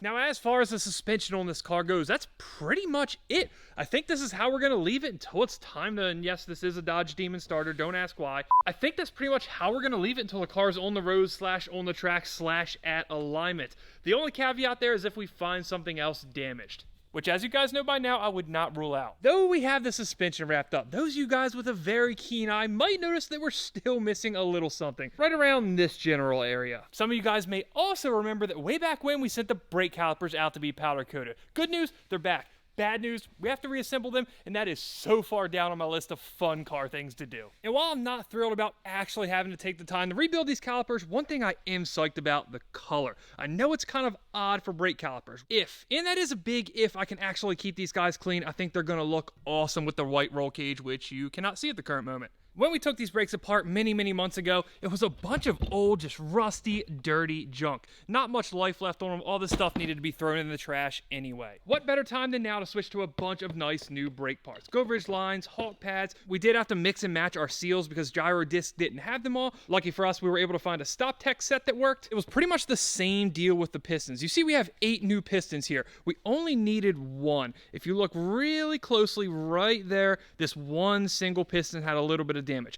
Possibly from use, possibly because the person who disassembled them got a little lazy, didn't know what they were doing. I'm not going to speculate on which. My original plan was, of course, to replace this one factory Brembo piston, but I was only able to find one of them in Europe for like $100. After quite some time searching and consulting people that know a lot better than I do, we were able to source a set from Stop Tech. It's a 34mm brake piston, 32mm, I believe, height from Stop Tech for their trophy calipers. Unlike the incredibly hard to find Brembo one, we were able to get these for like $20 a pop in the US, delivered next day. And now that I've given you my little bit of caliper piston insider information, I suppose it's about time to get these things assembled, get them back on the car, and then I'll share with you my about to be not so top secret lifetime brake rotor hack.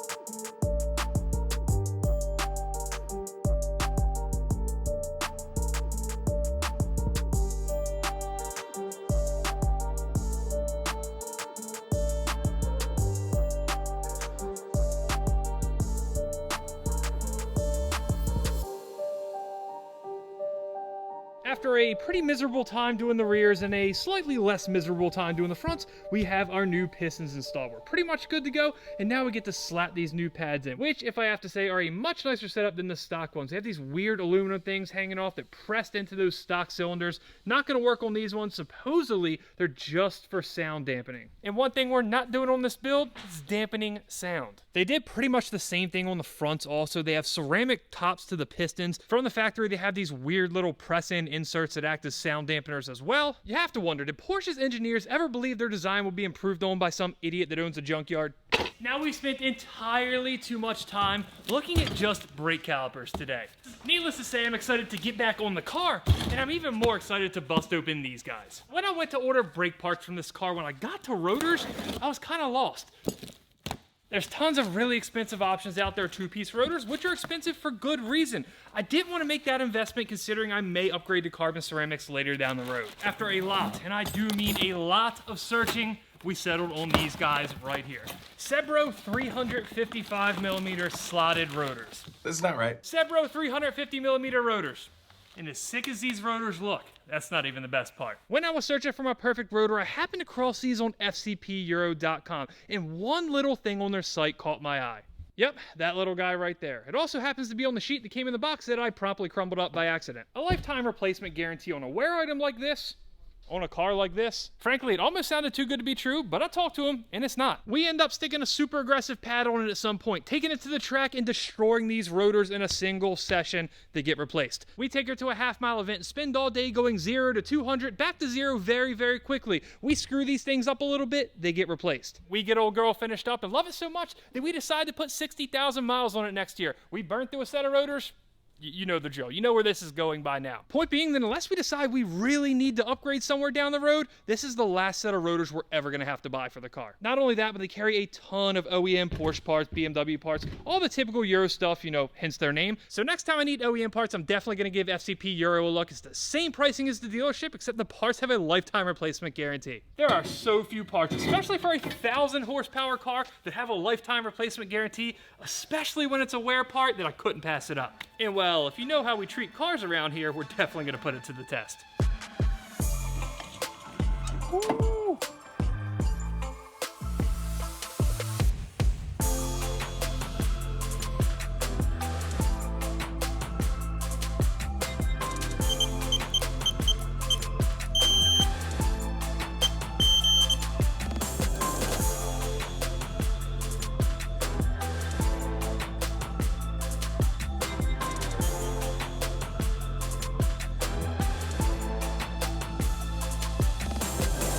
Guys, it took so much longer than I thought it was gonna, but we're done, sort of. Before we get into what went wrong, let's take 1 second and appreciate these guys. It was so nice to finally put wheels on a Porsche and not have it be some massive ordeal. Now, as for what held us up, you might notice if you look inside this front caliper, it's missing a piston, it's missing a seal. In fact, it's missing a pair of them. Unfortunately, we got shorted 2 of our 428mm dust boots and gaskets. In the grand scheme of things, it's not a big deal at all because that's not the only part we have to order. These guys here, these are for the rear brake calipers. One end threads into that hole you can see right there on the back of the caliper. It uses around just a little bit and then it goes to a rubber soft line, or in our case, one of these guys. One side completely trashed. This one we were able to get like a quarter turn on, but even with heat, it just did not want to come loose. So unfortunately, we had to order 2 of these guys from Porsche. Damaged parts, missing parts, out of stock parts, story of this build, I suppose, why would it change now? Every one of those parts should be in hand within the week, which is exactly how long it's going to take us to get our front wheels back. Tomorrow morning, we have an appointment to drop our wheels off at the machine shop. They're going to take just a little bit of material off the inside surface where it mates to the hub. It's pretty much the last resort. We already put these awesome Redline control arms on the car. If that doesn't do it, well, we're pretty much screwed and we're going to have to change tires. As most of you guys already know, I would prefer not to do that. So we got to put this thing down on the ground. We're going to have to make this thing as close to full weight as possible to get a real true ride height on it and see how much we can actually take off. We need to find some weight to stick in this front. We don't have a lot of space to work with there. It's super common in the racing world to put lead or something like that. We need something small. We need something dense. We don't have any lead. You know what? Can I get a hand with something real quick? Oh, perfect. Yeah, adults in the car now? All right. We're loaded up. Right here, 6.5mm is what we have. And what we're measuring is right there, the upper collar of the coilover to the inside barrel of the wheel. I said I wanted to get 5mm off. As it stands with our clearance there, I don't think we're quite gonna get that. At minimum, I want at least 2mm of clearance. So that gives us 4.5, not bad. But guys, enough technical talk for today. I've been waiting for this for a while. I'm sure some of you guys have as well. Let's get this thing outside and finally see what this paint looks like.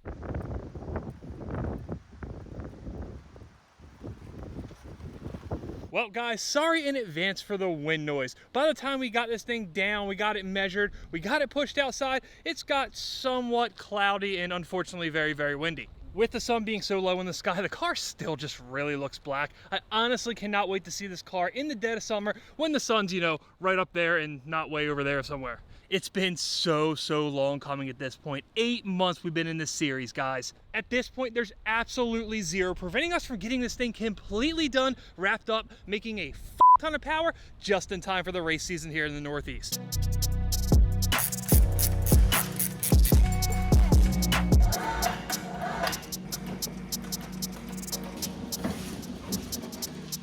Now, before we get to put this thing up in there, we do have a little more work to do in the form of Torque Solutions bushings for the transmission mount, and as for the engine mounts, our good friends over at Redline sent their modular ones.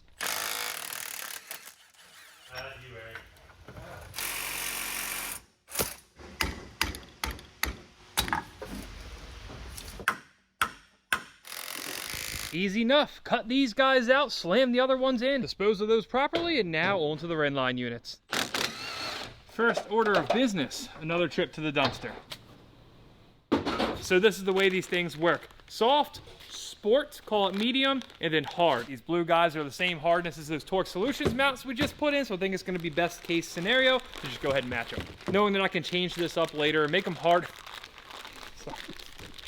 Knowing that I can change the stiffness of my motor mounts later, you know, if I make it a race car, you know, you guys understand why I like these mounts. Turns out these things are actually cake to put together. Yes, I have done it once because I used the wrong size stud, but we're not going to talk about that too much. You slide the pieces together like that, stick the right size stud in there with a bunch of red Loctite, crank those guys down. Then we use said crank down nuts to do that. Then you uncrank the nuts, spin them off, throw them to the side. Don't do that. Boom, done. Fancy new engine mount. Before we put these guys in, we're gonna do something that you don't see me do often. Take a precaution. Whoa! I knew I was good. Look, I'm being careful. My entire net worth is wrapped up in this car. And no, that's not a joke. Easy enough. Not that we're going for aesthetics back here in the engine bay, but they do look a lot better than the stock ones also. Now, I think it's finally time, after a long wait, to fill this European hole.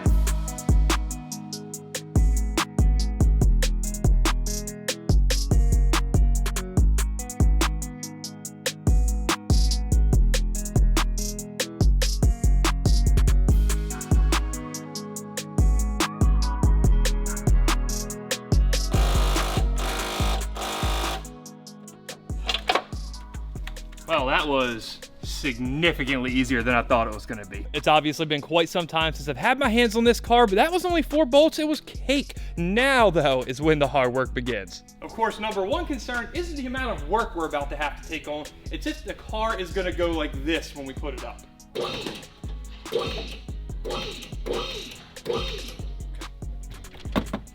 I don't think adding 40 pounds to the front of the car is really gonna accomplish what I needed it to, so I think we'll go ahead and take care of this whole radiator situation. I know that's like 4 pounds, but we can't add any more weight to the rear until we do something up there. We aren't in weight, we're getting motivation right now. Oh, this is a motivational titanium exhaust. Yeah. I got it. I like where your head's at. Oh, sick. Awesome. Super sick. What better way to add some weight to the front of the car than with a complete new cooling setup from CSF? Well, that's a new one, guys.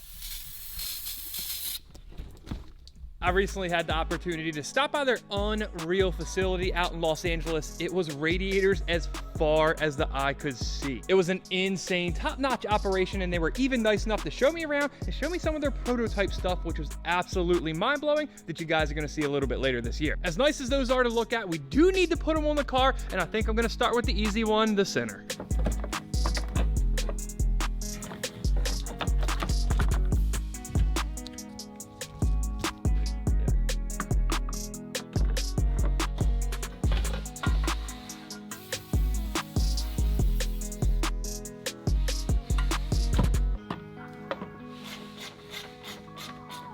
And in all of 5 minutes, the easy one is done. Love the logo, love the way it looks. Not that the old ones were necessarily in bad shape. They do have a little bit of damage, but there was no signs of actual leakage. If you've been around the channel for a little bit though, you probably remember what was coming out of this cooling system. So clearly not changing them, not an option. As for the sides, it's also an easy install, but things get complicated after that. At some point here, we're gonna have to face reality and make sure those ignorantly big wheels that we decided to throw in the car don't do this. What we're gonna have to do is pretty heavily cut this radiator bracket. Is it gonna work? I don't know. This bracket right here was the biggest trouble area, but I think once we resolved that, it was still gonna hit all down here, so we're just gonna hack it all off and hope for the best.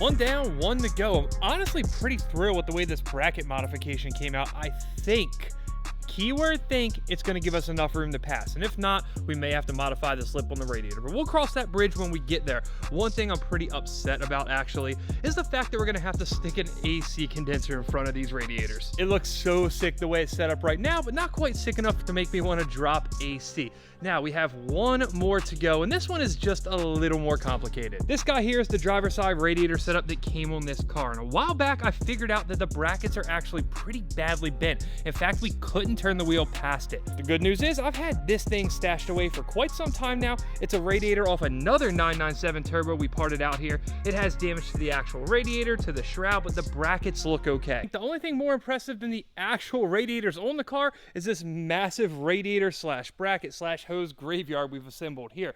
We have 4 radiators, all the hoses. Here's that bent bracket. You can see where I've circled it. Of course, we do have to toss condensers on them. I do have one black one, one silver one that is off of a 997 GT3, and then another kind of black one. So I don't know how I'm gonna handle this. I don't like non-matching bolts, so I definitely don't like non-matching condensers, but I think we may try to spray this one to match this one, because this one over here is pretty beat, so I think I just talked myself through that on camera. That one's going in the trash. We're not gonna know if we have to do more work here until we put the car down on the ground, wait and see if we have to turn it, but for now, we're finished with that front cooling system. It took quite a bit longer than I thought it was gonna, being that we had to modify so much and source a couple parts that weren't damaged off this car. We've made the scrap man happy down there. We got a little bit to clean up, and then we can move on to some more fun stuff in the back of the car. I did tell you it was about to get more fun. Big turbos, big intercoolers, carbon fiber, can't beat it. Problem is, this hose right here, it's made to connect this to a stock turbo.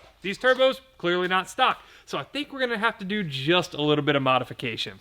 The overall shape's actually pretty correct. The problem we have is this angle here. We do have a little bit of rotation on this turbo housing. That's about as far as we can take it. What we run into is if we bend this down and slip it on, it kinks right there. So I believe what we're gonna have to do is shorten it right there just a little bit. Once in a while, when they decide they wanna cooperate, you can actually cut down the clamp.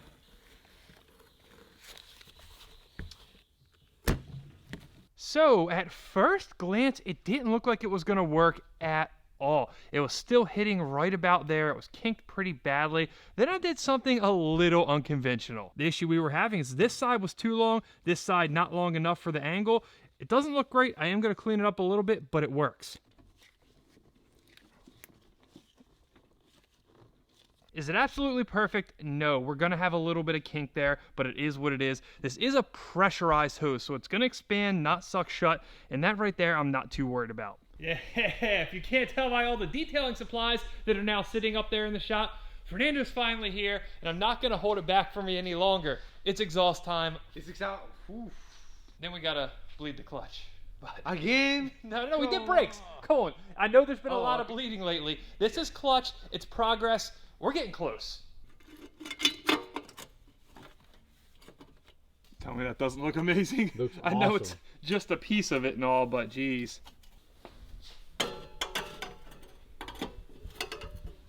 Look at that. Yep, so what we're gonna have to do here though is this bracket, which is used to mount the stock heavy exhaust, we're gonna have to yank that off. All right. I did not realize that these 4 bolts that hold the exhaust bracket also hold the engine.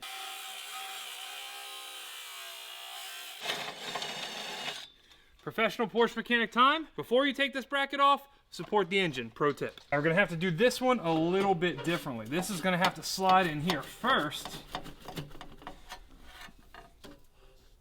then hopefully hang.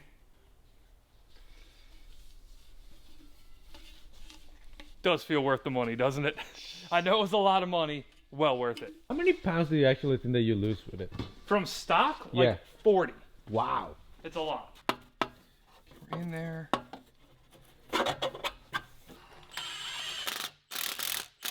Now it's kind of sad that nobody else is gonna enjoy the C10 in exhaust. They're gonna enjoy it right here. But it's not the same thing if they actually look in it, you know? They'll see the tip. I'll give them the tip. I think we should be one of those Lambo guys that just rides around like that. It doesn't look like there's anybody that makes slip joint clamps in titanium. I was hoping we could have it just to match. If any of you guys know of a product like that, definitely put it down in the comments. I did begrudgingly order up some stainless steel ones, so we're gonna get it taken care of and they'll be here on Monday. But for now, it's about that time. Need you back inside the car. Can we start it now? No, we can't start it yet. Oh yeah, something's happening up there.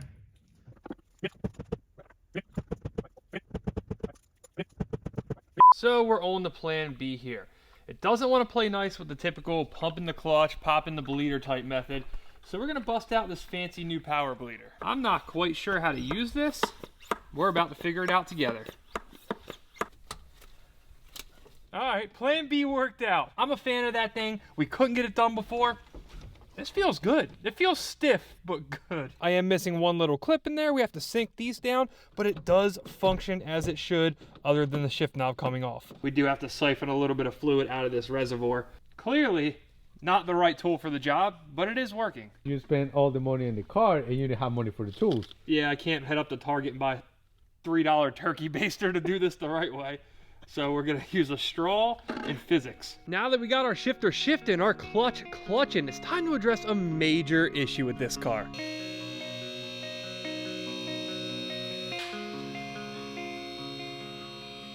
At this point, I'm pretty sure we're all in agreement that this car is just, in general, kind of a piece of trash. Or at least it was. So it should come as no surprise that at some point the previous owner ran over something and destroyed pretty much every line under this car. Whatever it was came across the car diagonally like that. You see that big AC line hit there. Moving on to the heater core lines, you have some damage to the main coolant line, and it got finished off, of course, with the power steering line right there. And don't worry, we're not done. For whatever reason, some way, somehow, they also managed to crunch this AC line up here. Now, when I saw this for the first time, I figured we had two options. One, spend multiple thousands of dollars ordering all these lines brand new from Porsche, or put on our big brain and spend multiple tens of thousands of dollars buying a new car just to get the lines we need.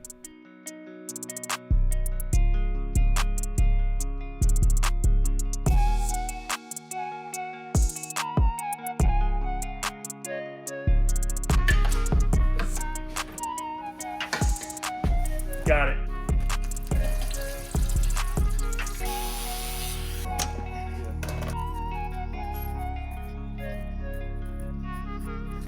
We may have took the long road to get here, but after properly robbing two other Porsches, I think we have everything we need.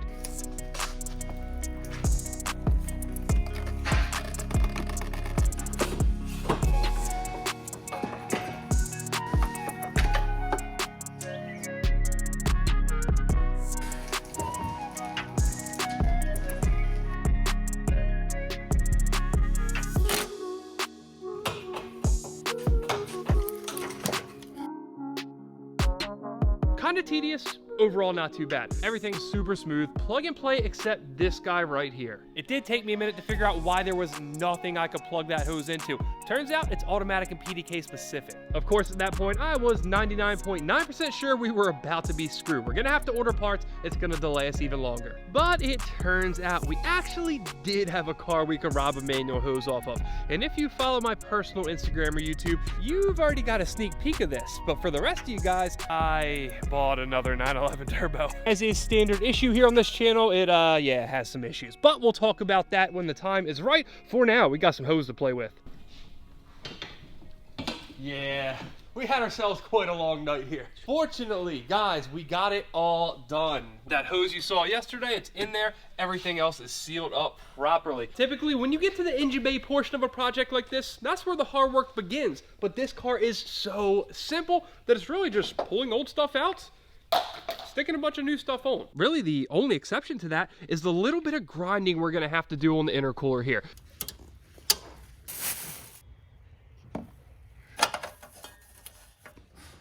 Oh, I did forget about this. I've yet to modify this bumper beam. These need to go bye-bye.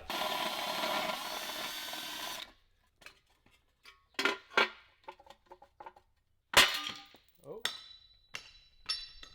Come on, man. You almost scratched the demon. For those of you guys who aren't aware why we just did this, the US spec bumpers on the 997 turbos, they have these ugly things that stick off the back. They're called bumperettes. Even when you pull them off, there's holes under here. So when I got this car painted, I bought the 997 turbo European spec bumper.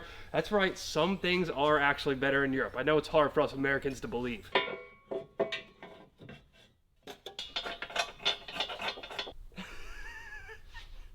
What happened?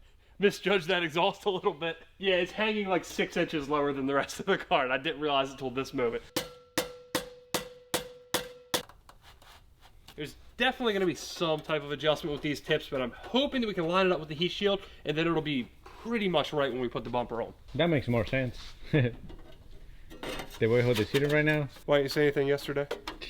I didn't have any idea how they actually go. Oh, but now it makes sense. How loud do you think this thing's gonna be? Not that loud. It's a fact. Turbos are mufflers. I think that's about right. I don't know how far it's gonna stick out past the bumper, but by my calculations, once we get done cutting for these intercooler pipes, we can stick the bumper back on. All right, we did get it done. Yes, everybody's gone. Yes, it's dark out. It took quite some time. There was a lot of trial and error there. It's really hard to get a proper tool back in there, but ultimately I think we're gonna be good.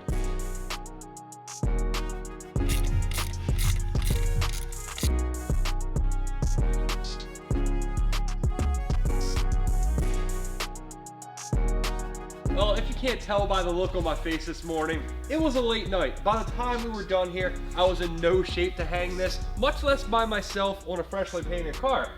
Fernando, glad to see you this morning. Rear quarter. Minor adjustment aside, this tip needs to go up. How's that one look? Same thing. Up a little bit? It's touching a little bit. Okay. This looks freaking sick. It looks so good. What's the thoughts?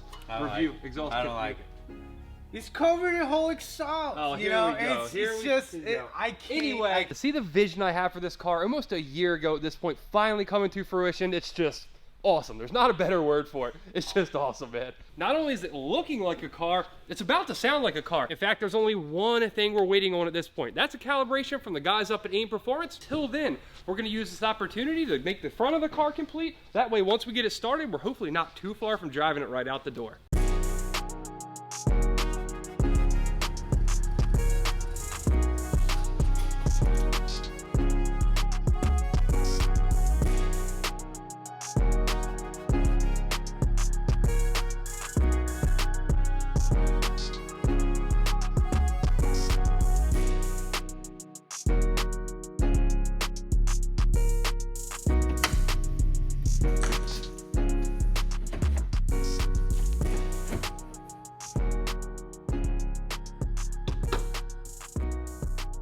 Guys, my 911 Turbo actually looks like a car again. I honestly can't believe it. I haven't seen it this way in, I don't know, a year at this point. I guess technically it's not even a year, but it feels like 10, so. Aesthetically, there are a couple things that we still need to do. I want to gloss clear this hood to match the roof. Same deal with the scoops over there, but that's not important right now. We still need to get it started. We are waiting on one small thing that gives us just enough time to throw this guy in. That's right, some old-fashioned JDM boost control goodness on a Porsche. For those of you who aren't aware, the 997 ECU has no means of boost control. Do I find that really weird? Absolutely. Until about 30 seconds ago, I didn't know where I was taking switched 12-volt power. We obviously need it, but lucky for us, the fuse box in here, there's some single-bladed fuse slots that are switched 12-volt. Could not have worked out any better. I took it apart, ran a wire through the front of it, stick this right in there, boom, there we go.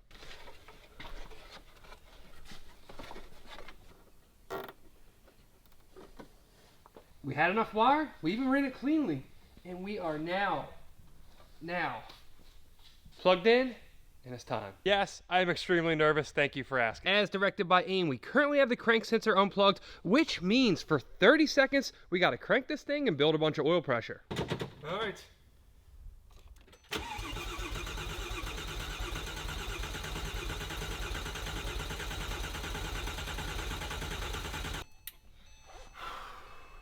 Crank sensor's in.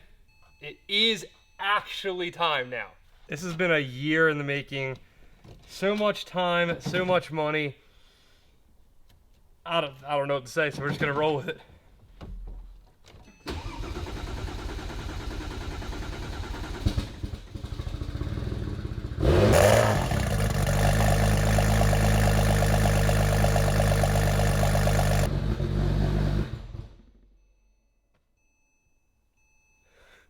I'll just replay the scene from the ZR1 at this point.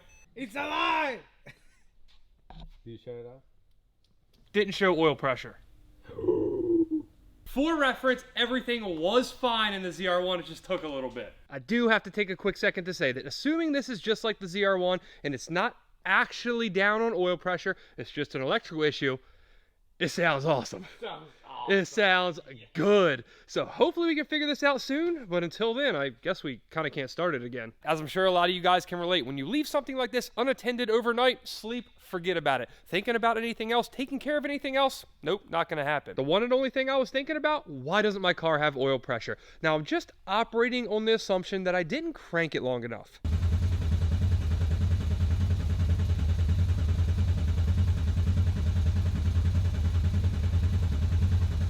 And now I suppose we just keep after it until we build oil pressure.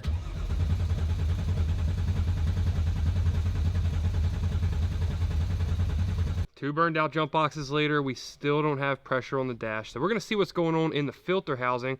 I don't know what I'm expecting to see, but hopefully it's not dry.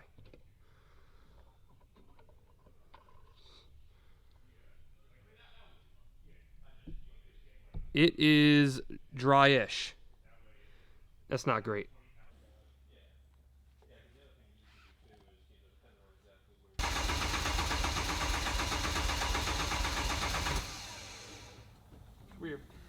Weird. We checked the oil pressure sensor connector way down deep in the motor. That's seated. So next up, per the guys at AIM, crack the turbo oil feed line and see if anything's coming out. This is gonna be the 5th crank cycle with that broken loose oil feed. Let's give it one more here and hope it does something.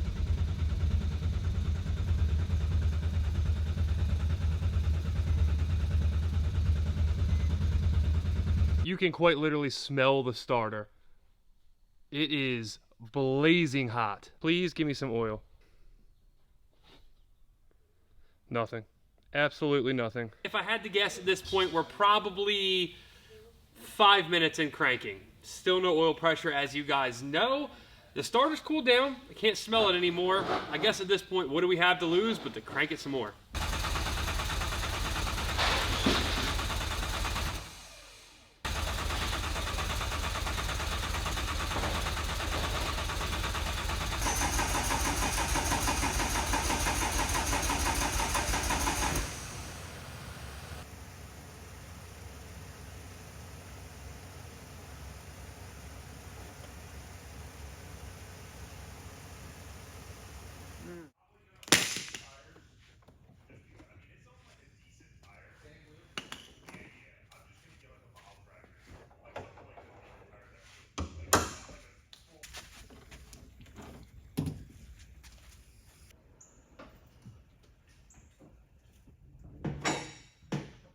The fact that it didn't have great oil pressure from the jump, like on the old engine, means that it could be failing, but it had like a bar or so running. Yeah. And I thought it was because it was so thin. Like the oil, you know? Yeah, what do you know what like good oil He said pressure? 2 to 3 bar. 2 to 3. Yeah, but like that could be explained by very thin oil. Well guys, there's not a lot to say at this point. This build has went from oh my god to god damn it. We've pretty much exhausted every option. There's very little chance that it's not something internal in the engine. If you guys remember earlier in the series, when we tore this engine down, we decided not to split the case. The rod bearings were flawless. We assumed the main bearings were gonna be flawless too. There was no evidence to show otherwise. The one thing we may have overlooked, however, when this car was running previously, it has slightly low oil pressure. It did have some oil pressure, but it was fluctuating right around the bar when it was running. Thin oil, low pressure, makes sense to me, but that's working on cars. Sometimes it just doesn't work out and stuff like this happens. Now, I am gonna try to stay positive here because that's what we do on this channel. And if there is one takeaway from this, the car looks fucking awesome. Couldn't do it. Could not leave it alone. There's pretty much one more thing we can check in-house, and it's these guys. Oil pressure relief valves.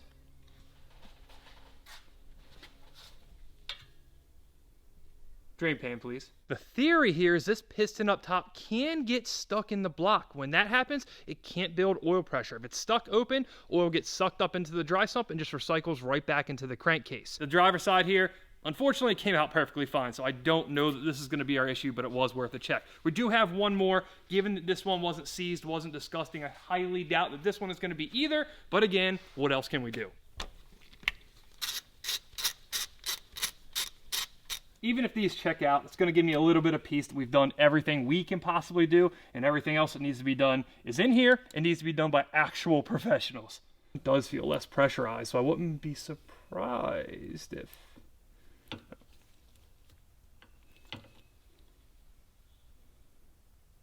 No, it's not in there. I need a second. I didn't want to speculate. I wanted to talk with AIM first and make sure that there is indeed supposed to be one of these in each side. And there is. For those of you guys who have been following the build, you know when we did our engine build, we didn't split this case. The rod bearings were good. We presumed the main bearings would be too. So we chose to save ourselves 10 grand and not do it. Now, when I just spoke to AIM, they said when they don't split cases, they also don't pull these guys out. AIM didn't pull it out. I didn't pull it out. That really only leaves one option here. The plug-in piston that goes in horizontally like that, that's untouched. That's exactly how it should be. But the one that goes in vertically is missing parts. I'm thinking that somebody mistaked this thing for a drain plug. The spring shot wherever, they never put it back in, and here we are. So big old thank you to whoever got us in this situation. I mean, I'm definitely not bitter about it or anything, but we're gonna let it go because the car cannot build oil pressure without this in there. So I think we just found our problem. I know we just found our problem. That yellow car that you guys saw in the last episode, we did get a very, very blown up motor from it. Turns out that it has exactly what we need. Imagine that. Now, as long as we have a good piston in here,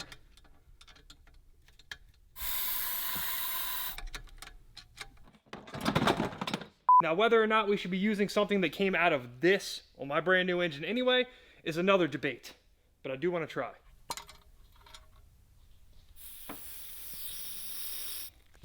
Now, the more we get into this and the more things are seemingly going really well today, the more questions I have. This little alignment pin right there, it sits in the spring and then goes in the cap.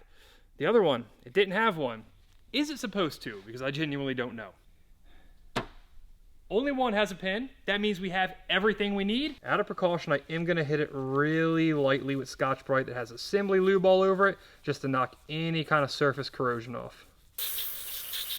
Oh, it feels much better now.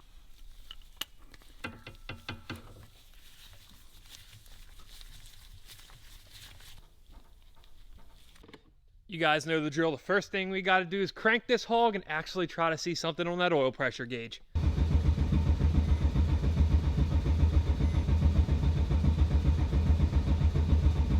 Come on, you got this, old girl. Show us something.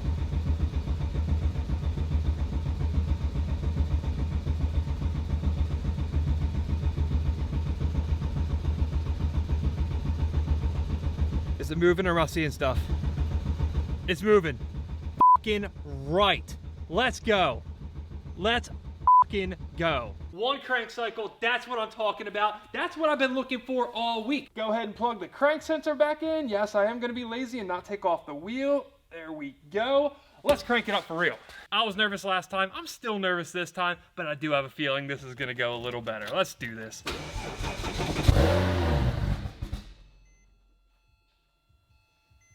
Well, we had oil pressure.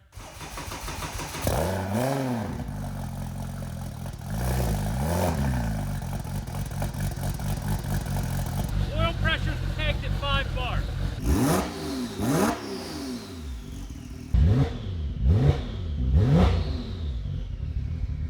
I legitimately don't know what to say.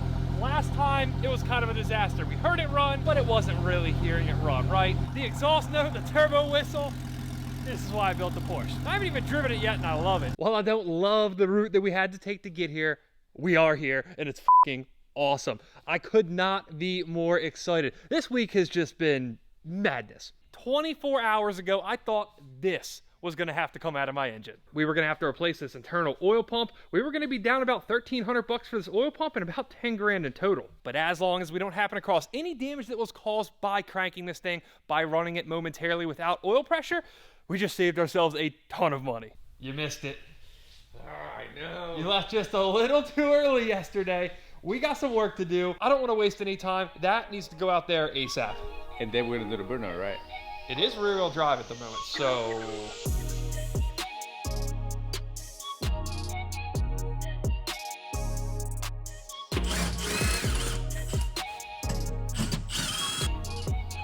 I'll explain. I've had a couple pairs of these under braces sitting around. I chose to keep the cleanest pair. Turns out, there must have been a mid-year change because they're different lengths, and I just found that out the hard way. But after some dumpster diving, we're back on track. Much, much better.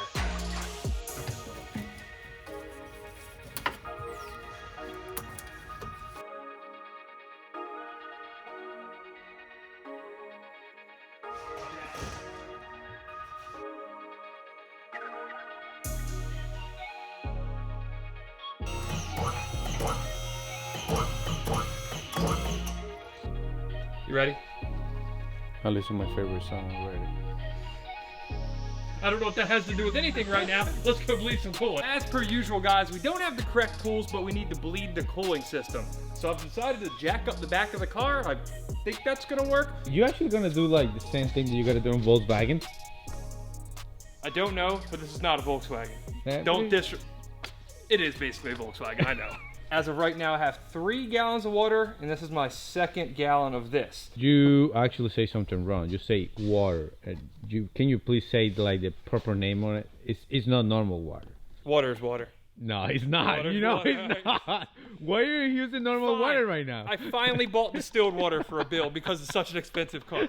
Important note, once we take this for a test drive, your seat is not bolted down. So I'm okay with that. Whoa. Is that normal?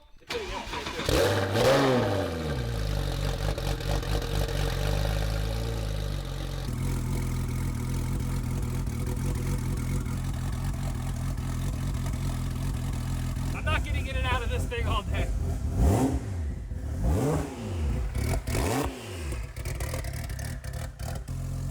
I just got a couple of onions, you know. It's running a little risk. The eyes are burning.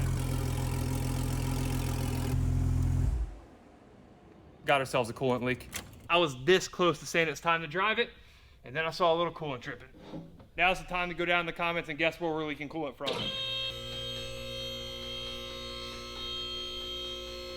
This right here has a little bit of damage to it, and I was worried about this. I don't want to waste all this new Porsche coolant. It was fairly expensive. I think I'm gonna go buy a nice clean bucket, drain it all right back into that so we can reuse it.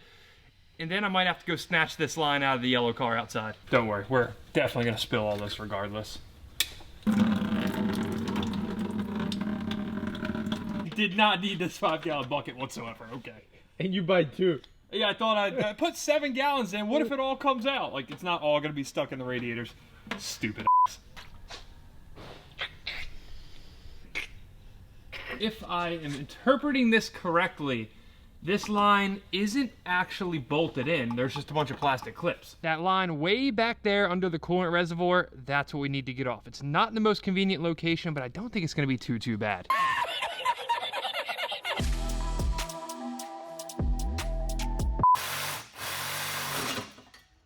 That was not fun. We had to cut it in 2 pieces to get it out. Fortunately, this one's gonna be a little bit easier.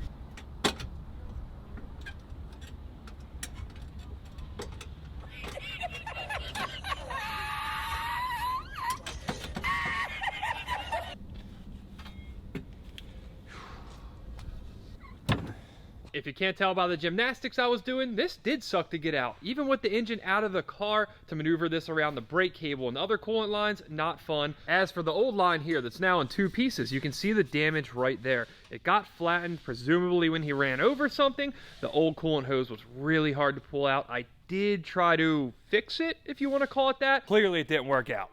I don't even know what to say at this point. Pray for me.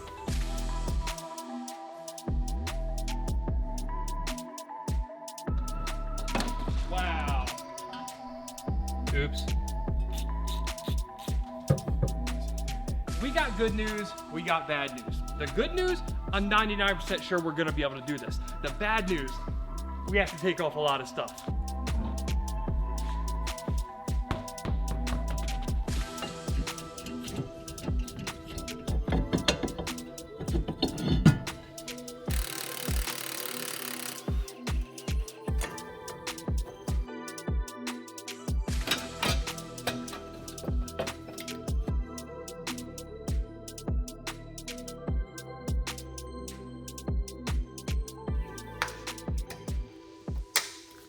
Well, team, once again, we've dodged an issue, and once again, it is now pitch black outside. To be able to get that odd-shaped hardline in there, we had to dismantle half the car, including the axle, the parking brake cable. Honestly, it was kind of a nightmare job. There's so much stuff that had to come off, half the suspension arms. It just wasn't a fun time. All these coolant lines had to come off, that small coolant line up there. There was just so much we had to move around. Yes, it was a fantastic waste of a day, but the good news now is we get to spend the next 3 or 4 hours doing it all over again. You guys didn't take an extra day to sit through that, right?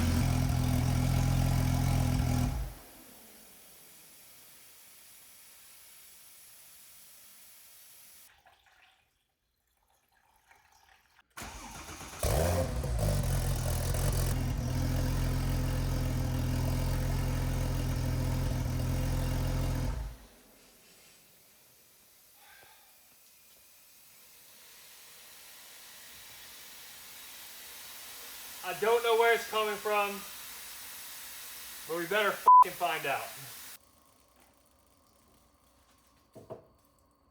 Good news, we found the leak. Bad news, I need to go rob another hose off the yellow car in the dark. I've been in and out of this thing. We've chased any and every possible leak. The floor is now dry and clean. The only thing I'm debating, at this point it's been an insanely long day. It's well past 2 in the morning. I know the responsible thing to do will be to wait until the morning to take it for a test drive.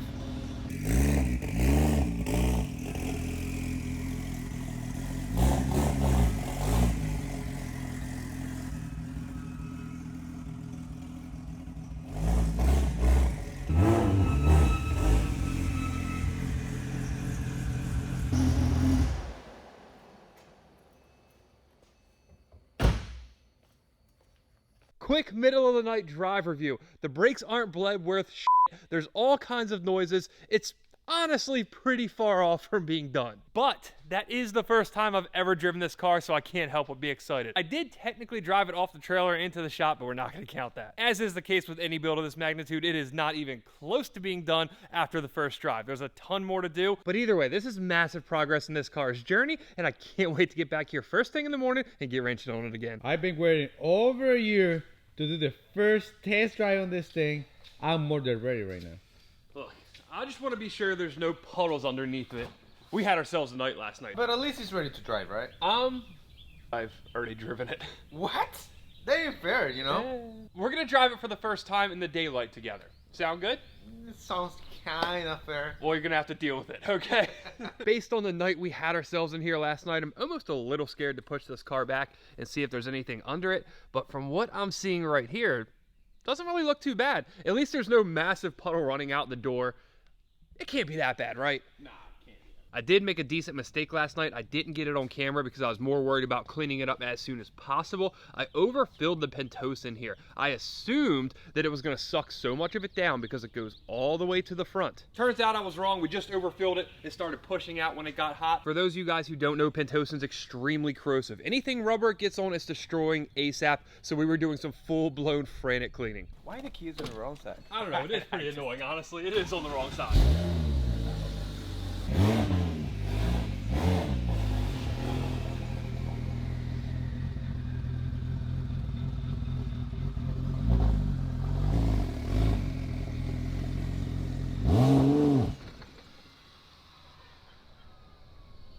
This is embarrassing. Look, I'm gonna let you in on a secret. I stalled it once last night too.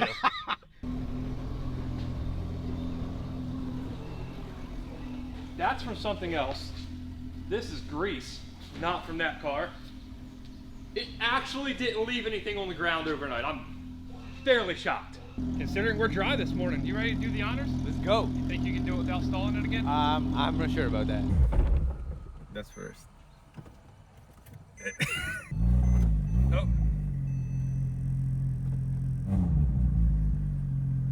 They went in reverse fine earlier. What's going on? What'd you break?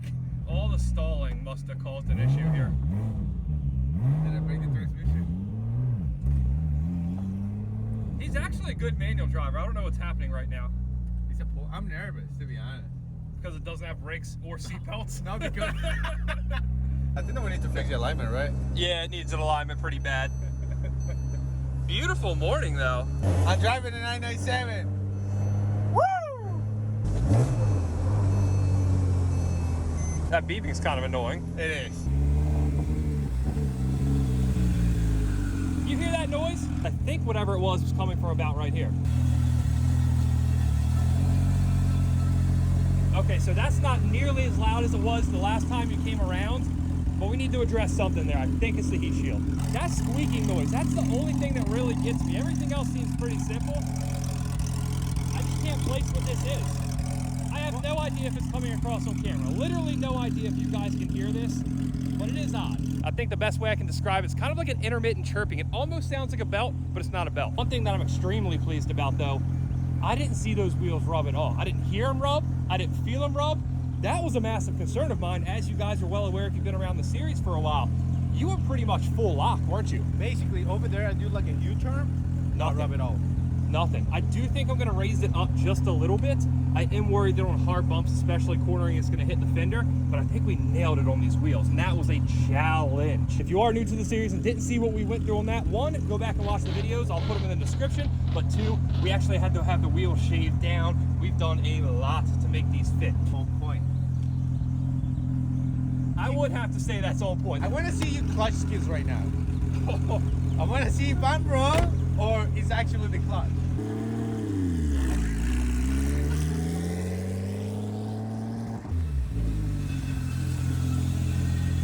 It's got to be that heat shield. It absolutely has to be. Why does it pop out of reverse? I told you. Don't love the fact that it's popping out of reverse, but keep in mind, guys, we've only driven this thing from about right here into the shop. I have no history on this transmission whatsoever. Worst case scenario, it needs a little trans work. We're gonna just pretend that's not gonna happen here. I'm leaning more towards it being just a little bit of adjustment needed on those numeric cables.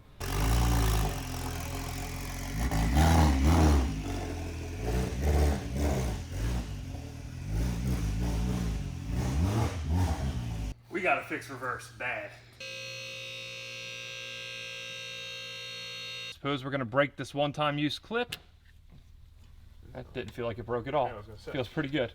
I'm wondering if I had trouble getting it to do that prior because I didn't have the clutch bled and we hadn't done any shifting through the transmission or anything. I thought the range of motion on this thing stopped right there. Hopefully, we have full range forward as well. Let's take her for a rip. Let's go.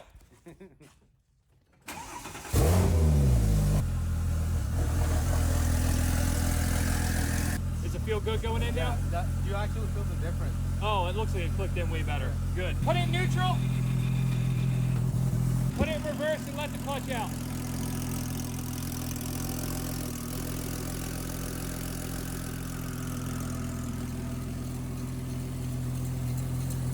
I think we're Gucci. So bleeding the brakes, it didn't go great. They're still not that much better than they were. This car sat with no brake fluid for a long time. I think we may have to go out and try to lock the ABS up to try to get some air out of that. Either that or when we send the car back up to AIM, I'll just have them use one of their computers that can actuate the actual ABS module itself. Which, now that I'm thinking about it, is probably the safer option. I don't know if you know, but we got oil containers that we can actually use for this. You understand why this is clean? Yes, I know. Yeah, so we can see all the metal that's about to come out. No, Don't I'm say sorry, you know that. what? No, that's not a funny joke. You guys way too far. I apologize for saying that. Yes. Well, it still looks new. That's good. It looks pretty normal to me. Smells a little fuelish, which is perfectly normal on a fresh engine like this. Oh.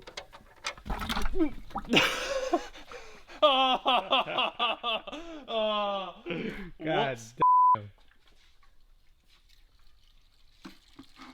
If you couldn't tell by looking at Fernando's arm, the oil, everywhere it's coming out of, it does look good. The one thing I was very careful to do is not drain it from here like a complete idiot. Not a lot going on at the bottom of this, which is obviously what we want. There's no metallic flake. There's nothing weird at all. All that cranking we did, starting it with no oil pressure for a brief period of time, I was at least a little worried that we had done some damage to the bearings. The rod bearings, they had assembly lube on them. The mains did not. It looks like as far as that goes, we kind of lucked out, but we do still have to pull the filter.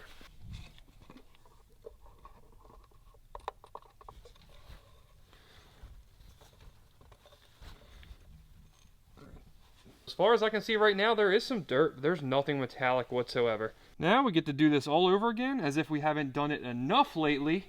And then we get to come in first thing tomorrow morning and pick something else to fix. We're back. I just got done scheduling the car to go off to the alignment shop 2 days from now, which means we can no longer ignore this damaged suspension. The car didn't necessarily drive poorly. It didn't pull a certain direction. Granted, we haven't taken it over about 20 miles an hour. One thing I am worried about though, you see some pretty heavy damage here on this lower control arm. For obvious reasons, I didn't want to line the car with bad damaged control arms. So just like on the front of the car here, I went back to Redline and got some more GT3 control arms. If you guys didn't see how awesome these things were when I put them on the front of the car, they're just like the GT3 ones. You have different size shims like this. You stick them in there, crank it down, and adjust the negative camber.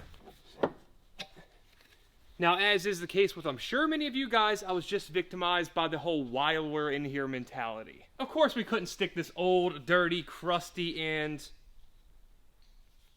it's not damaged. Oh, it is damaged. See? We're just being safe. There's a little scrape there. Didn't want to put this back on the car, safety first. We had to get ourselves a new arm with an aftermarket bushing pressed in. Are you sure that you didn't damage that on purpose? I'd never do that. Now, because we don't need these control arms and they're already damaged, we get to do this the fun way.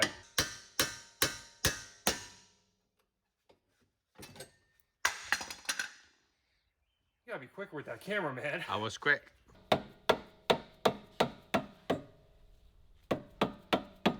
You can't tell me that even if you're not using this to adjust the camber right off the bat, that these don't just look 10 times better than what we had on here before. So what about this? Don't show them that. Don't show them that, please. Let's move on. I'm sorry I said anything. Yes, and links are on the way.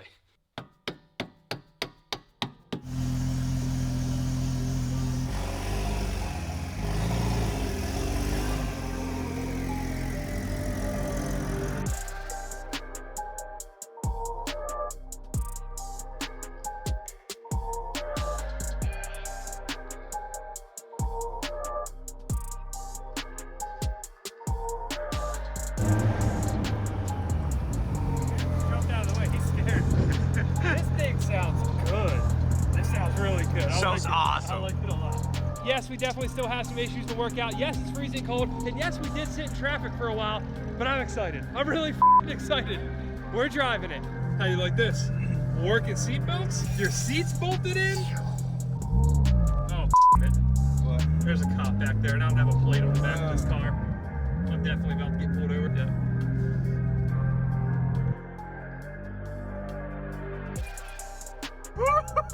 Okay. Okay. I guess it's my lucky day. I don't know. Hey, that turbo noise is awesome. It is. The turbo noise is unreal. And the car drives pretty well. Yeah. Even the precision, like I thought it was gonna be like super small, but it's not. It's really not. And there's a lot of headroom. Yes. Partially because we got rid of this sunroof, which if you didn't watch that video, which is now, I don't know, 6, 7, 8 months ago, link in the description, maybe. If not, go find it. It's in the playlist. It was an awesome time. We cut off the roof, got rid of this nasty sunroof, put a carbon roof on it, and now it's made us a custom headliner. It's kind of a weird feeling driving this car for the first time. I've owned it for so long, and as you guys know, haven't had it on the street.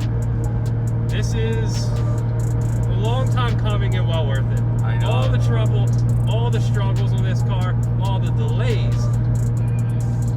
Finally! Can't beat it, right? Yeah. Can't beat it. So, we need to do a little exercise. I'm just gonna take the car around for a casual spin, you know, driving it around the building, no big deal. Are you sure about that? I'm sure. You're gonna let me know if there's any obstructions in my way. Okay. Raccoon! Good? Yeah. Alright. Squirrel! Think you can hit me either, right? Nah. Wildlife around here is unreal. It's like a jungle. It is. Parrot! Cool. Oh, we got that one. Yeah, I think. Came out of nowhere.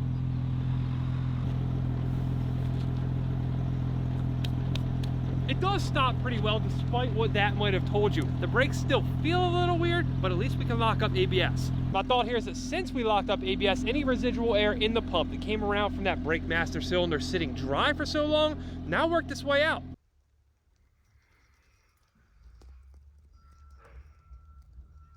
Everything looks different underneath now.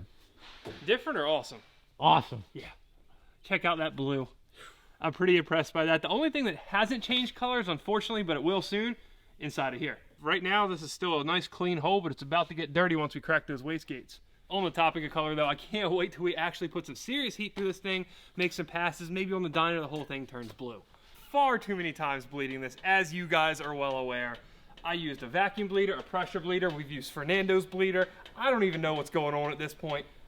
I'm pretty sure they're still gonna suck. As for what's next with the car, maybe it makes 1,000 horsepower, maybe we have 10 other issues, I genuinely don't know. But as for now, it runs well, it's driving pretty well, so I think I'm just gonna go out and take it for a run. No, the brakes feel worse, I don't know.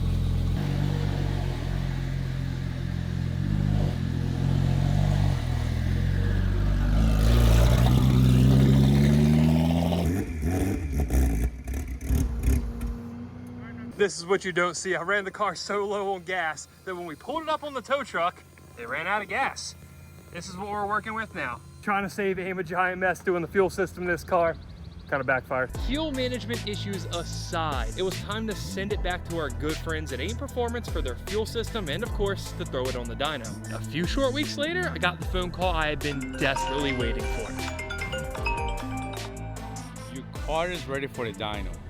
The problem we have though, I got that call 12 hours before a massive race event and I was already occupied.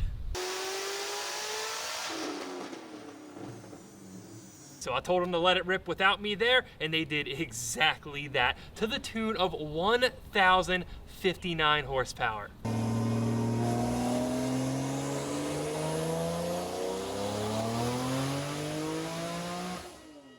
So the car just made 4-digit horsepower. We have the track available to us tomorrow, but it would mean Fernando and I have to pull an all-nighter to go grab this car and make it to the track on time. What? Well, that was an easy decision. If you've never experienced that last-minute race car life, welcome to the show. Apparently we're not the only ones ready for the event. Are you ready for it? I've been ready for this for a year. It looks the same, but it definitely doesn't run the same. Hopefully you keep this clean. I know, Fernando knows, and you all know that it's not gonna stay this clean.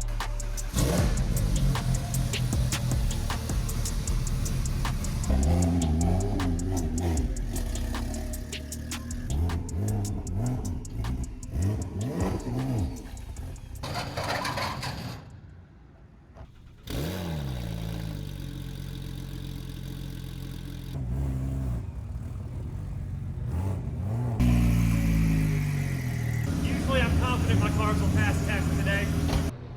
Hopefully this is the most difficult part of the day. Jesus Christ. Aren't you supposed to have the slow class stickers, or is that... Where's your car? In case you guys can't tell, we had to leave the Juke at home. That's sad. They wouldn't let it run. It wouldn't qualify for the 130 class. She's going to be setting records soon, though. Mark my words. Records soon. For reference, the Juke quarter-mile record's a 13.6.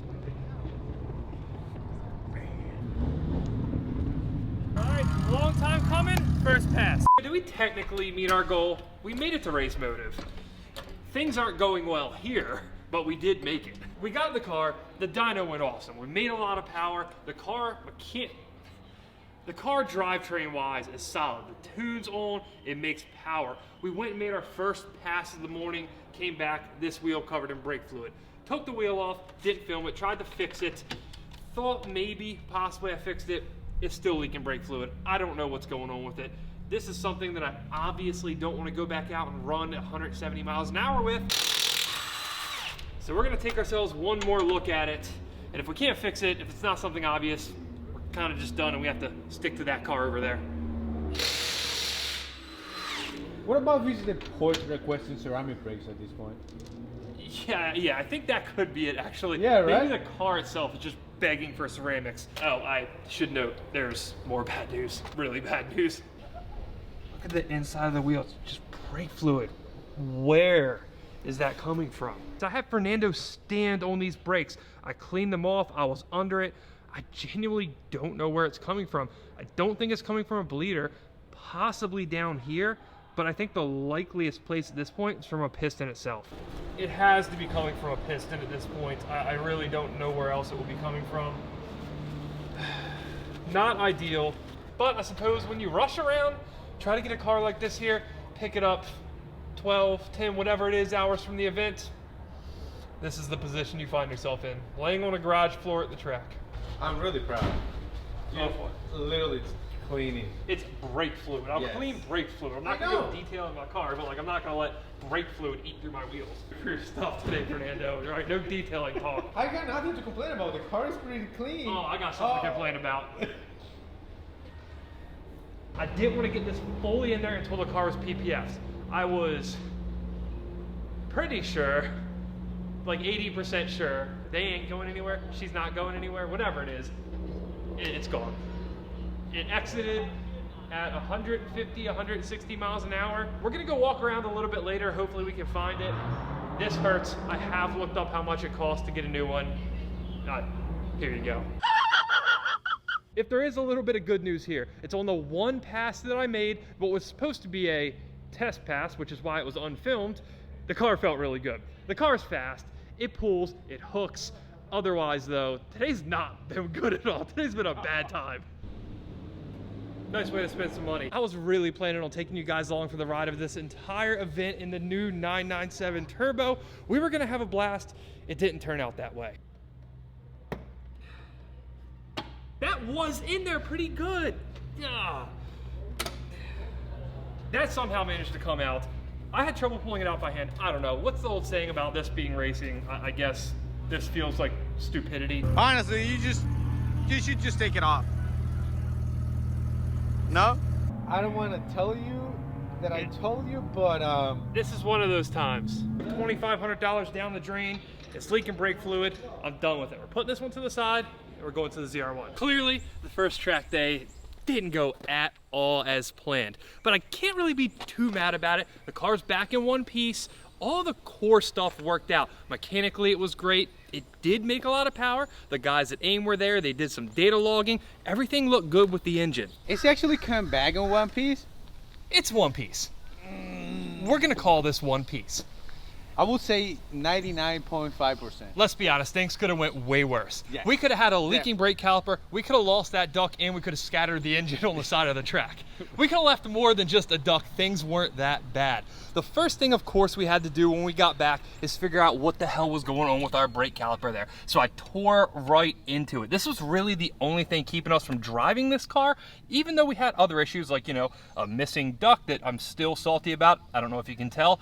We got into this thing, we found out it was indeed leaking from the piston. Once I got the caliper off, got all the pads and the hardware off, it was pretty easy to see where it was leaking from, this one specific piston. We yanked it apart and sure enough, this one seal, I guess, got nicked sliding the piston in. I'm not exactly sure how it happened. Mistakes happen. I suppose it could have been a lot worse. We found the issue, rebuilt the caliper, stuck it back on, bled the brakes for like, I don't know, the 10th time at this point, and finally, it looks like we have brakes that actually work. They don't leak anymore, so that's one major thing that we can check off the list. Realistically, in the grand scheme of a build, that's something totally normal. That kind of stuff's gonna happen. Usually you find it before you take the car to the track. Didn't happen in this case. We tried to rush it, and this one time it just didn't pay off. But I think that I found the real issue right here. You now know the issue. Yeah. After we fixed it, what's the issue? It's still say Porsche instead of Porsche.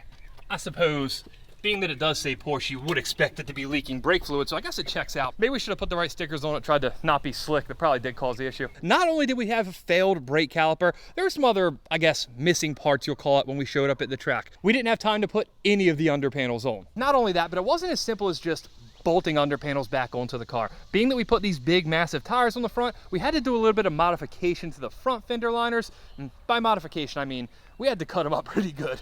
What do you estimate we have on here? I don't know, 25% of the factory fender liner left? Yeah, can we call that a fender liner anymore? It's a fender liner, yeah. There's no better. I don't think it's a fender accessory. We'll just say that. Yeah, I like the term, but it still works to do it. Does it work? It really just is on there because it makes me feel like I didn't just leave a piece off the car. But either way, hey, it's fine. We got it working. It doesn't rub the fender liner. That part actually worked out. Where we are rubbing though, you can see the tire there is cut pretty good. We are hitting these fenders. I know I thought we accomplished it, but once the coilover settled down a little bit, it hits. I knew you had the static life in your blood. Stop. Why you gotta totally go? Come on, man. This is a fact. I ain't lying. This is a fact. I feel disgusted with myself. I hope you guys feel equally disgusted. What we're gonna have to do, I think, we might even do it a little bit later today, is cut that inner fender lip a little bit more. Not only that, but after all the work we did, I do think we're gonna have to do a little more. I think we're gonna have to order some upper camber plates. That's gonna allow us to add some extra negative camber from the top. That'll bring the wheel in just a little bit more, and we really don't need much. So at this point, the car's pretty much ready to go driving. No more leaking brake caliper. We have all of our under panels. It's actually a complete car for the first time in years. There was just one more thing. When I was faced with spending another $2,500 on the carbon vent that I lost, which I do have to say it would have been nice if there was just anybody to possibly warn me about that issue. I don't know who was a good idea to don't listen and pay attention. Yeah, they've already seen that. It's already in the video. Oh, yeah, right. They have. They know. Yes, Fernando clearly told me, you should probably leave this out. And I did not listen. I told him. I can tell you're still just thrilled about that fact. Every time I bring up the stupid vent, I'm salty about it. You just start smiling. I'm done with this. I've been mad about this for quite some time now. I decided to go ahead and stick the stock vents back in it. And maybe this is just me telling myself this to make myself feel better, but I like them. I do think that looks better because you got like a better contract with all these carbon fiber stuff. Exactly. But now you need to put gloss on the hood. So we're gonna do that. This isn't as bad as I thought it was gonna be. It does soften the blow, I guess. At this point, the car is now full bodied. It's not missing vents anymore, and it's ready to drive. So it's basically over 2 years at this point?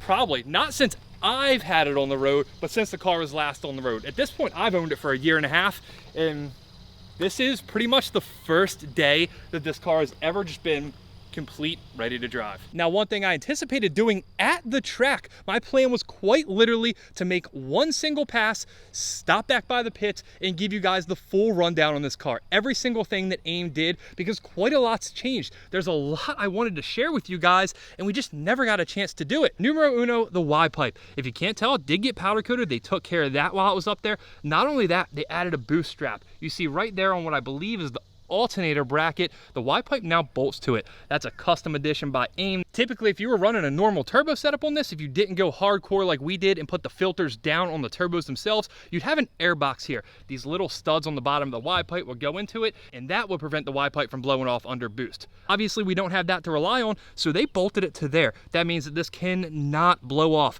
This car's not running 10 pounds, we're running 30 pounds of boost. The other major thing they did on here is something you're gonna have to use your imagination for: a fuel system. They added another fuel pump inside the fuel tank. It's all in tank. We don't have to have some surge tank down here like Alex did on his car. I believe that may be something you can only do with the turbos like this. Inside the tank, there's a lot going on, but externally, there's just one single line running under the car to supply a little more fuel back here. So it's one of the most elegant ways to take care of fueling needed on a 1,000 horsepower car like this, and it's simply one of those things that AIM Performance has locked down like no one else. Unlike that yellow car we just brought in that had aftermarket fuel rails, that had a fuel pressure regulator there, this system uses the stock fuel filter there.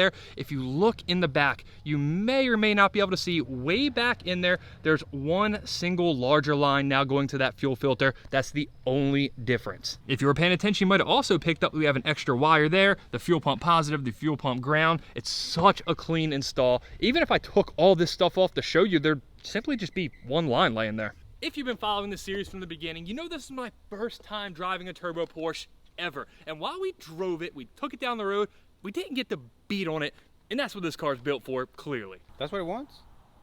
You sound unsure about that. I thought it was gonna be a garage queen. You know this isn't the silver one, right? There was a lot I didn't know about this car. There are some things that you're supposed to do that I didn't know that I got filled in on when I picked the car from AIM. I did count on sharing those with you, but for obvious reasons, we got sidetracked. When I picked this up from AIM, they, I think, didn't realize how new to the Porsche world I was. In fact, at one point, Joe told me to stick to Corvettes. I'm pretty sure he was serious, but either way, he filled me in. I think we're good to go now. First bit of advice he gave me: every time I drive this car, we put it in sport mode. For whatever reason, the way this car is set up, it's a requirement. It has to be in sport mode. Next up on the button list, PSM off. Apparently that's also critical. I think it stands for pumpkin spice mocha, something along those lines. We do have to hit those things every time we drive. Apparently it's important. You don't have to do that in Corvettes, I'm just saying. Next up here, this is our master switch, if you want to call it that. You remember we installed this HKS boost controller? Well, it's set up by maps here. If you have it off, there is no boost control whatsoever, meaning not what you think. Not that it runs all the boost, but it runs practically no boost, which we don't want any of that. Setting A, setting B, both for 93 octane pump gas. Setting C, and of course the only one we're ever gonna run, setting D for D. I can't see a good reason to ever lower it, so we're not gonna. Corvette can do that. That's true. The Supercharger, you gotta change a pulley here. I just hit a button. Obviously, all this stuff didn't come in the owner's manual, the 997, which I don't believe I got anyway. We had to have AIM fill us in. So now we know how to drive this car, I think, hopefully. Are you sure about that? We're about to find out. If we don't know how to drive it, it's gonna be more entertaining for you guys, I promise. The car's solid enough, again, I think. I really anticipated showing you this a long time ago. I thought we were gonna go beat this thing on the track, but finally, after a year and a half, let's go drive this thing.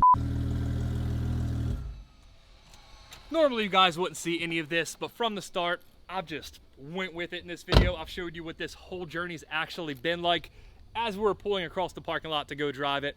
This rubbed one more time. I think we need to raise this up right now so we don't cut one of these tires and end up in a ditch somewhere. I promise you, I promise you that after this, we will actually go drive the car. This was not all some clever thing to show off my new Schwab and jack from our friends at Pelican Parts, but if you need a jack, you should buy it, and you should buy it from them because it's awesome.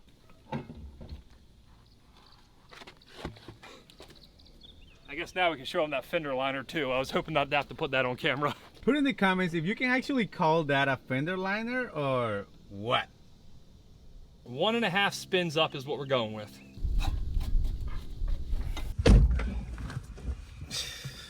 This is a long time coming. Sport mode. Pumpkin spice smoker, whatever dumb thing I said it was, off. This isn't just the first time that you guys are experiencing this car getting beat on. It's only the second time I am. I made one pass. One single pull at race motive. This guy, never. I'm kind of curious to know if they feel faster than the ZR1. It does not. Oh, really? I'll say that from the jump. The gears are much shorter than the ZR1. I think you'll agree. It feels like a much more... We're still rubbing. Whatever. At this point, we're just not turning the wheel. We're just going to go straight. We do have to figure that out. That's not good. So I was told by Joe at AIM, this car, more than most he's driven, has an incredible amount of cabin noise. NVH, I think they call it, for the people that worry about that kind of stuff. He said it is solely because of that upgraded transmission mount that I put in. He said, and I quote, if you change that back out, it will ride like an S-Class Benz. I mean, that's not what I built this car for. I don't care, but it's pretty cool that you could have a 1,000 horsepower car that drives like that. Would you do it? No. No? I like this. It feels really nice and tight and solid. It's still hard to imagine that a car that makes 1,000 horsepower drives this well. Just something doesn't feel right about it. If you've built a car like this, you know, 10 years ago, they're always an aggressive race car. They don't really idle well. This car feels stock until you get on it. And the best part about this whole thing, it hooks.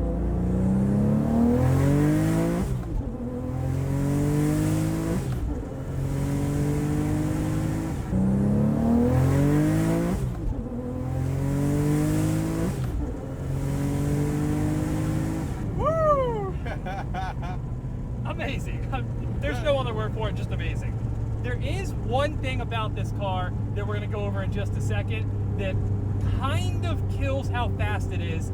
And you may have thought that first shift was just really slow, but it's something electrical that we still need to figure out a solution for. One thing I haven't done yet, and what better time than now, is got on it from first gear.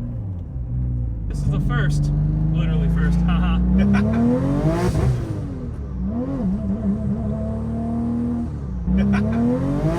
So it cut out really early. It was like there's a rev limit at like 6,000, but there was a fine boy in blue coming around the corner. That phantom rev limit may have also just saved us from a little bit of a ticket. You can definitely daily use this car. 100%. You can daily drive this car, and I will daily drive this car once we do what we need to do next episode, because there's a few things I can't stand about it right now, and we get it PPF'd. I got a problem. Because after the ZR1, nothing feels like it. You know, it's just like you got fast car, ZR1, and then everything is screwed. Actually, the 01 feels faster than the R8. The ZR1 for a 1,000 horsepower It's car just- makes less horsepower than this by 11. Okay. And he's right. There's no way to explain a Corvette ZR1. Massively long gears, incredible torque. I can hit it from 3,000 RPM and it's gone.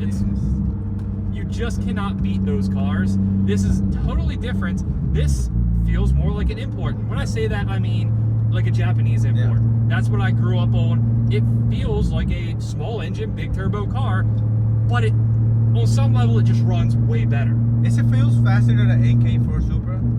Oh, those laggy pieces of trash that I had multiple of. Yeah. Wow, you're gonna get hate for that. It's true.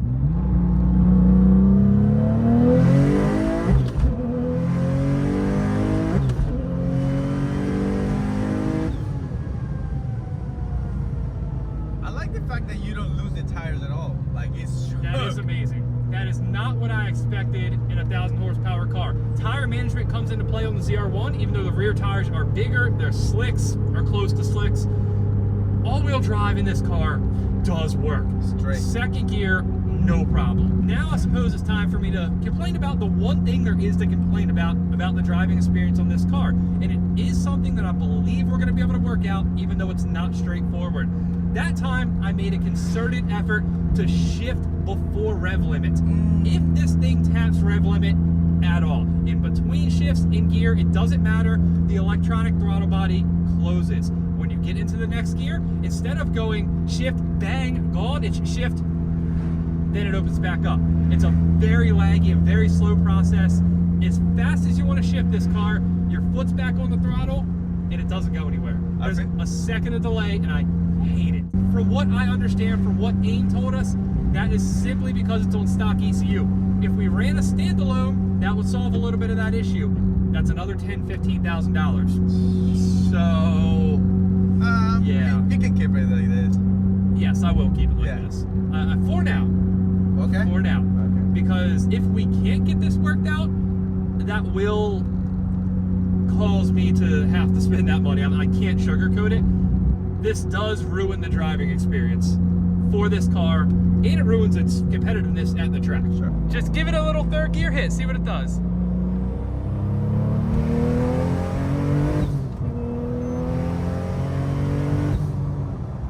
Feels good. It feels really good. It feels good straight. It does. It's such an easy car to drive. I cannot emphasize that enough.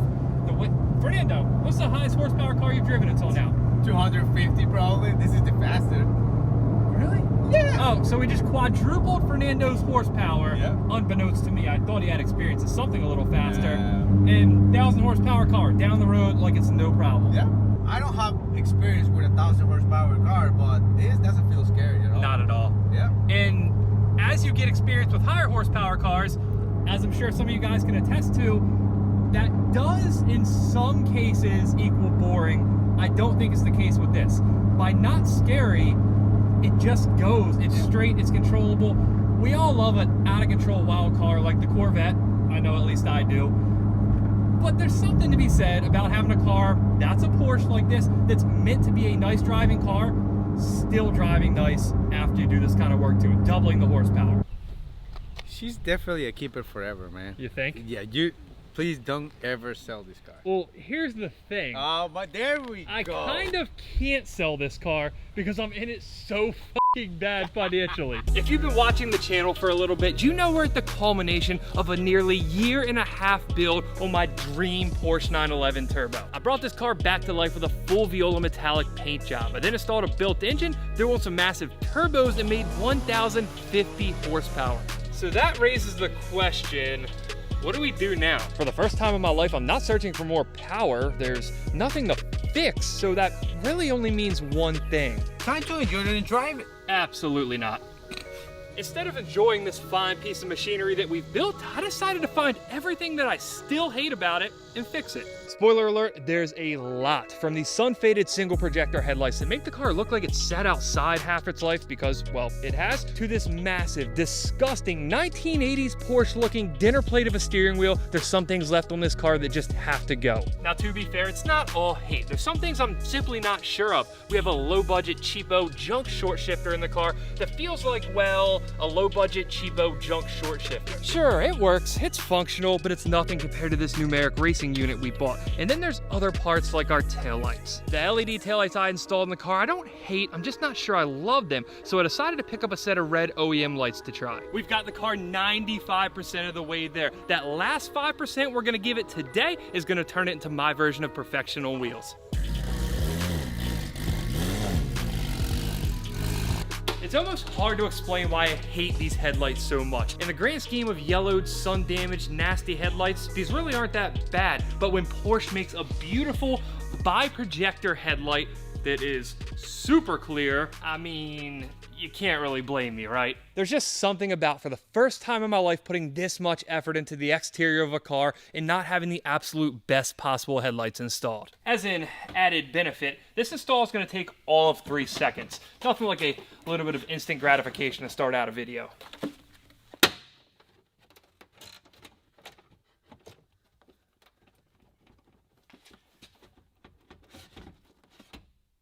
I'm kind of jealous of Porsche. That was so easy. Look, all you gotta do is spend $100,000+ building a Porsche. You have easy headlight removal. It's really not that hard.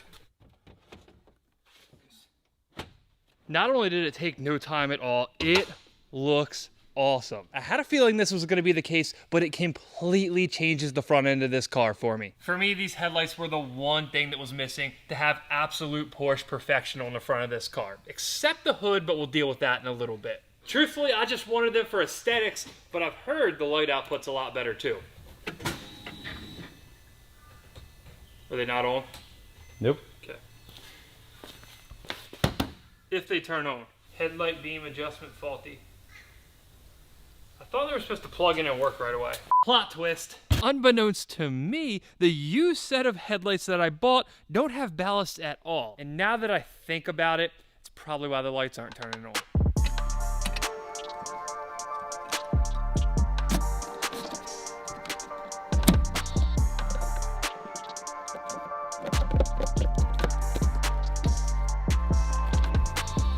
Now, let's give this another shot.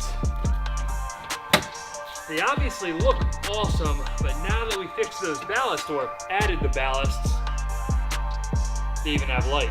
It's 100% a personal preference thing, but to me, this is exactly what this car needed. We took that one remaining piece of the front end that dated this car as being almost 20 years old and replaced them with a set of headlights that look like something that Porsche will make today. We've done a lot of extensive modification to the exterior of this car, so I have to admit, I find it kind of humorous that one of the most simple mods ended up being one of my favorites. It changed the whole front end. Like the fact they got like these 2 circles on it. Of course, they got like a specific name on it.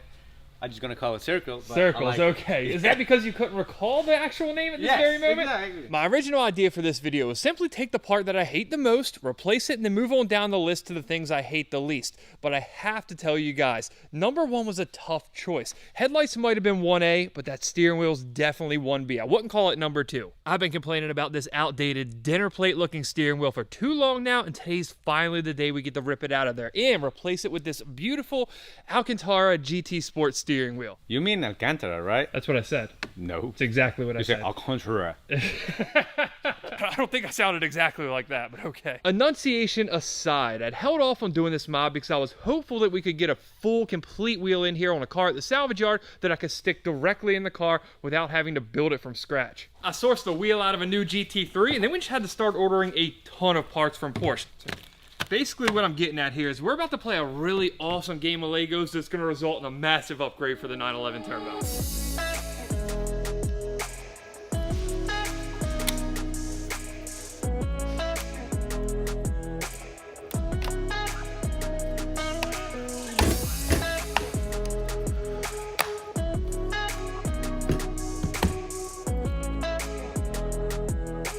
For as beautiful and timeless as the 997 chassis is, there's just a few areas where it lacks, and this is probably one of the biggest. On a scale of 1 to 10. All they're gonna say is finally, and 10 out of 10. Easily. Yeah. Easily 10 out of 10. Did you unplug the battery? No. We don't do that here. Jesus Christ. Ooh. Even though we had the pieces staying together pretty good, it was cake. Like cake. I can't imagine it easier to install.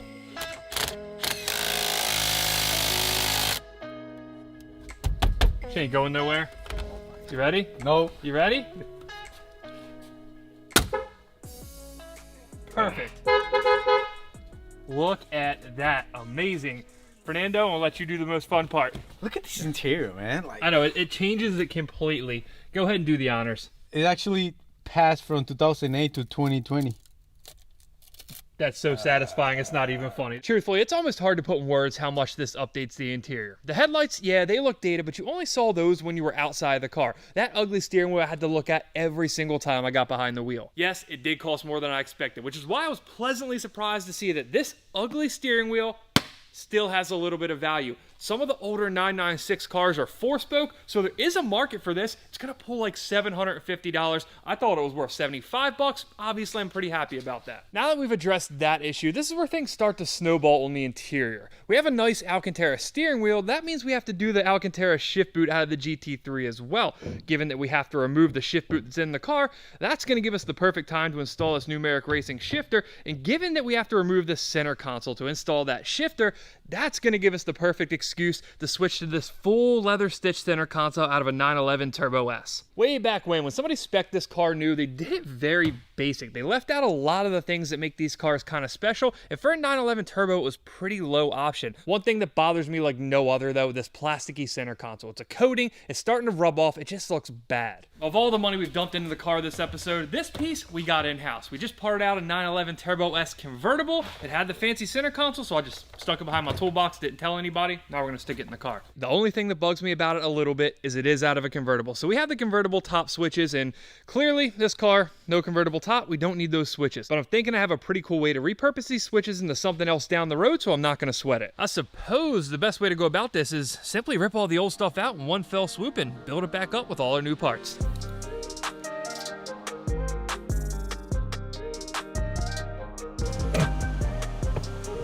It never fails. Every single time I get behind the wheel of that car, I've been focused on how terrible that wheel is, and I kind of forgot how ratty the rest of the interior is. This center console is not horrible, but this plastic that's been peeling off it almost reminds me of the old Toyota Supra dashboards that literally fall apart. It's just bugging me. While the shifter isn't cosmetic like most of the other stuff we're dealing with in this episode, I did have to mess with it every time I drove the car, and it was enough to piss me off. It's not horrible. That's the nicest thing I can say about it. If you were to want to do a short shifter in your 997, this is the cheapest, most cost-effective way to do it. It's the stock base. The only part that's aftermarket is the blue piece there in the shifter rod. Unfortunately, this isn't one of those times where the cost-effective option is just as good. It's no match for the numeric racing shifter. This is an entire shifter box replacement. And after I drove that yellow 997 Turbo that I rebuilt with the numeric shifter, it was a no-brainer. I had to have it ASAP. This is as precise of a shifter as I've ever felt in any car I've driven, period. This one, it just feels sloppy. And on the topic of sloppy, our old shift boot. The leather's hard, the stitches are pulling out, the seams are split. It's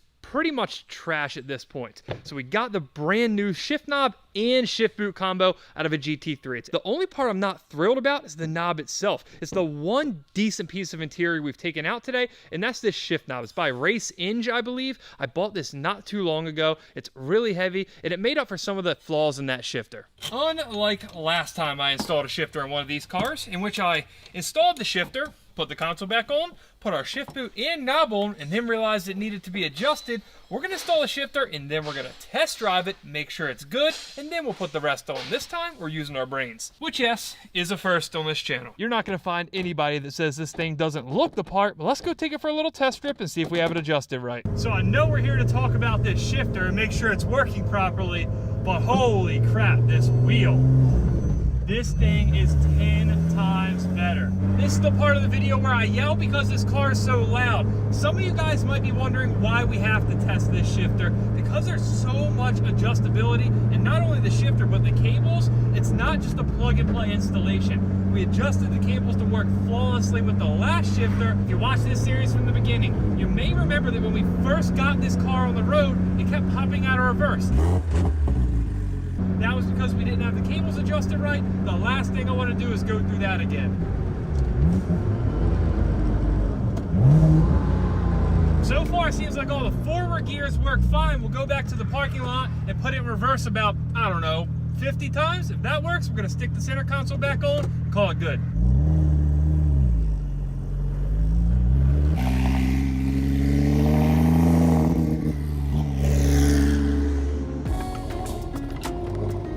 Now, as for this little guy, if I'm interpreting it correctly, we just slide it on, twist this collar, and it's done.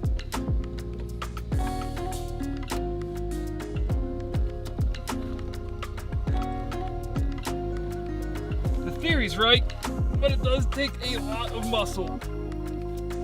Done, twisted. There we have it. That feels fucking amazing. Redline got us again, this time with carbon fiber GT3 style interior door handles. Frankly, this isn't something I needed or even wanted, but they keep making cool stuff and I keep buying it. I figure for a couple $100 and like 3 seconds to install, why not, right? Is this money that I needed to spend? Probably not. Definitely not. But hey, there's so few mods on cars, especially cars like this, that we've already built to this level that you can do for a couple $100 and have yourself a nice completed project to the car in a couple minutes. And if you, like Fernando and I, aren't even close to being able to afford a GT car, at least this lets you fake it while you're getting out of the car. I thought the GT is red. Well, this fake GT, they're silver, all right?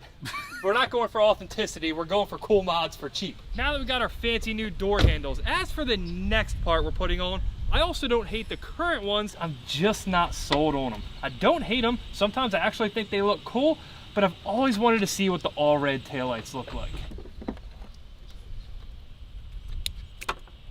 So where do those actually come from? I believe, and you guys can correct me if I'm wrong, that this was an option on all the 997s. You just had to spec it when you built the car. Oh. If you thought the door handles were an easy install, this was quite a bit easier.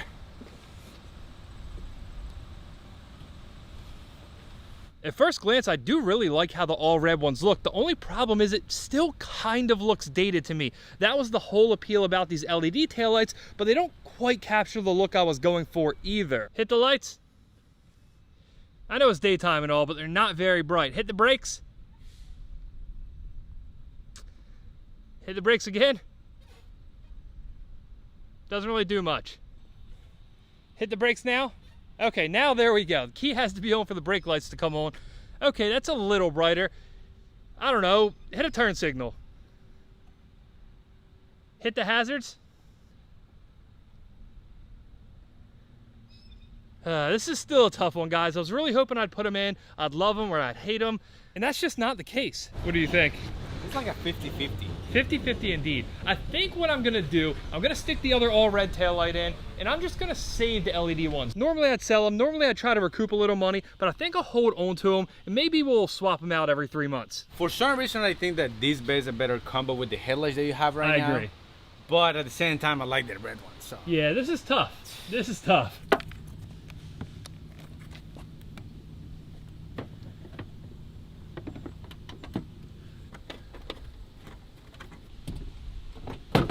For now, I think the all red's the right call. Maybe it's just because it's fresh, it's a new look, it looks cool.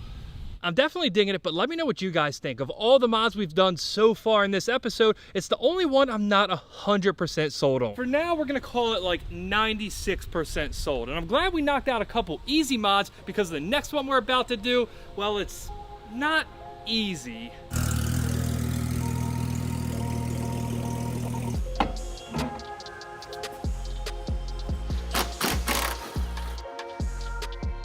Next up on the list are these guys. These Vorschlag front camber plates are our last ditch effort to make these absolutely ignorantly sized wheels fit without rubbing, period. If you've been around for a while, then you already know the deal. But if you're new to the channel, when I did the GT2 style fender flares on this car, I went a little overboard in sizing the wheels. I wanted to go as aggressive as possible, but I overshot just a little bit and we've been rubbing the fender ever since. I've already tried to remedy it by raising the ride height, by shaving down the inside of the fender in the flare. I even bought GT3 style lower control arms from Redline. It lets you add spacers. I even went as far as to have the inside mating surface of the wheel milled down 4 millimeters, which is all we could possibly do. Unfortunately though, it has hasn't been quite enough. While we have alleviated 99.9% of the rubbing, there are certain scenarios which it still does happen, as you can tell by the tire. With these camber plates, however, instead of kicking out the bottom of the wheel, it's gonna let us draw in the top of the wheel. So theoretically, that should give us even more clearance, and hopefully, and I truly mean hopefully, this works, because if this doesn't,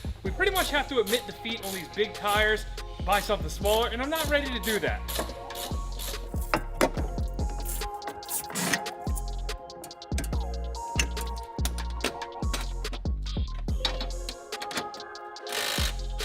We're just gonna go for it. The camber plate's completely maxed out negative. It might prove to be a mistake. We might have to come back to adjust it, but there is one thing I'm gonna do now to prevent us from looking like a tilty wheel stance boy. We're gonna pull these shims off the bottom control arms. That way we can slide it in like that. I'm sure that looked really great on camera. You probably couldn't even tell, but it's gonna take out however much camber this is. Now we just cinch this back down, then we get to put the car on the ground and see how bad it looks. It's on deck. If we have like -7 degrees of camber, the hat's going on.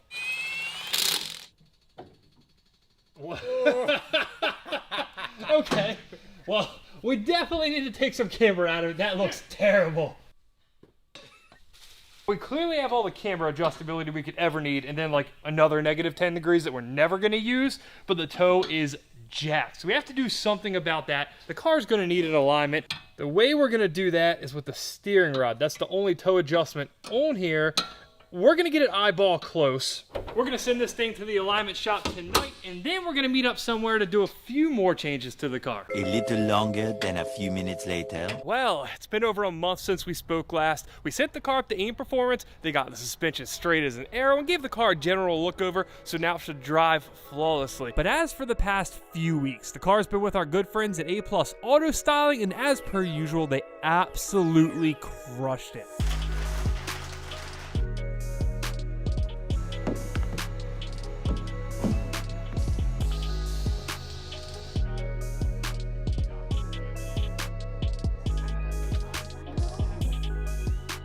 Just the absolute disrespect. The owner, Nick, had to put his GT3 here where he knew I'd see it before I found my car.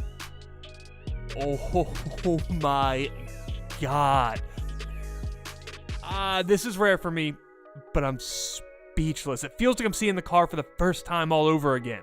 That one piece of film on the hood completely changed this car. All that stressing back and forth, whether we should go all matte or all gloss was the call, paid off 100%. They PPF'd over the carbon exposed section on the wing, they PPF'd the roof, and of course the hood. They also did the entire front end. We don't have to worry about rock chips.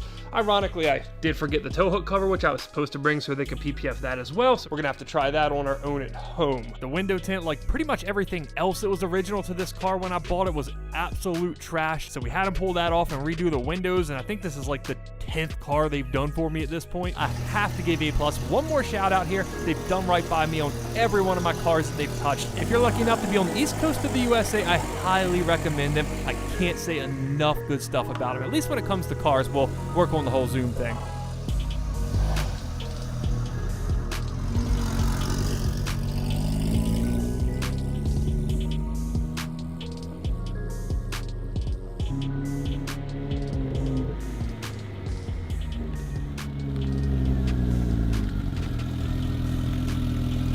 Better, yes or no?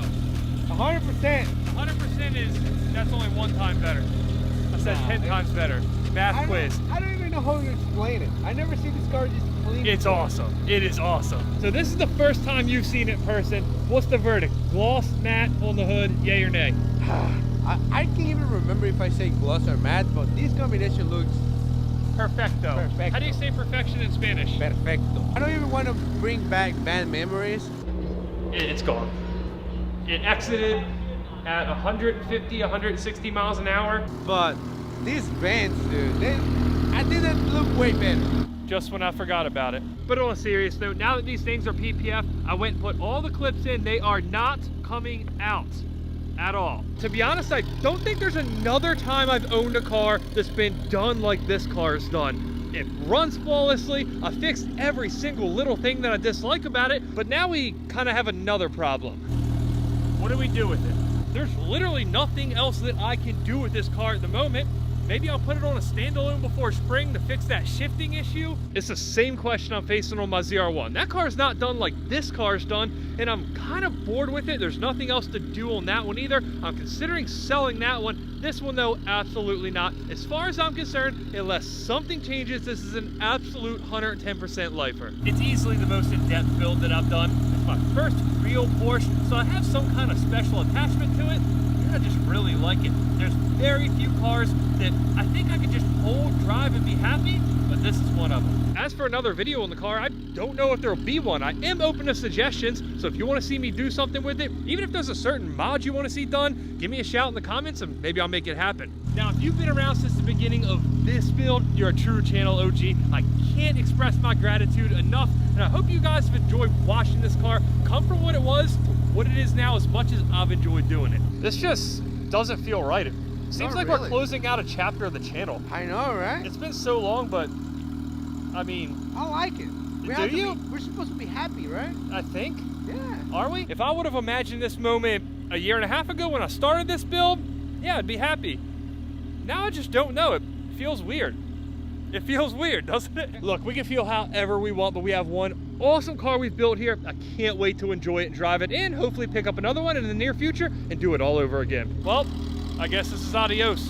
Adios.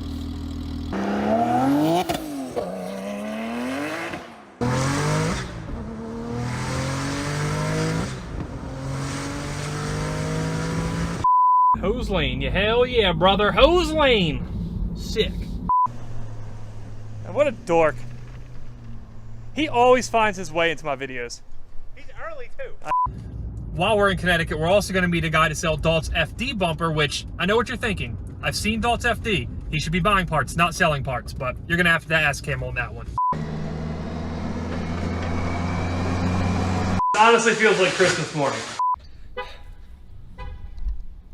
Look, I don't f up enough by myself. I'm out here looking like an idiot anyway, and you guys want to f with me. God, can't do anything in peace here. I was on my 20th take. I was about to get it right. He's looking for you. I don't know what he's looking for. He's just standing at the door like a creep. Jeez, what a weirdo. These roads, man, Jesus. Never finishing this. It's not happening. Here we go. Good stretch. Let's go. F New Jersey drivers. F that guy. Yeah, I forget to turn on the mic. Stuff like that happens, and I have to record the segment about this whole stupid paper towel over and over and over. I try to like have a decent voice for this stuff, and I'm like, God, I sound like an idiot. And that's what I think. I'm like, what the? Well, nobody can hear themselves, right? Yeah. That's the problem. Yeah. And I take this out in editing, obviously, but these guys have heard it all day. I'll say the same sentence like 3 times over, stutter halfway through, and have to back up 2 feet and do it all over again. But we manage. We get through it, even though we're not great at this. Oh no. Look at this criminal. Look at this criminal. You know you go to jail for that? You're gonna pay me $20 for that, right? Well, I'm not paying. Ooh, this is a Porsche I saw online. Yes, you probably did. They put what, 6 something up? No. 1050. I love the color though. Thank you. Thank you. Man. 600 horsepower? Who's saying I made 600 horsepower? I saw it. Funny for I see it in your face. How do you feel that you used to be in your boat fishing and now you gotta be? I sweat my off in a parking lot? No, I don't like it. I sold my boat, Fernando knows, to buy more cars. I'm gonna get 1,000 likes. You gotta do a Porsche tattoo on your face. No, wait, what the f did you just say? Yeah, wait, why? No. On your neck. Okay, f off. I'll do a Porsche tattoo for 1,000 comment likes. It's my choosing. I'm picking what it is. Okay. All right, plan B worked out, and it didn't cost us $50 at CVS. Is that gonna be long enough? That's what she said. For once in my life, I have enough length. Is that too much? Is that too f***ing much? Oh, whoa. Well, what? Nothing.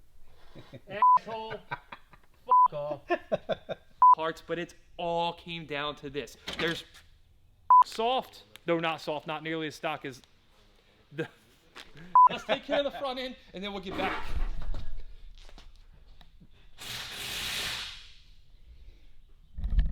Didn't fall. Fucking piece of shit. I'm drunk. You were there when we Yeah, did I'm this. drunk. Jesus Yeah, Christ. wow. Don't admit that What's to wrong somebody with that you? you work with, I by the know. way. That's where the hard work begins. But this car, that's where the hard work begins. But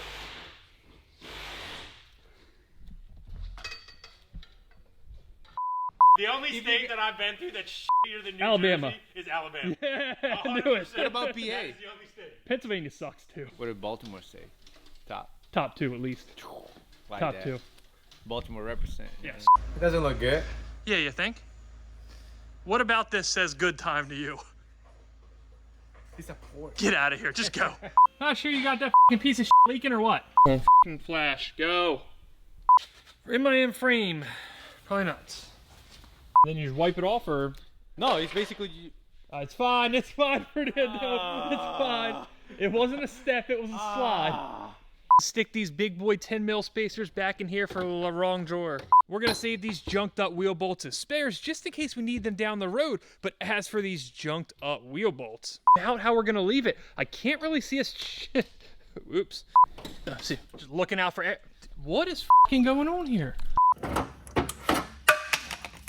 Is it gonna make good power? Like how fast? Like is this thing 900 gonna or do? so. 900? Yeah. Huh? What do you mean 900? 1,000. Give me one more of those. No. Come on, give me one more. No. The driver front wheel over here actually fits halfway decent. 3 August later. As for the rear, nope, not 235, 325. The good news there, however. It's actually hard. Well, that's the way we like it. Now, hold on. I don't really see how this is going to be.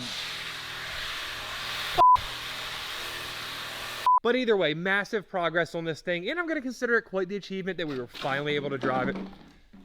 As I run that over, you. It was actually hard to put the other line on it. I left at 2:30 a.m. That's where I'm going to leave that. That'll tell you what you need to know, okay? Okay. Watch the video, all right? Like and subscribe. Smash that like button, in fact, all right? Fire up, dog. Or, nah, I don't want to say dog. That's so fucking stupid. God, why'd that even come out? Why'd that even come out of my fucking mouth? That was stupid as fuck. That's what you say? You guys just witnessed that light's in my I can't even talk. It's literally blinding me. 3, 2, 1. We're going up it. I'm trying to pass you. I'm floored. And Fernando's like, go, go. I'm like, Fernando, I'm floored.